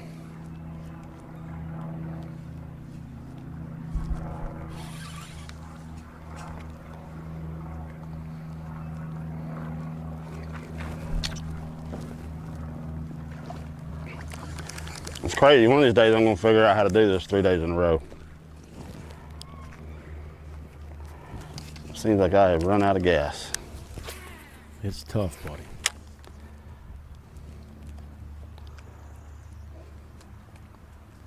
I thought he was talking about having to work with you. I didn't know. That's tough too. No, man, it's harder, man, when you weigh in 28.6 on day one, and day two you weigh in 10.5.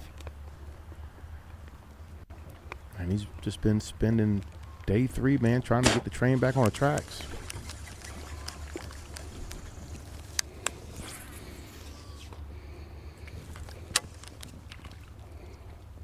And it's a situation here we've seen, but it's not necessarily the guys are doing anything wrong. It's just been feast or famine. Talked to a lot of guys who caught a lot of fish. Everybody else has just been getting that big one. And that was a big part of his 28 pounds on day one, like we saw. Yeah, not very many guys are doing what Derek Letton's doing. No, the average bag, trying to be consistent with just average. 3s and 4s. Tough. Very tough. And that's typical all over the state of Florida. It's either 12 inches or 12 pounds. A lot of times.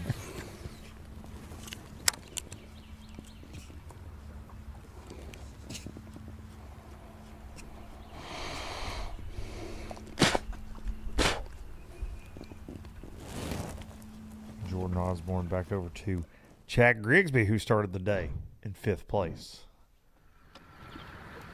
Been a slow morning for him. Starting to turn up a little bit, though. Some action from a little bit earlier.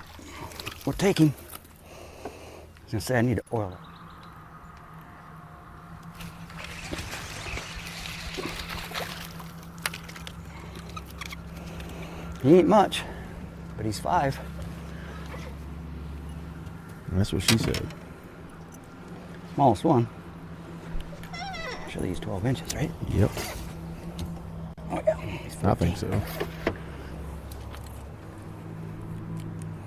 I think that's the smallest one, isn't it? 1-1. 11. 1 pound. I know what it is. It's 10 grand. Yeah.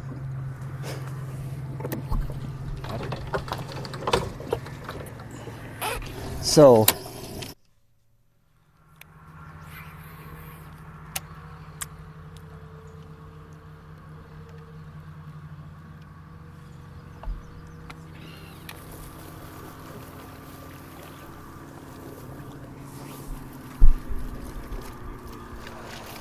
oh, not a lot better, but we do have 5, and that's, like I said, you got to have 5 before you can start culling. So this is the good part of the day. I just got to stay in the right areas where I think we can catch a big one. We definitely need to upgrade though. But we got our limit. We're having fun. Now we just need to get a couple more key bites and we'll be in good shape.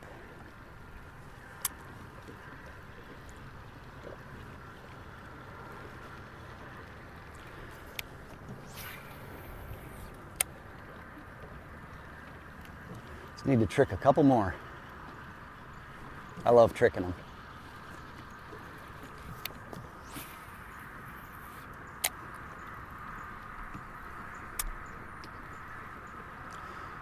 These next couple docks look pretty good. Griggsby would have caught a 5-pounder out there. We could have called him Trick Daddy.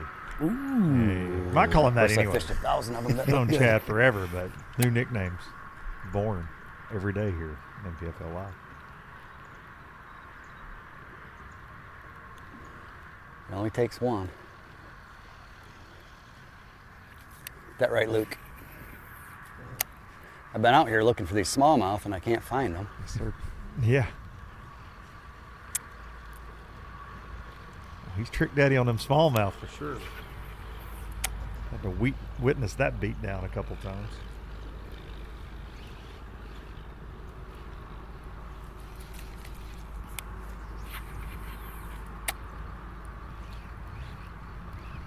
I knew Chad Griggsby, one of his running mates in his early days of tournament fishing, who that was. Some trivia for you, fact. You know who that was? Tell me. The one and only Z-Train. Hey! Mark Zona. Mark Zona. Mark Zona. How do I know that name? Just keep saying one more bite.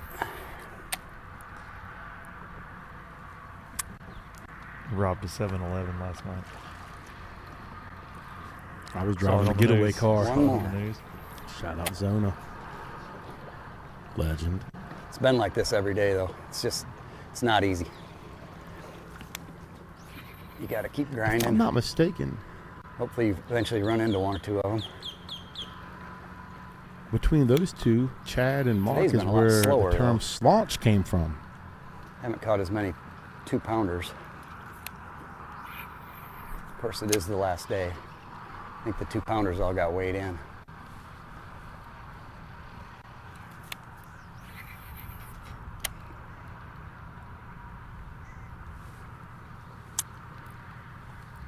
Chad works on catching him a big old slaunch. We're going to check in on somebody that's been catching them. Zack Burge.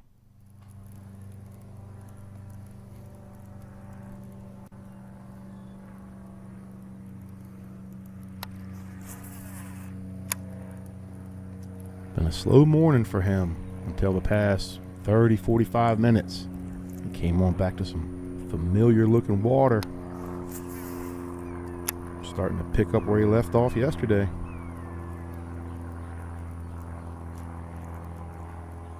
Back in the lead unofficially, according to that catch track, powered by Fishing Chaos.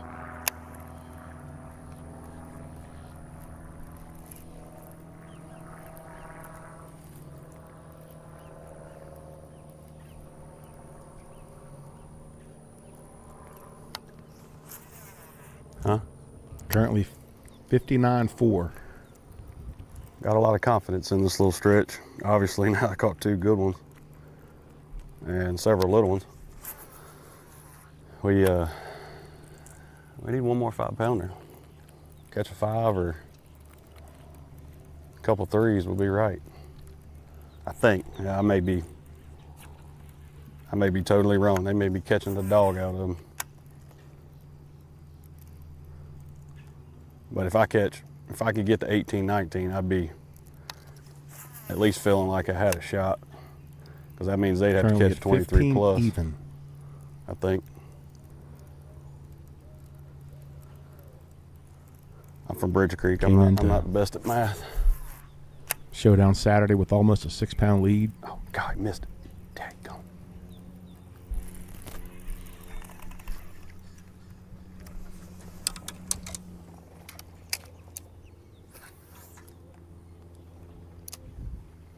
Currently leading by about 2.5 pounds. 5 fish limit.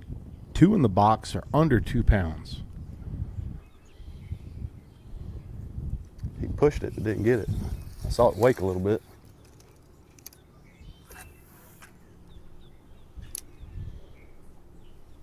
Todd Auten has 19 pounds, 2 ounces today.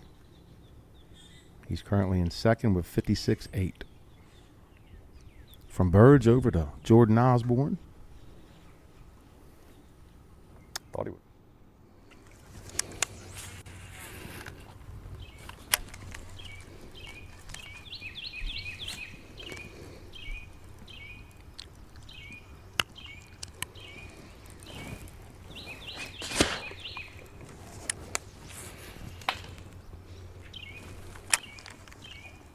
Looking at that catch track. Oh, Hank Cherry just popped up.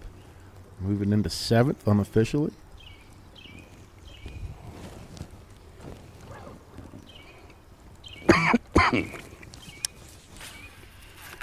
Jordan still holding on to 9th place in that top 10 right now. Just 2 fish in the box.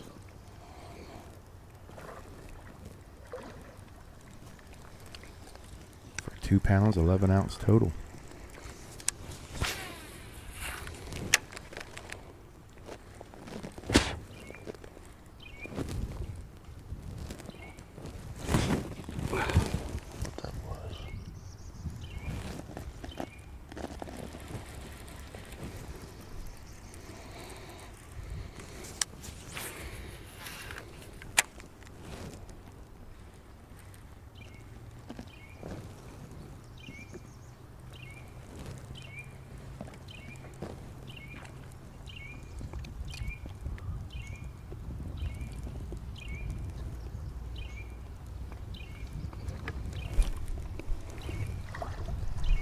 We aren't live, are we? I'll make a few more casts.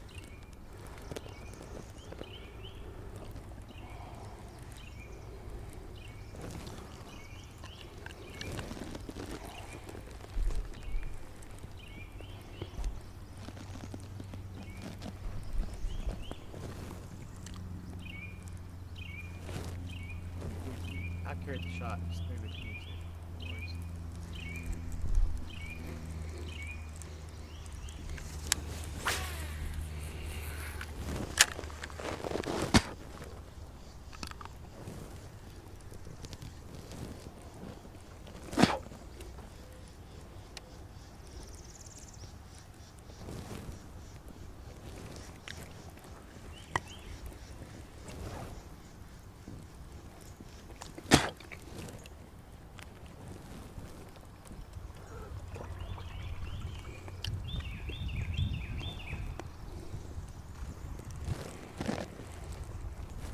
All right.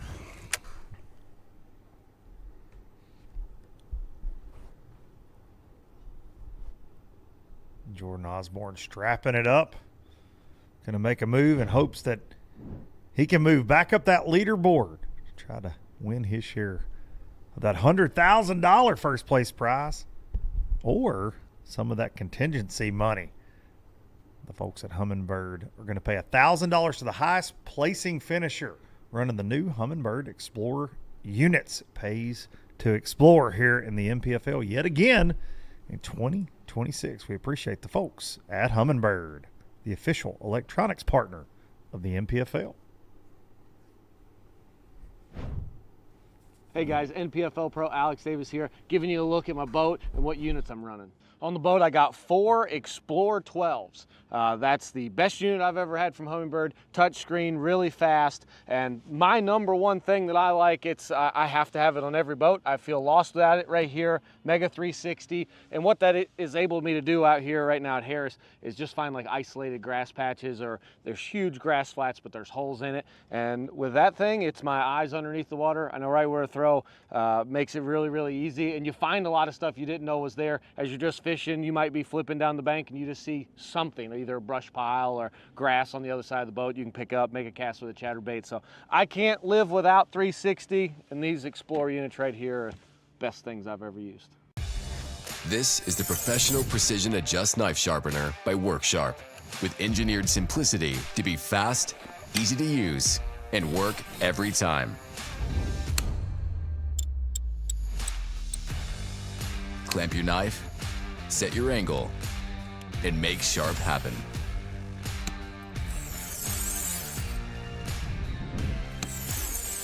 Sharpen EDCs, pen knives, kitchen knives, and serrated blades. Sharpen every knife you own. The digital angle indicator gives you precise and repeatable results. 7 abrasive grits from coarse diamond to leather strop. The small knife table sharpens pen knives at low angles. And a blade clamp support for sharpening longer blades. It's all included. Make sharp happen.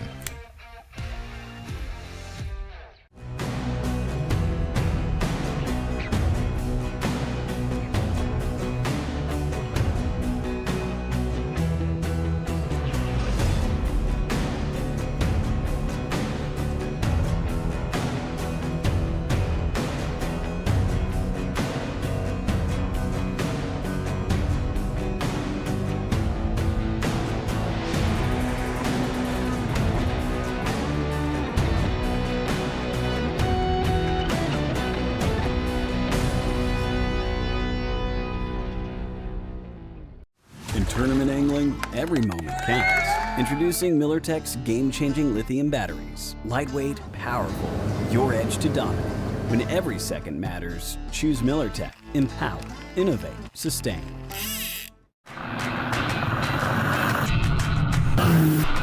Since 1971, Basscat Boats has innovated, persistently thinking outside the box, never abandoning their roots or the commitment to quality through their process. Clearly visible in the new Puma STS, their design and development continues to evolve, improving performance, enhancing the angler's experience, and broadening the appeal of the sport they have dedicated their lives to. Basscat Boats. Feel the rush.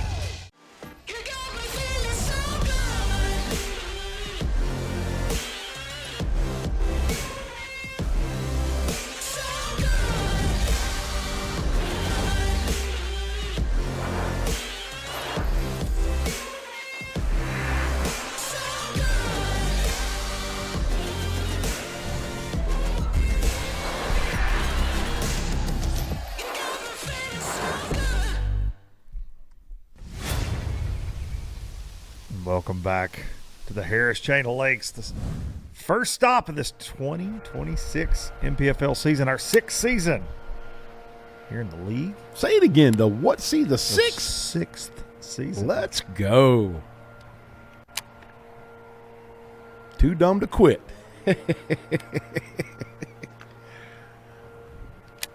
This man right here, Todd Auten, been putting on an awesome show this morning. He locked the hubs and dumped the clutch about an hour and a half ago and just cold straight cracking them. This stretch right here has been good to him. We saw him manhandle a mammoth earlier.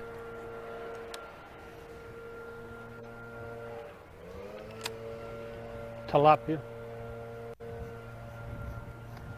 I think it kind of hurts me. Tilapia.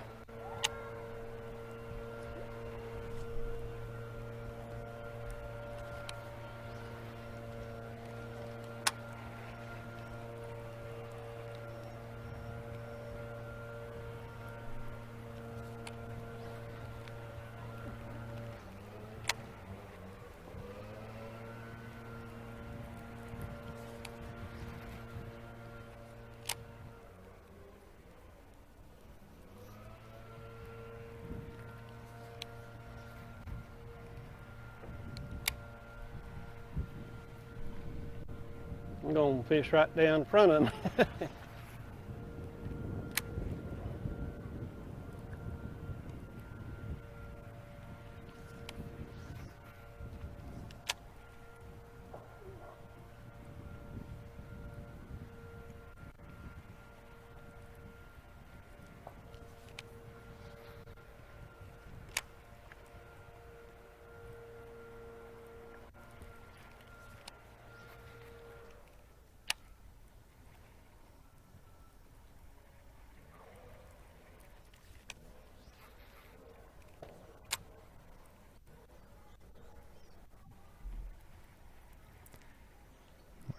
Got some company.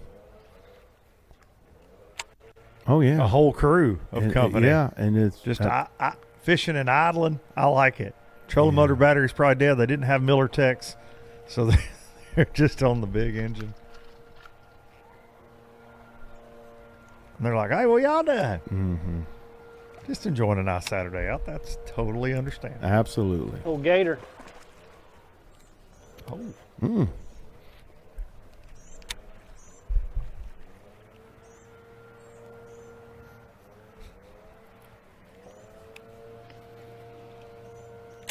The best laid plans sometimes. You're trying to be stealthy, sneak around in a canal, then splash, splash. You know, sometimes it happens. And sometimes I wonder, is that the same guy? He'll get on Facebook tonight and be like, "Man, the fish ain't biting on the hair exchange." Just mad because he didn't catch one all day. Or post a picture of 35 pounds worth of bass. You never know. It could go either way. Shout out to that guy getting his family out on the water. Speaking of it going either way, Zack Birge. Sometimes it goes this way, sometimes it goes that way. We saw him earlier. It wasn't going good. Today we've got a little bit of this and a little bit of that. Definitely got a little bit of this, a little bit of that. Started off kind of like, ugh. But this past hour or so, he's definitely found his groove. Went back to some familiar water. Saw him put a few on the boat, but missing a couple too. Let's go check Zack Birge out.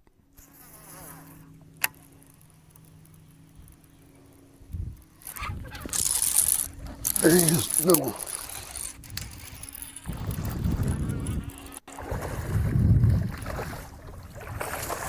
Oh, God dang. Oh, shit. I don't know how he come off. Dang it. Well, it seemed like when he jammed steel, that fish was coming right at him. It was hard to catch up. Maybe he never got full penetration.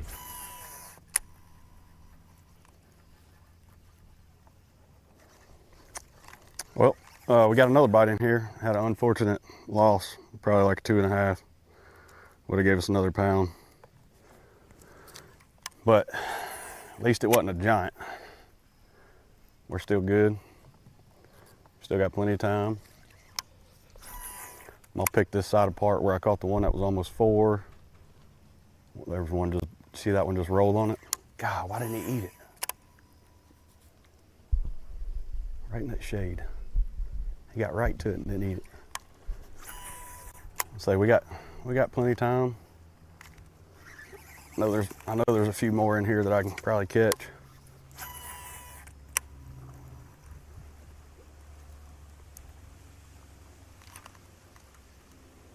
Hell, I thought that fish right there had it. For a second, I don't know what that was.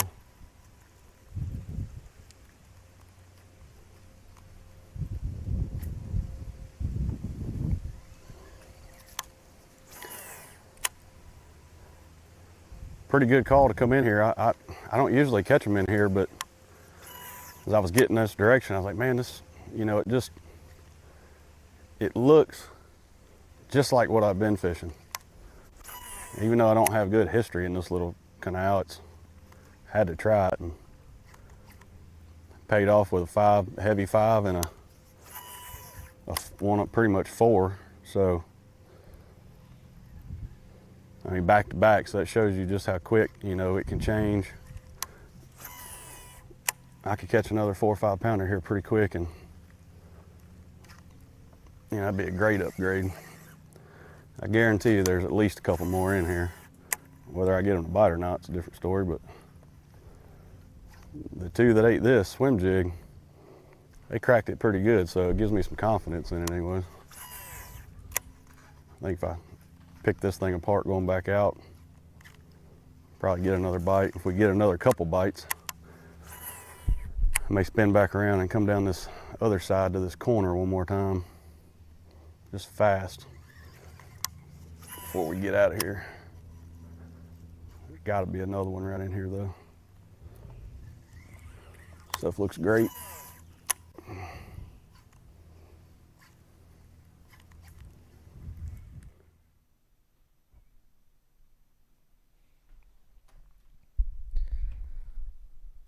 Zack trying to make sure he not only wins this event, but he's able to attend all 6 events this year. That's what's really cost him in the Angler of the Year race the last couple of years.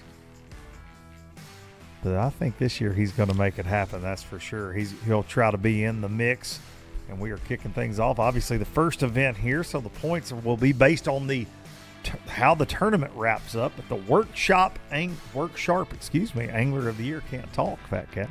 I blame you for that. Worksharp, the new sponsor for Angler of the Year, and they also sponsor NPFL Pro. Andy Morgan going to be giving away Andy's truck at the end of the year. I believe I was told that yesterday. That's pretty exciting. Yes, sir, stuff. it is. That is how the Angler of the Year race will look. The top 40 in the points going to an entry fee free championship on Lake Mitchell in Alabama next February, I believe. A lot of guys looking forward to that. Lake Mitchell going to put it on the map, as some might say. Some might say it's been on the map. But these guys right here, especially Zack Birge, off to a great start for the Workshop Angler of the Year.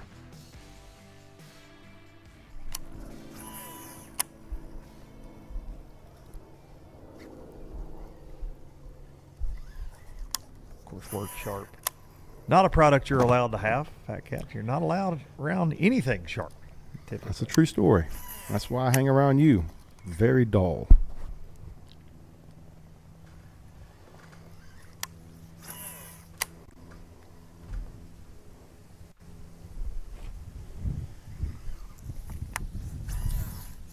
Can't work under these conditions anymore. The brow beating just continues. Dude, and the beating continues for the rest of the field from Zack Birge. He came in to Showdown Saturday with almost a 6-pound lead, and we thought he was fumbling the bag, and then he makes a move, and it's really paying off for him. Puts him right back into that unofficial lead according to Catch Track, powered by Fish and Chaos. It's funny, last night, one of the top anglers in the country, as far as I'm concerned these days, and such a talented young angler, Drew Gill from the Bass Pro Tour, he texted me last night, and he said, man, he's fishing another event this week, and he said, man, I haven't got to watch, but he said, does Burge have this thing locked up, or is the run he's been on, is it over? He said, please tell me it's over. And I said, buddy, I got bad news. And he goes, that's what I figured. Shout out to Drew Gill, man. That young cat's cold straight killing it too. But all those boys at BPT definitely have seen this run. We've seen it here. Oh, like buddy. I said, Zach's not. If you're a fishing fan, if you're a fan of fishing, you've seen it. And for so many years, I mean, he started back, I believe it was 2016 when he first joined the FLW Tour. That was right after winning a college Bring national the camera championship. guy back. Maybe it was luck. Oh. Cameraman first, and then Yeah. bring the cameraman back. Yeah. Not this cameraman. No, you get to stay. You was here.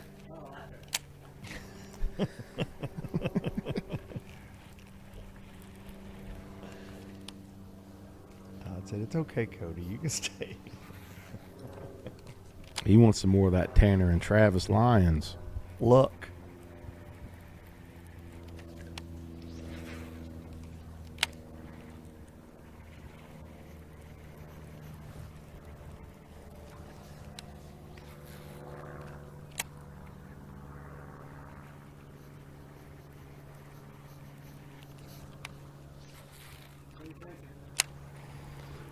I think we're going to go back in a couple of these little canals.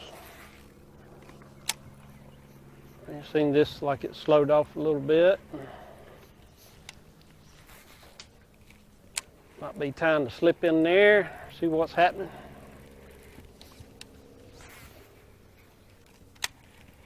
Still catching a few fish out here. It's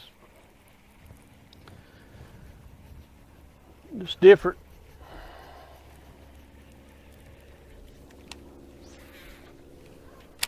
We've still got a Todd lot had a of great time. event with us. The Smith Lake Championship just a few weeks ago. Got Did a his little year bit of started everything. off on the right foot and gonna leave this one with a great finish, regardless how this one shakes out. Pull.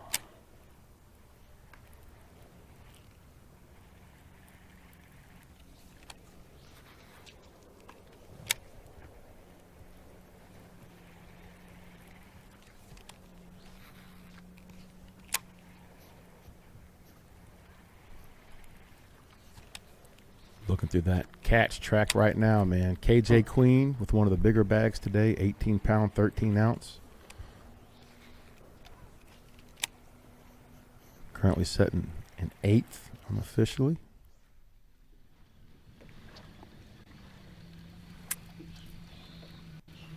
Now with Chad Griggsby's audio in the quad box. Michigan Pro.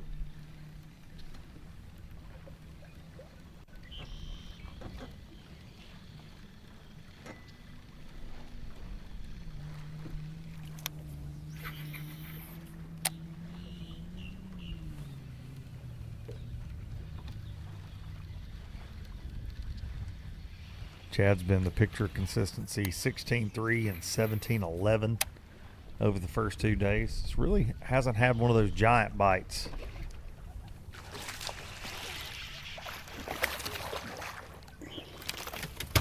That'll help. Right on cue. I believe that one will coal for Chad. That'll help. 2-pounder. Get rid of that yellow one.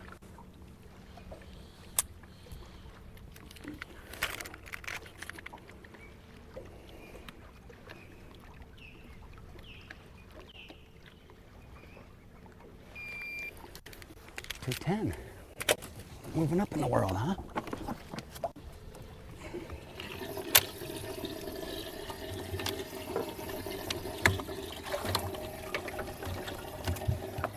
Pretty good trade. All right, Bye, well, little this guy. is- You put him in your pocket.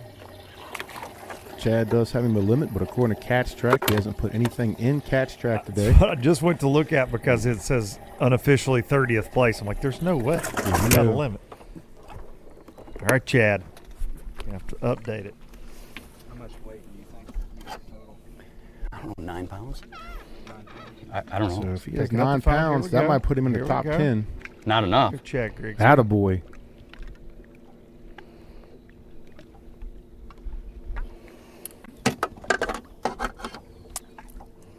About 18 pounds short of what we need. He took my cricket though. We got more.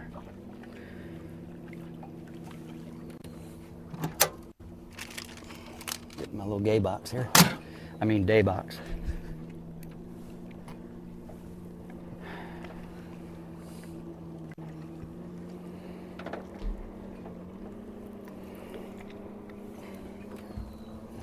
Let's do that again.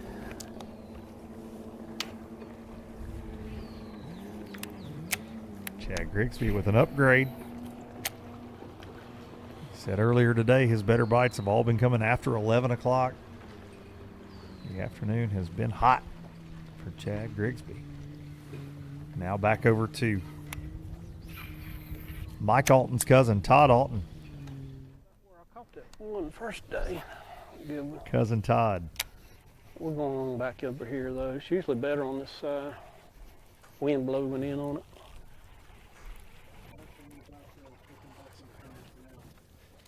What's that? Oh. Yeah, I'm just slipping back here for a little bit. It's, you know, seems like the wind shifted a little bit and we lost about all our wind out there, so we're gonna come back in here and it's got pretty good wind in here, so. And I've caught some fish back in the back of here, so. Just gonna go back here, slip in. It's got a little milfoil in here. See if we can get a bite or two. You got one? Or is that me? Uh-oh. I think you got one. Hooked up. Oh, here we go. All right. Yep, there it is, buddy. Nice. Let's go. Nice. Well. Huh. Boom goes a dynamite. Something had a hold up. Never lost a fish fight.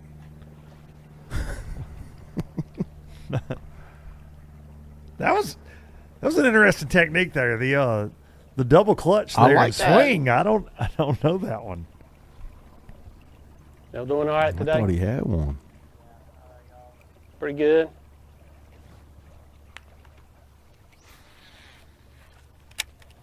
Appreciate a man can take a nap and fish at the same time. Yeah. That's good living. Yeah.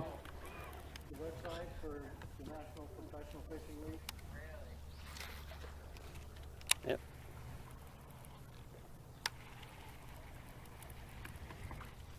Like and subscribe, young man. That's right. Like Join and the subscribe. Legion. Get in on that Legion. Join that Legion today. You get a 20% off discount. Tackle Warehouse, 20% off NPFL merch. You get access to all the cameras. You can pick and choose who you want to watch. Get in on the Fat Cat cam. Don't do that. You want to break your phone or your TV. Yeah, but join the Legion. As Luke calls it, the Legion of Boom. Get the unedited angler feeds. I'm signing up just for the Tackle Warehouse discount. I'm telling you, 20% off. Yes, sir. $30 a year. Come on. Can't beat that.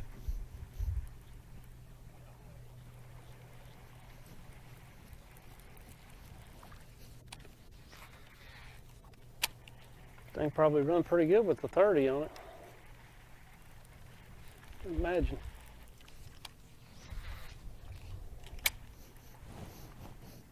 Todd Auten knows a thing or two about some horsepower. He likes to restore old cars. A little gearhead himself. Whether it's on the back of a boat or under the hood.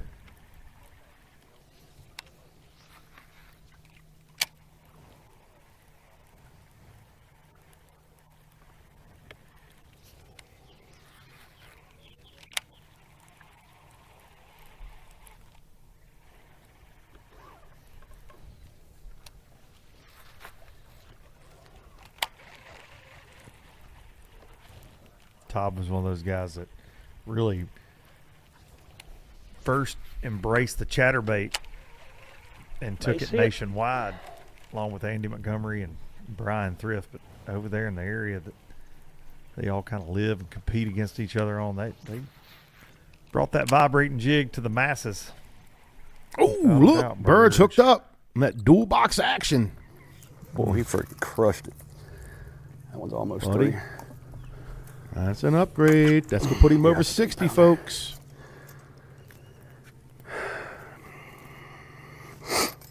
Ultra small, 110. Close. 3 3/4. Gives us 16.6. Okay. Definitely witnessing that Burge surge. We got 2 110, so either one of these should work. And with that means Jordan Osborne has to have a minimum of 21 and some Well, change. you think they're mad or something? Just to get close.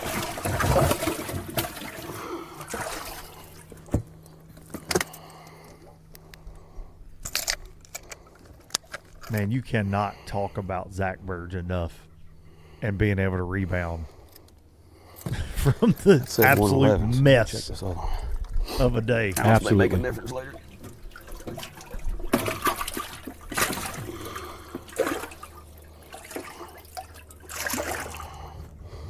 This one looks bigger.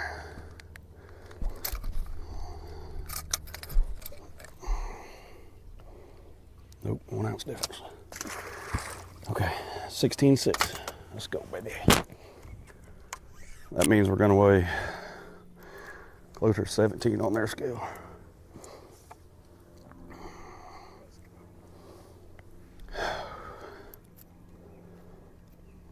I mean, when you swim it by one, he absolutely crushes it.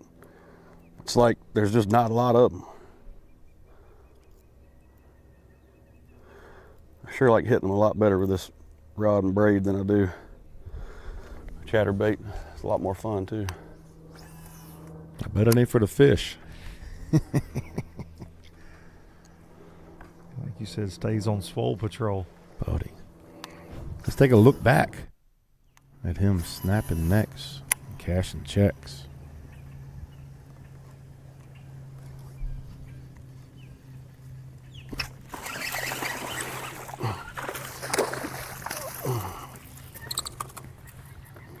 Boy, he freaking crushed it.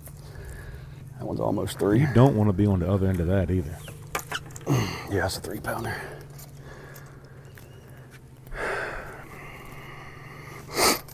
Those are small, 110.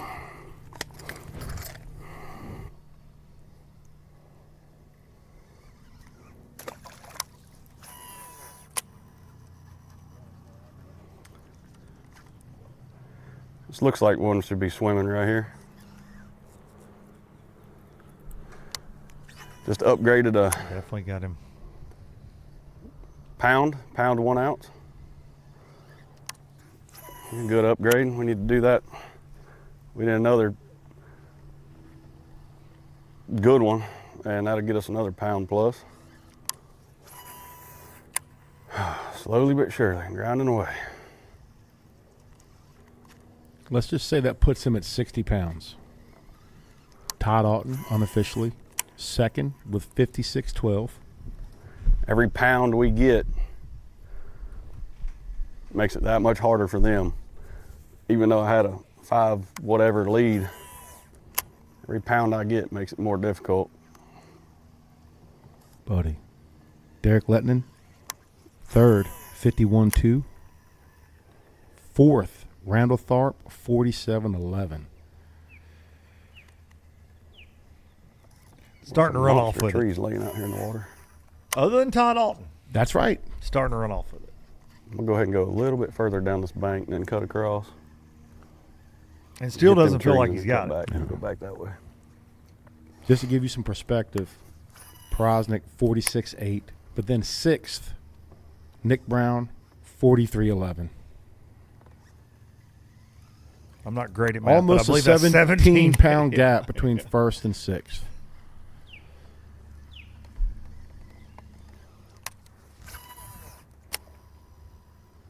And has done that off of an audible.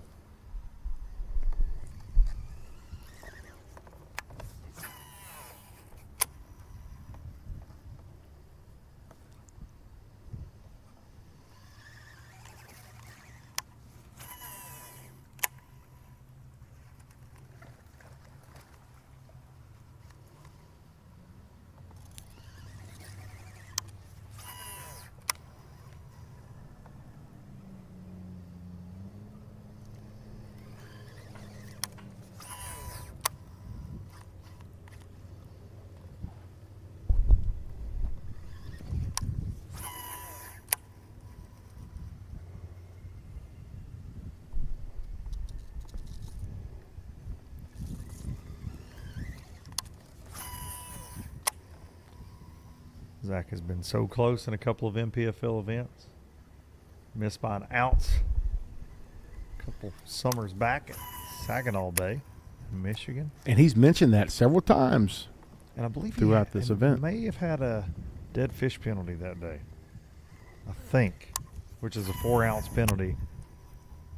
If I'm remembering. Don't that get me right. lying. I don't remember those details. I just remember the top 5. They were all right there together, separated by ounces.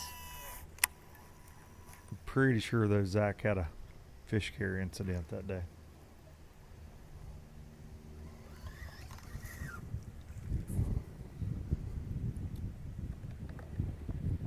While Burge tries to swim another coal right into that bass cap, we're going to take a quick break and we'll be back to wrap things up here on the Harris Chain Showdown Saturday, stop number 1 of this 2026 season.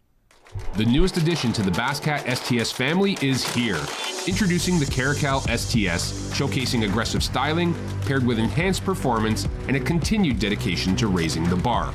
Measuring in at 20 feet 2 inches with an ultra-wide 96-inch beam and rated for a 250 to 300 horsepower engine, the Caracal STS boasts agility and speed and is finished with premium features to satisfy any angler. Basscat Boats. Feel the rush. Before there were hashtags, there were handshakes and shared stories. They gave us confidence to make our first cast and chase our dreams. They taught us to fish, and in the process, taught us about life. They taught us that success isn't just about reaching the top, it's about lifting others up. The future isn't just about selling tackle. It's about 3 simple words. Let's go fishing. Here's to the original influencers. The Yamaha VMAX V6 SHO continues to deliver the level of performance that pro bass and multi-species anglers demand. Underneath a bold and aggressive new look, an upgraded charging system with 40% more charging power meets the amped-up demand for today's advanced electronics. The VMAX SHO, raw power, reliability, and exhilarating performance for every angler who loves the sport enough to invest in the best. Yamaha, reliability starts here. When it comes to finding jigs, spinnerbaits, and buzzbaits, keep it in the USA. Go with Epic. Epic's tackle is designed by fishermen for fishermen, with hours and hours of thought behind it. That's why our tungsten weights keep your line from fraying, cast after cast. Whether it's saltwater or freshwater, Epic's lure designs will give you the edge on your next big catch. Epic, veteran owned. So check us out, America. EpicBaitsFishing.com. Is your trolling motor working for you, or are you working for your motor? Minn Kota Ultrex trolling motors are built to outmaneuver anything, so all you have to focus on is the bass. Steering with unrivaled precision from an ultra-responsive foot pedal, getting you to the fish day after day, and turning any spot into a stronghold season after season. Minn Kota Ultrex is built to fish. In the world's greatest sport, it's all about the unexpected. In the sound of adventure, we refuse to be strangers to the open waters, filled with stories we didn't know were possible. With the power of MillerTech batteries, this isn't just a battery. It's a tool built to charge your passion. Behind every battery is a team dedicated to making your dreams a reality. MillerTech. Empower. Innovate. Sustain. Can hear we frogs. are back. Showdown Saturday, stop number 1 of the NPFL 2026 season here on Harris Chain of Lakes, Leesburg, Florida. We've been witnessing a Burge surge. Got off to a slow start, got hit in the face with some adversity, some unexpected things. He was locked out of the spot he had been catching them in, had to pull an audible. The first audible didn't hit on much, and now he found his way back to a similar spot. And it's really paying off for him. He has locked the hubs and dumped the clutch. Setting with a little over 60 pounds right now unofficially.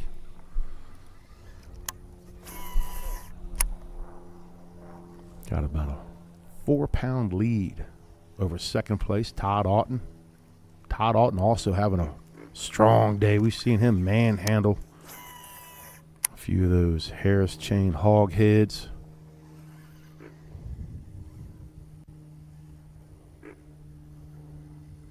But right now, the way it looks, this is Zack Birge's tournament to lose.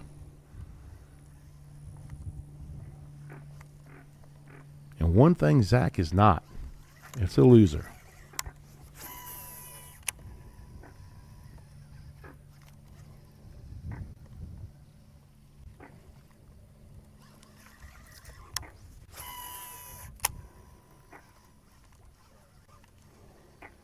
All right, I'll make one more pass through here where I caught the 5 and the 4. And I've had like 8 bites in here, something like that. It's been good. It's kind of hard to leave it and not make a second, just a quick pass again. I'm gonna go to the corner where I caught the 2 good ones and then spin around and get out of here. Probably come out and fish a little stretch of that canal before we go lock.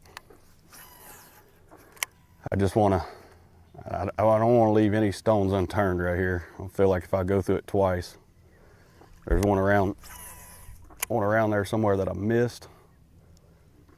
Maybe I'll put it in front of him this attempt and catch him.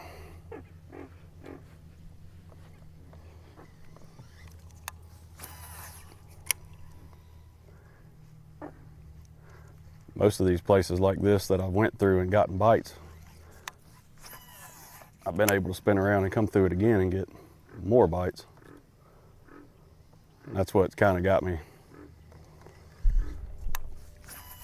hesitant to leave after just one attempt.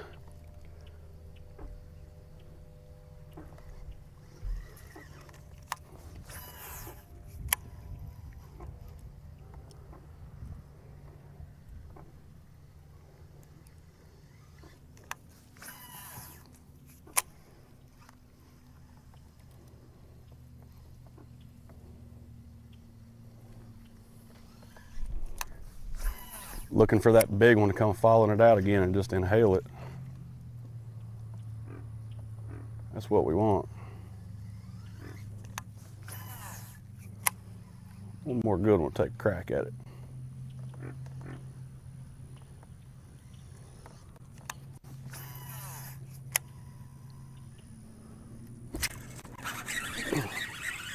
Hooked up. Don't think he'll call. Oh, my leg's cramping up. I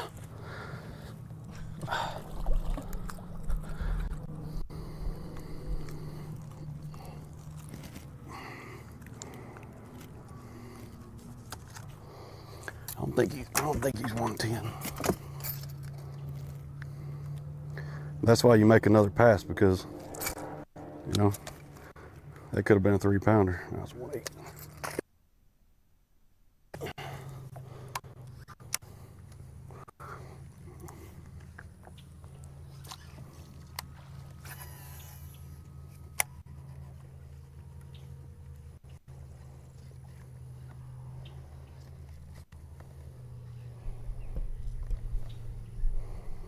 That one caught me off guard. I wasn't paying attention when I jerked out sideways. Hit myself a cramp.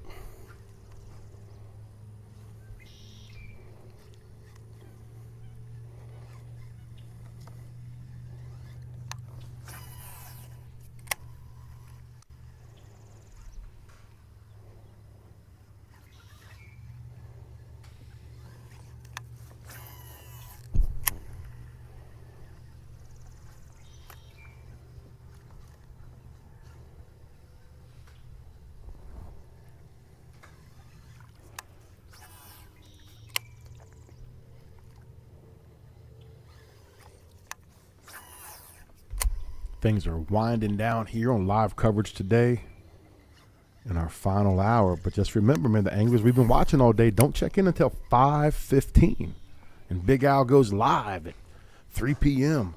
Eastern time, bringing the boom down at Ski Beach. If you guys are in the neighborhood, come on down and watch this live weigh-in. If you can't make it, make sure you're tuned in. Is it true you're going to be juggling down there this afternoon? I feel like I'm going to be face painting kids. Just as good a possibility station to be a set big up. one as that corner. Even though I didn't get bit the first time right through here, I mean, it looks every bit as good.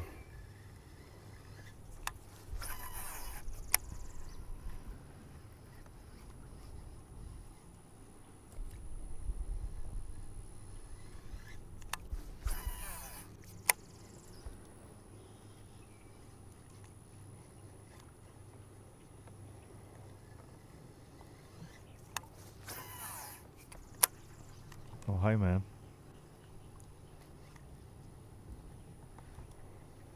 He is not worried about that absolute assassin that's going by him on the trolling motor right now. Either that or he just knows, yeah, I'm not in season. It's okay. Birge doesn't care about me. I'm not a duck or a turkey. He's lucky he's not.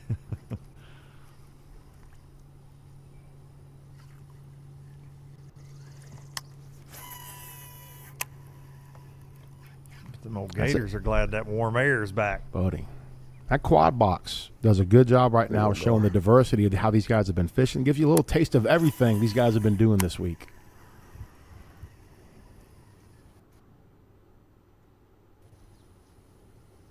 Uh-oh, Todd Auten hooked up.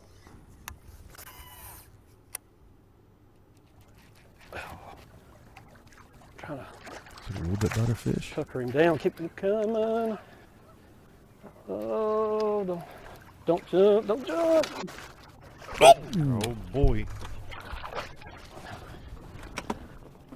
Oh, got him. Buddy. Yowza. Under a dock. Can you imagine that? Todd, awesome, everybody. Deficit made up, I think. Right at it. Now. Got a chance? I think you a bad man. Getting closer. One more of these. Whew. He's got a couple rats in the box, too. That's going to be a big call. 5.08, 5-pounder. It's a six pound frame. 4-pound upgrade. Thank you, Lord. That's going to put him right there with Zack, unofficially. I'm going to put him on this side. Whew. And I mean, we just have minutes left here in the studio before we cut the cameras. We don't know what is going to happen, as always. Like I say, these guys don't have to weigh in until 5:15 Eastern time. It's longer, but better. I'm not checking. I think the yellow's a 1.5. I'll put him back in there until I figure it out. 1.5. I don't know what that is. I don't know, when that fish hit, it kind of looked like a catfish or something. I was like, what? Because it was belly was turned up, and it was like all I seen was white. Well, that one's 1.5. Oh, 1.5. I guess it don't matter. It's over a 4-pound upgrade. 1.5s. How you feeling? Feeling good. Feeling good. Give me 5.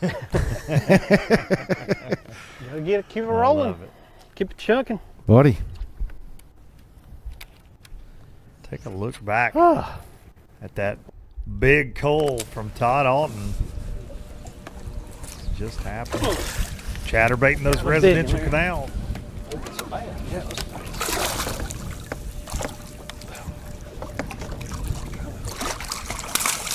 put him down, keep him coming. Oh, don't jump, don't jump.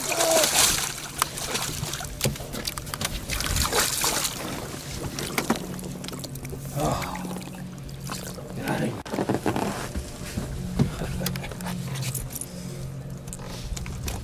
Under a dock.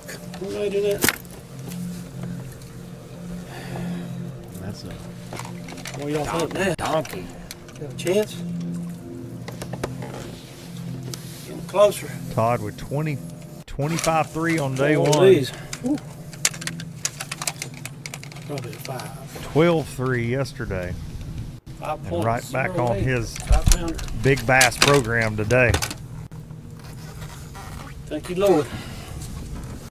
Looking at around 23 pounds right now. I'd say he has not updated his catch track just yet. He just did update it. And he's now the current unofficial leader with 60 pounds, 7 ounces. But with that being said, Zack did not put in his last fish that he caught. So I still think Zack's ahead by not even a full pound, but Zack is right to say every ounce is going to matter, though, because the way it's shaping up right now, every ounce is definitely going to matter this afternoon. Nothing but the truth right there, my friend.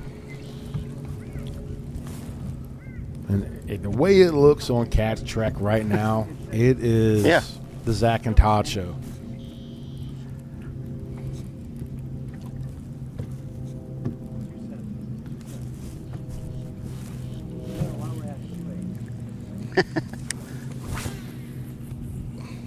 And man, if Todd were to come up short, you got to think on his way home. I'm game. All he's going to think about is day 2. That 12-pound day 2, man. You got bookend 25 and 23s I have zero clue. that. That's why I don't do this for a living.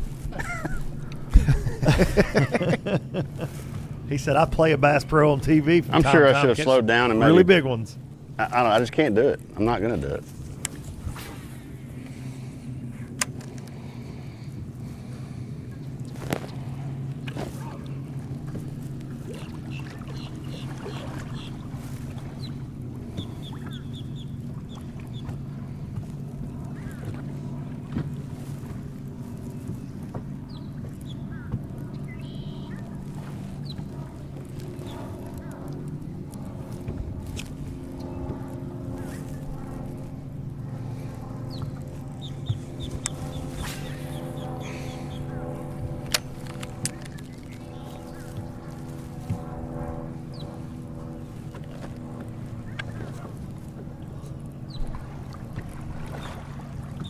Osborne started this tournament off with an absolute shot across the bow of 117 other NPFL pros with a 28-pound limit on day 1. Then was only able to bring in 10 pounds 5 ounces yesterday, and today we've seen him try to pull out every trick he knows on the chain. He's fished multiple lakes, just has not gotten in a groove up to this point. He was the closest coming into Showdown Saturday, weight-wise, to Zack Birge, 5 pounds 9 ounces back. All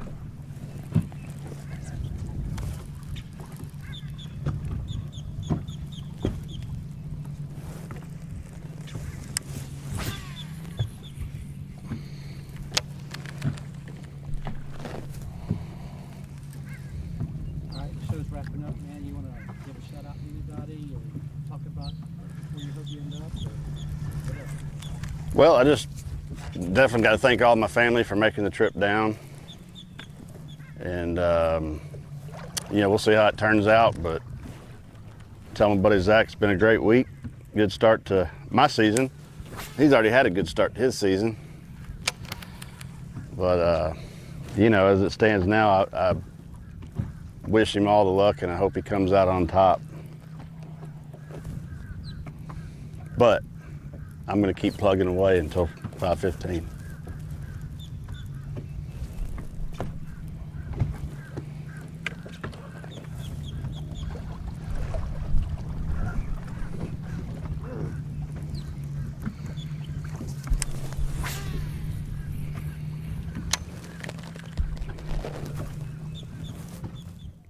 Good stuff from Jordan Osborne. Pulling for his buddy, but definitely not conceding just yet. And he's got until 5:15, like the rest of the anglers in our top 10 before they check in.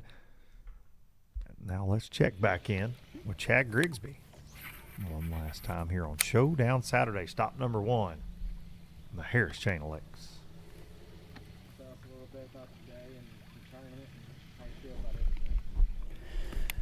Well, today isn't going as planned, but I mean, I still got a lot of time. I just feel like I haven't run into them yet.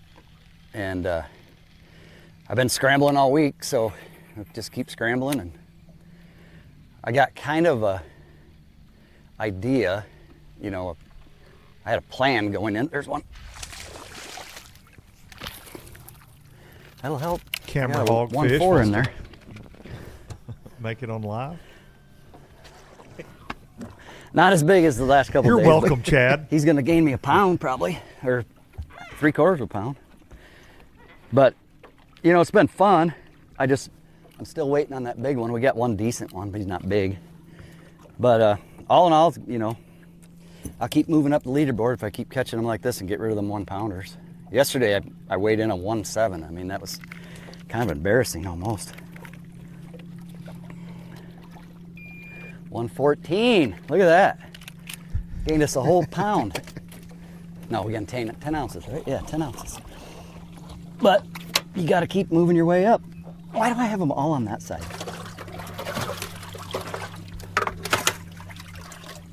There's 4 right there. That's 5. 114. So, you know, I'm a little disappointed in the day so far, but it's far from over. I mean, this is the best time to be fishing in Florida when it warms up and they're starting to set up nice. And so I'm going to keep chunking and winding, and I could run into 3 more big ones. You just don't know. It's Florida, man. You're never out of it. Just because my camera guy's leaving me. That's when they start biting usually. Right, Hunter?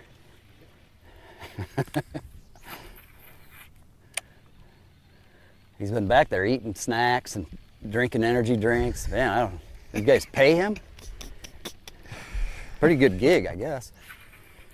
I mean, just sit and go for a boat ride, and then when I set the hook, he grabs the camera off his, off his lap. Oh, you got one. I'm messing with him. He's been working hard.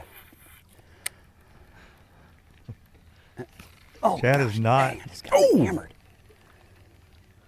And Hunter just smiled a little bit. Oh, yeah, buddy. But it kind of goes into what he's saying. It's warming up. It's getting to be that time of the day he likes, right as we're going off live. They only bite it once. That's good stuff. I've yet to catch one on the next cast. I don't know why.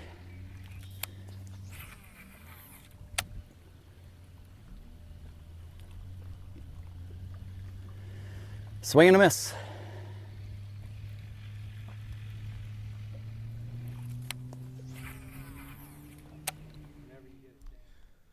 Chad Griggsby back to Todd Auten for one last time here on Showdown Saturday. The unofficial leader. We wind down our coverage. Well, if I don't catch another one, have a great day. I mean, Lord bless me today, so, if I catch another big one, that's fine, but if not, I'm fine. I've had a great day. So, we got a 1.5 pound in there. If we can get rid of that fish, we got a 3-something in there, but, it helped a lot if I could get rid of that one. Might would have had a chance, I don't know. So I don't know what the other guys are doing, but they're gonna have to catch them a little bit, So I'm gonna try my hardest, see if I can win this thing, but you never know. I had a day 2 slip up, and it's just can't make them bite sometimes. But today the bigger ones are biting, so it's kind of scary what you can catch sometimes on this lake. And if I can get one more good bite, we'll have a good bag. That's all we're gonna do. Just keep chunking and winding. Good stuff from your unofficial leader. Now back, check in with the Bird Surge himself, Zack Burge.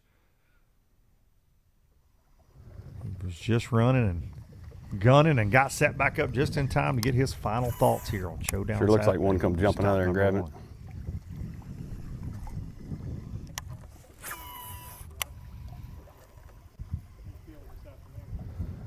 I mean, I'm feeling a lot better right now than I was a little while ago. That's for dang sure.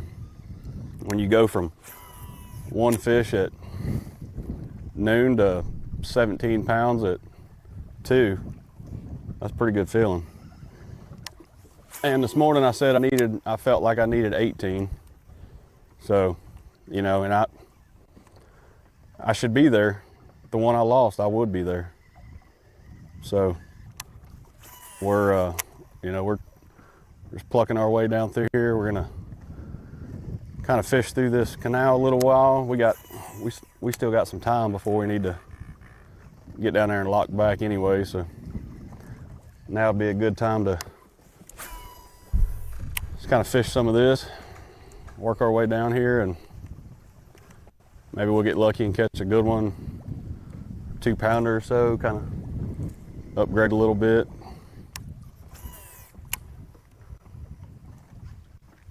And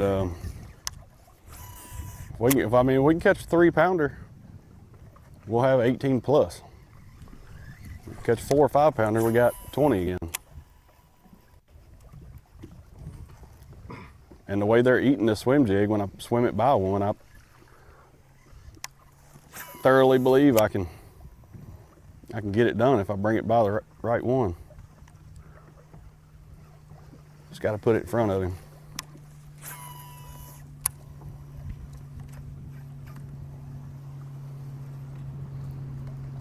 Got to think between now and 5:15, he's going to put it by one. They have been eating that swim jig. Is that Bobby? It looked like Bobby. That's something Bobby would do. I'd much rather him go by me on pad than push him awake anyways.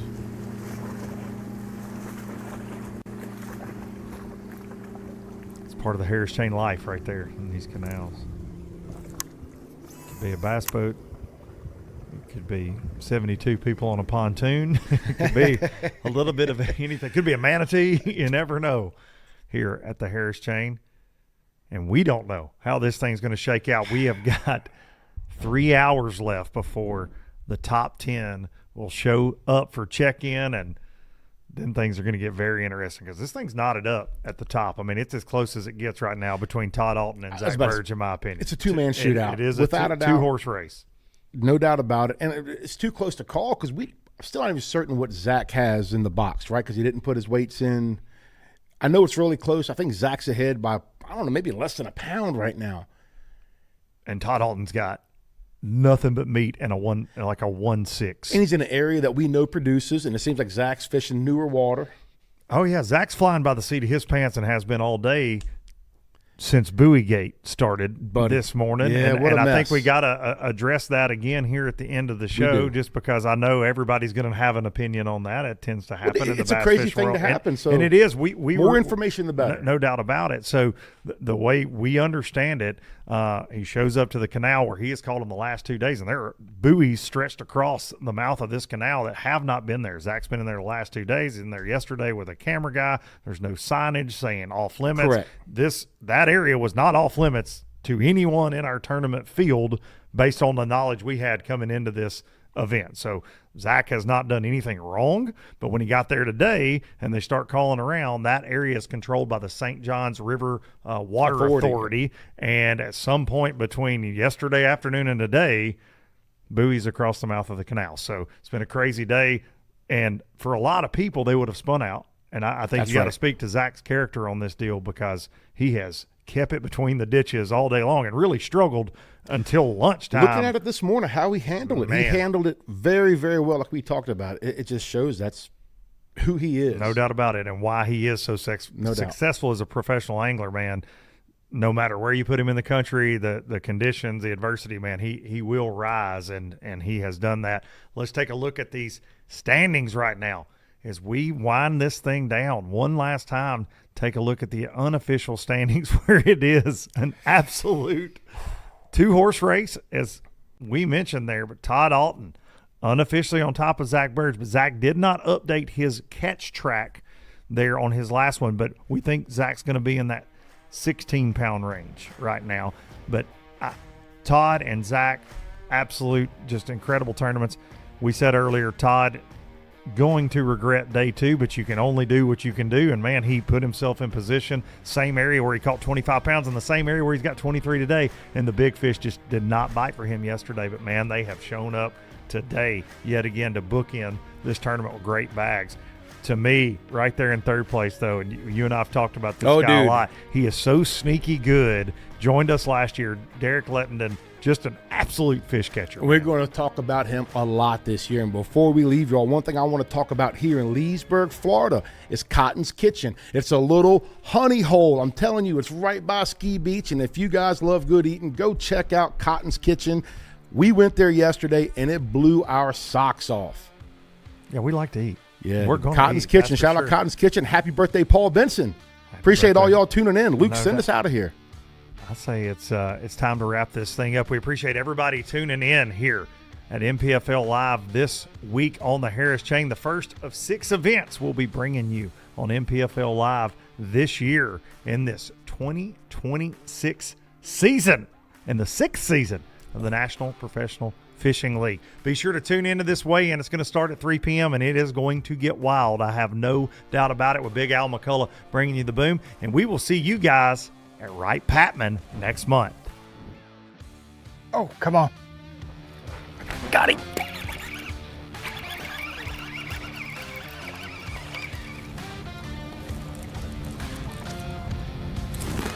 He came back and got it.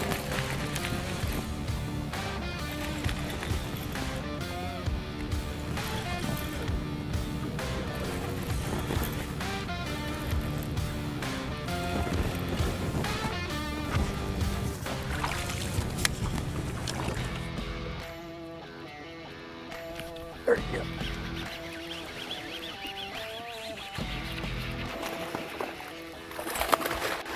Get the boat, Bobby.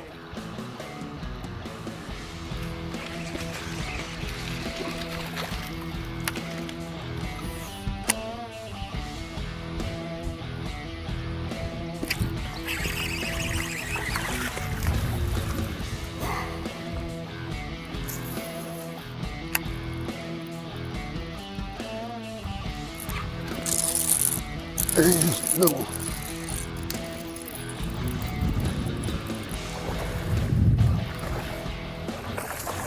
Oh, God dang.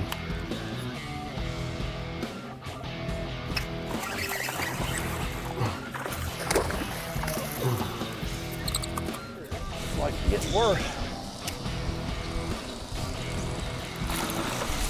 It's a big one. I'm gonna get right here.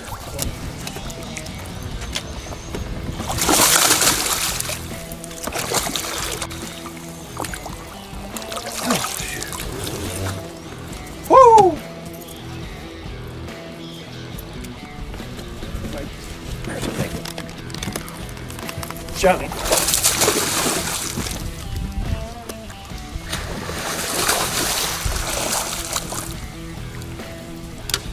I think I got one old. Ain't got much line out on that.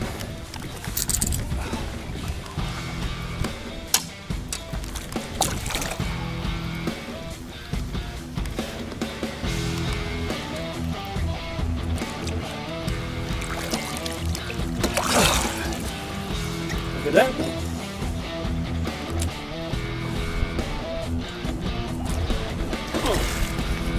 Got a big in there.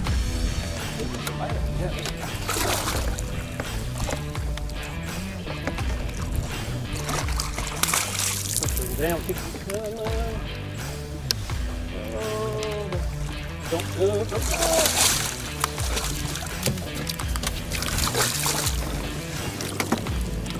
Oh. Got it.